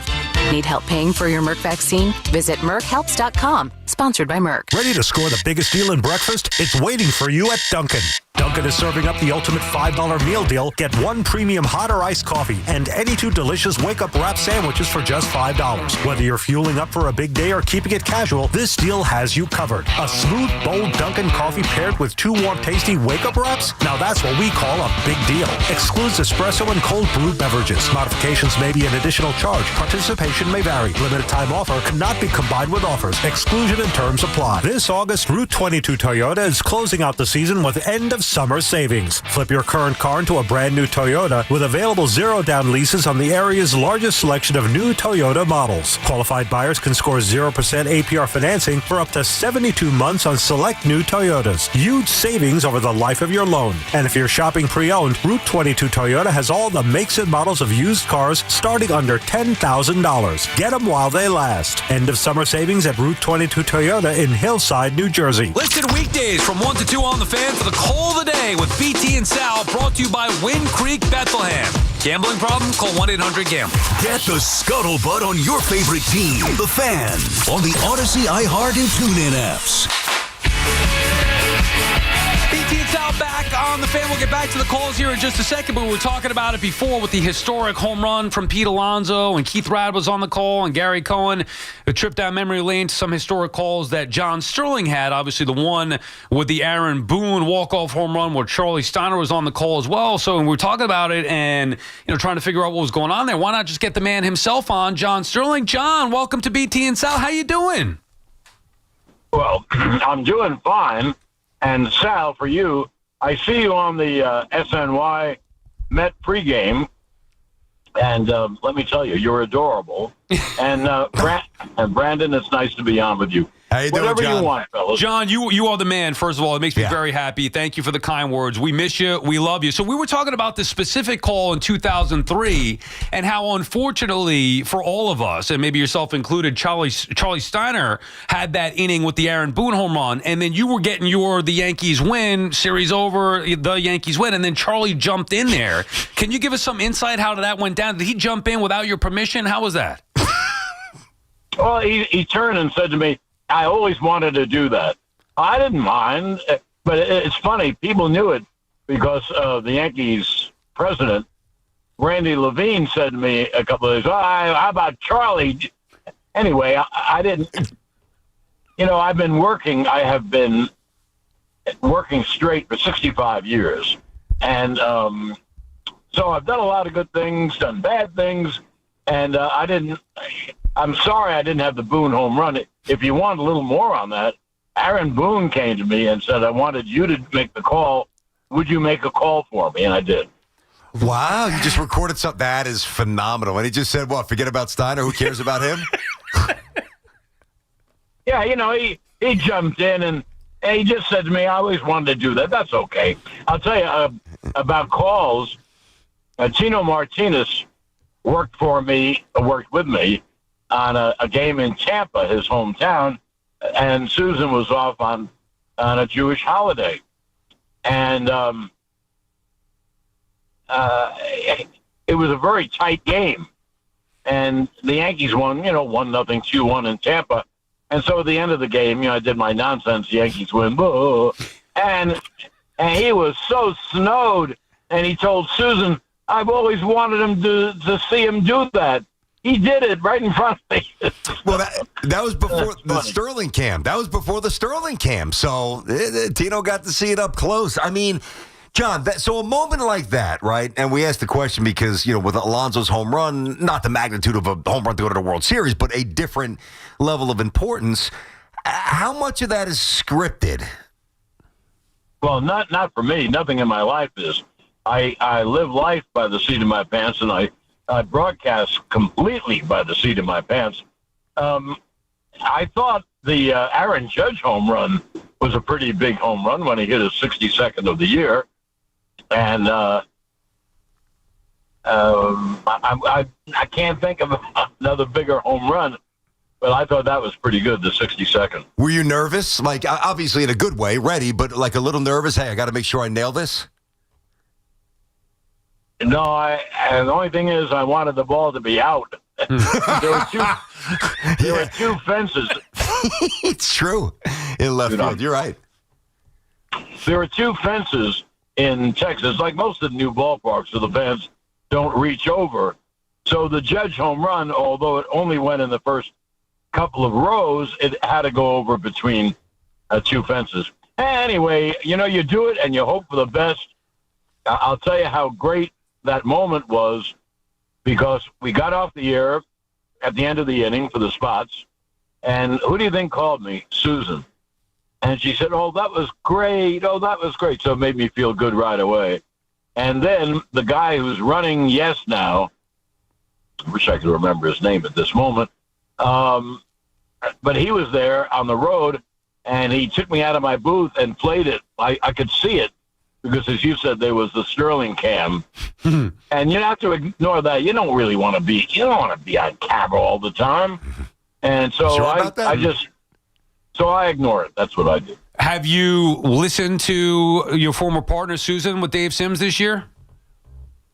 No. I felt it would be unfair. I didn't want to have to give an opinion. Susan's great. We know that. And I just don't think it's very good if I came and had opinions. I don't have opinions. Everyone should, Harry Carey once told me, he says, "John, everyone's good. We just have different styles." Mm-hmm. And, I have a different style than anyone in the world. So, no, I have not. Have you missed it yet? Or is that something maybe in the postseason? Where are you at as far as missing doing those games every night? Well, that's it. I don't miss it doing it every night. That's why I retired. I've been gainfully employed for 65 years, but I didn't really want to. First of all, I will not travel. I did that. I traveled with teams for 55 years, and I've traveled enough. And so, and I really didn't want to get dressed and go to the ballpark every day. I'm doing a show on another radio station. I won't mention the call letters because you're good guys. But I do a show once a week for an hour with all my friends, broadcasting friends like you two. Mm-hmm. And that's enough. That's my speed once a week. Yeah, no, they still have the fastball. I've seen some clips because you're saying what we're saying. Devin Williams, hey, Booney, you can't give this guy the baseball anymore, right, John? Yeah, that happens. And what I would do with Devin Williams is not pitch him. And I said that on the air the other day. Now, if the time to get him right is, in these 8-1 kind of games, either way, when it doesn't really matter. For sure. But anyway, they put a Cash and David Stearns both put very good bullpens together, and they both needed them. And you know why they need them? Because of the stupid rules in baseball where the biggest thing is launch angle. You know how the launch angle has screwed up the game? I hate it. Yeah, that's why. Oh, absolutely. That's why there was a time I went on the air a couple of Saturdays ago, and there was one National League hitter hitting over 300. Oh my God, that's insane. Is that terrible? Yeah, and that's all launch angle. Yes, sir. And there's a story that I have heard a couple of times written by my buddy and one of the best in the business, Dan Shaughnessy. And apparently in spring training, a young Red Socker came out of the cage and talked to Jim Ed Rice. And Jim Rice was giving him a couple of pointers, blah, blah, blah, on this or that. And one of the analytic pointy heads came over. The nerds, the geeks. We got you, John. The Same nerds, language. right. He came over to Rice and he said, please don't talk to him anymore. And Wow. Rice said, why? He said, we're teaching something different. Wow. Jim Ed Rice, Wow. who was a legitimate, not only a home run hitter, Yeah. but a high average hitter. Yes, he was. You don't want Rice to. Anyway, how ridiculous, right? It's idiotic, John. It's the game is very different. Doesn't mean there's not many elements that we don't love. We do. And it's John Sterling, of course, with us. Wanted to get some answers on the Steiner stuff. BT and Sound on the Fan. I've got one more for you. And, listen, back in 2000, the Yankees stumbled through September. They won the World Series. So you never really know, but you've seen enough World Series teams to know when you kind of have one or you don't. Do you think that this team could look like a World Series champion by the time they need to? It's possible if Stanton, who's hitting better than he's ever hit, if he lays off the pitch that's low outside, no telling what he'll do. And I figure Judge will jump back. Yeah, the Yankees have a lot of home run power. What they need is very good pitching because I think they have a good enough bullpen, I think. I think the Mets can go to the World Series. They have a terrific team. Mm-hmm. Now, you could say, well, why haven't they hit? Yeah, I'm sorry. That I don't know. But the top 6 hitters in the Mets lineup are terrific. And then the young kids, even though they're not terrific hitters yet, they all do one thing. They can hit it out, all 4 of them. So I'd say the Mets have a better chance than the Yanks of going to the World Series. But first of all, one thing you have to find out. Who are they going to play? They're going to win. Yeah, really? Who are they going to play? Well, of course, they don't know. No one knows until it happens. But, that's the guess. A couple of years ago, Arizona came into the stadium late in the year, and I got to see people I didn't know. Brandon Pfaadt and Kevin Ginkel and Zach Thomas and all these guys, and I really loved the way they played. And the Yankees weren't going anywhere, and Arizona was fighting every night for a game, and they eventually made the playoffs. And look what Arizona did. They went all the way to the World Series, and they won 2 in the series, too. So I think baseball predictions and predictions in all sports are silly because no one, and I mean no one, knows who's going to win an individual game. And you could have Joe Torre on, and he would. That's why, as they say, that's why they play the games. Yeah, and as someone once said, you can't predict baseball, John, right? I heard that. And I told Susan, too. John, you're the man. We miss you. Love Best you. of luck with everything. Thank you so much for your time today. We appreciate it. Great to hear your voice. We miss you. My pleasure. I'll keep listening. Thank you. There Thanks, you go, John. So we cleared it up a little bit there. He was okay with the pretty Charlie. gracious. He gave you the honest answer about the Charlie Steiner thing. This is going back over 20 years. If that's the real version. I'm just kidding. I'm teasing. He said Charlie always wanted to do. How about the note about Boone going to him after? I told you. Yes. If Boone, you want that call, you want John on the call. No disrespect to Charlie. No. You know what I did? Remember he was here. Yeah, you asked him to do a recording. I did. He was in doing some spots like in January or February before he went down to Tampa. I'm like, Mr. I know him a little bit. I said, hey, John, can you do me a solid? I was a little awkward to do it, but I did it. I want something I want to have forever. And he's like, sure. That very stately voice, and he puts his hand up to his ear. Here's the 2-2 to Tierney. And he goes through the whole spiel. It is driven out deep to it is high. It is far. And I have it on my phone forever. That is tremendous. All right, we'll get back, finish up with your calls here, 888-808-1019. Also, a football note that I wanted to get to when we come back. BT and Sal on the Fan. He's the best. Hopefully you guys enjoyed that. Hey, this summer, stay cool and hydrated with the official water of Major League Baseball. Primo Brands with Primo Brands water delivery. You get premium hydration from trusted brands like Poland Spring, Pure Life, and Saratoga. Big water guy myself, so I feel that. Delivered right to your door. Stock up for game day or keep everybody refreshed. Whether it's still sparkling or flavored, there's something for everybody. And the best part, you get to call the shot. So whether you need a couple of cases or a full week supply, Primo's flexible delivery fits your schedule. Step up to the dish, hydrate like a pro with Primo Brands, the official water sponsor of Major League Baseball. Major League Baseball trademarks used with permission. This is Andrew Bogish with an Odyssey Sports Minute sponsored by NHTSA. Drunk driving changes your world. Drive sober or get pulled over. This is just unfair. The Vikings confirmed yesterday that wideout Rondell Moore suffered a season-ending left knee injury in Saturday's preseason opener. Moore was hurt on his very first snap after missing all of last season because of a major right knee injury. Getting hurt's part of the game, but maybe the injury gods can leave Moore alone for a while. I'm Andrew Bogish. 2 hours ago, Kyle arrived at the bar. Hey, what's everyone drinking? 30 minutes ago, Kyle got his friends another round of drinks. Cheers! 5 minutes ago, Kyle decided to drive home drunk. A minute ago, a law enforcement officer pulled up behind Kyle. Sir, have you been drinking tonight? A chain of events that began 2 hours ago is about to change Kyle's whole world.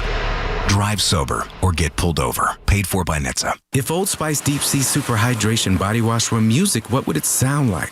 Start with the deep sounds of Old Spice's ocean waves and kelp. Layer on the smooth, renewing moisture. You wouldn't hear any parabens or phthalates because Old Spice Deep Sea hasn't got any. But you would hear that vitamin B3 for healthier looking skin. So while your regular body wash sounds like this, Old Spice sounds like this. Sounds like it smells amazing. This is the story of the one. As a lineman, he does whatever it takes to keep the power on in his community. And he wants a partner like Grainger who does the same. Grainger offers the professional-grade products he needs, from voltage detectors to harnesses to hard hats, plus fast, dependable delivery, so he can rise to every challenge. Call 1-800-GRAINGER, click Grainger.com, or just stop by. Grainger, for the ones who get it done.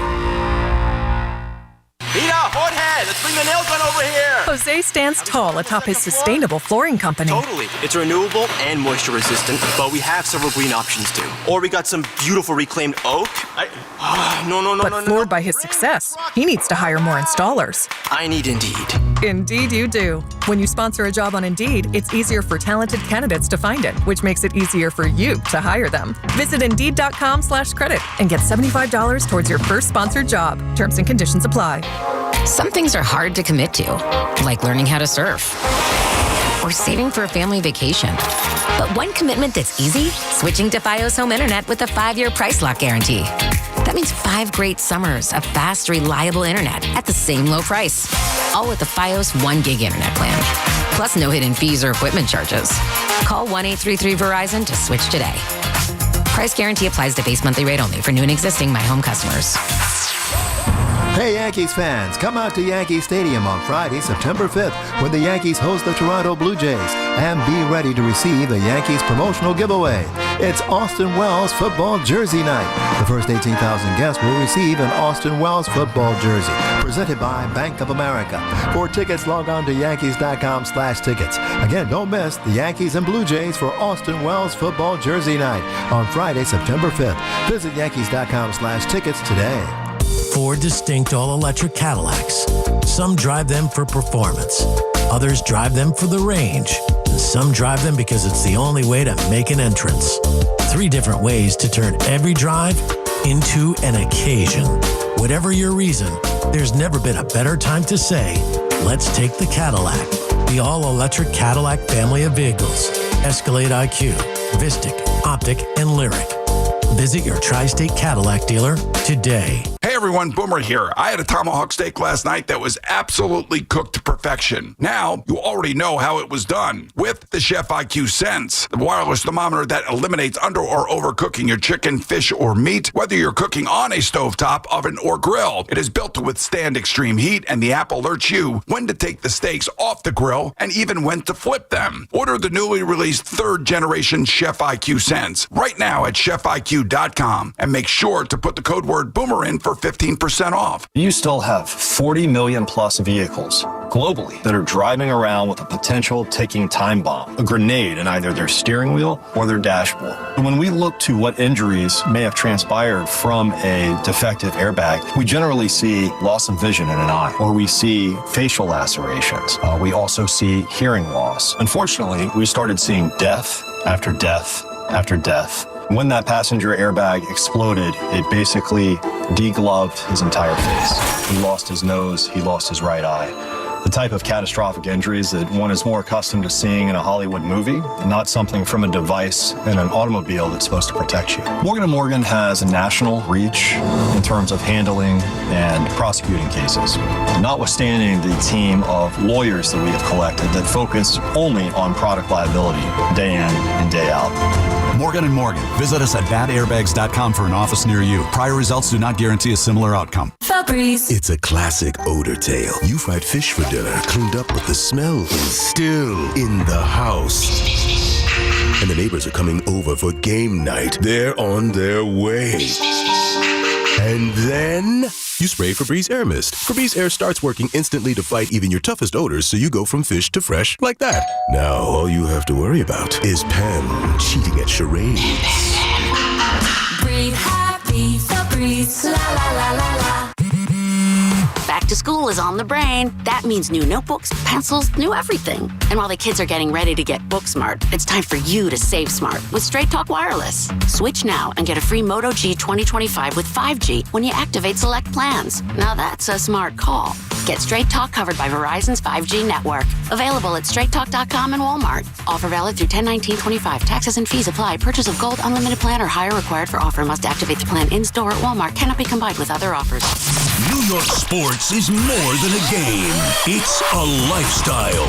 WFAN is the only place where Yankees, Mets, Giants, and Jets fans come together and sound off. The Fan, 101.9 FM, and always streaming on the Odyssey, iHeartRadio, and TuneIn apps. Call of the Day with Brendan Tierney and Sal Licata on The Fan. Ralph is in Manhattan. What's up, Ralph? You know, I hate golf too, Sal. And you know something, I've tried to enjoy playing golf the 4 or 5 times I've been on the course. It's just not going to happen. It's just not going to happen. And Francesa is surprisingly a good golfer. I mean, he shocked me how he can swing on a golf course, but nevertheless. What did he shoot? I mean, if you're shooting a 119 and Mike's shooting a 101, Mike's better than you, but is Mike good? No, I wasn't playing with him. I just watched him play. Also on a base. Where'd you watch him play? Was he on TV? Long time. Well, I don't even know. Long time ago. The guy had to be about 20 years ago, maybe. But as far as Dog goes, Dog is a different story on a baseball field. But Francesa could play baseball too. Yeah, well, we're not going to be playing baseball with Mike, but golf next week. All right, let's get to some NFL here before we wrap it up, BT. NFL Talk on the Fan, presented by Paramount Plus. You can't count on much these days, but you can always count on Sundays with the NFL on CBS and Paramount Plus. Watch your local NFL game live every Sunday on CBS and Paramount Plus all season long. Visit ParamountPlus.com/NFL to get started today. I'm excited about the NFL season. Can't wait. Looking forward to Jets-Giants this Saturday. Yep. But did you see Odell Beckham Jr. officially announce his retirement? That's about time. Yeah. He's cooked. I mean, of course I saw it. Yeah, I don't think he can really do a whole lot anymore. Overall, and I think you and I are in agreement here. I was just pulling up his numbers just to make sure. Like, whatever. We know the numbers. We know him, what he was as his best. I think he's one of the most overrated players. I'm not trying to disparage the guy. I'm not trying to be sensationalist and rip him. Oh, hot take. No, I'm just telling you how I felt about it in real time, by the way, over the years. I think he is one of, if not the most overrated player in New York sports history. Odell Beckham Jr., he won the Super Bowl with the Rams years later. Yeah. And after he got hurt, by the way, he talked a big game. He was disappointing with the Giants. There was always some kind of issue on the field, like nonsense, as opposed to just productivity from Odell Beckham.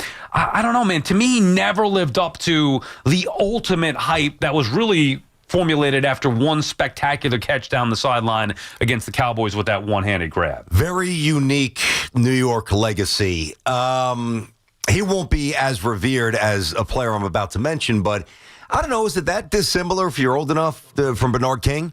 You know, Bernard King only played 5 years for the Knicks and didn't win a championship, no fault of his own. but those 5 years were among the best 5 years any Nick has had. And Odell, I hear you. You know, the Browns, the Rams, Baltimore, Miami. All right, it's over, buddy. Now I'm being told. Hoff is telling me it's a parody account that we got hit here. What? Yeah. Odell Beckham Jr. Come on, man. This is ridiculous. This wasn't. I still think he should retire. He did nothing with Miami. He was a parody account. Oh, okay. I just saw the other day. Didn't really give much thought. It was like, okay, well, Odell Beckham Jr. going to retire after 10 years, so that's not happening. Hoff, is that what you were going to say? Is the breaking news? Yeah. Adam Shelfer had that one. Oh. How does it get my timeline? Did you retweet that? Both of us saw that separately. I did see it. And well, I didn't really give it much thought. I was like, okay, who cares? Good God. I mean, geez, my man. bad. No, it's not. I don't think it's your bed. Yeah. I thought the same thing. Oh, wait a second. No. Bring the same fire that you would bring to me if I got something wrong. Yes, it is your bed, Sal. Yeah. Well, I mean, you screwed that one up. But we both saw it on our social media account. I mean, got sent held. Yeah. So, Hop, you didn't feed him this, huh? No, I did not. Right. No, that's why when you said it in the beginning, I'm like, yeah, did you see it the other day? No. Either way, it still pertains. Odell's one of the most overrated. Like the points that we made. We should retire. Yeah, whether he that doesn't change or not. Why would somebody do that? How the hell knows? God. Remember the picture that he took with his son outside of MetLife Stadium? That was after the season. Right. So a lot of people thought that was a foreshadow to him retiring. Or maybe, hey, wanting to come back here, which was never going to happen. Then I thought it was one of these aggregators. I thought Dove Klein, whatever that dude's name is, I thought he had it. And that's kind of where I got sucked in. I'm like, he's retiring. I really didn't care. So it didn't really move me enough to bring up on the show. I'm kind of happy that you did, because he did have 5 or at least 3 or 4 amazing years here, and he's a lightning rod. But I mean, look, isn't that? Oh no, that's Lindor's bobblehead. You know what though? This is good, because this is an opportunity where you guys can kind of set up, like, you do it before he's actually retired. It's like before someone dies, like a new bit. Yeah, you want to know. You want to do exactly. Give the monologue before they die, so they hear what you actually think about them. You do him a service, actually. Hoff's enjoying every second of this. Well, of course he is. I hear him in my headset as we're going over. He's like, I got breaking news. Odell's not retiring. That's what he said to you? He couldn't wait to get it out. And I'm in the middle of making I'm sorry. No. And I'm connected to Bernard King. Like, from 1981 to 85. I'm trying to get some sort of parallel here. It's how my mind works. So he tweeted out Odell himself. I think I'm looking at his Twitter account. Is this a burner too? Good God. Can we get some actual news from some reputable source at some point this year? Good God. The way that the news is given now, it's ridiculous. Yeah, we barely have a newsroom anymore. We're going to get actual news. Odell Beckham Jr., quote, not done yet. Thanks for, he said, thanks for HR concerns. I'm assuming he meant thanks for your concerns. Have a blessed day. And then one more. Please stop reading everything on the internet. Stop texting me my happy retirement before you piss me off. That will get no response. I promise you the day I'm done, you'll know. Blah, blah, blah, blah. I saw that, too, with a bunch of emojis. I thought he was kidding. Yeah. I don't know what I saw. I'm twisted. What a horrendous... I mean, that is an F finish to the show. That is horrendous. Hey. If this was our demo tape, we wouldn't get hired anywhere, dude. Well, strong opinion. Well, true, but it was an opinion that's not applicable to anything that's actually happening yet. It still applies, whether he retires now that is or next true. year. What if he doesn't retire and plays well? With New York?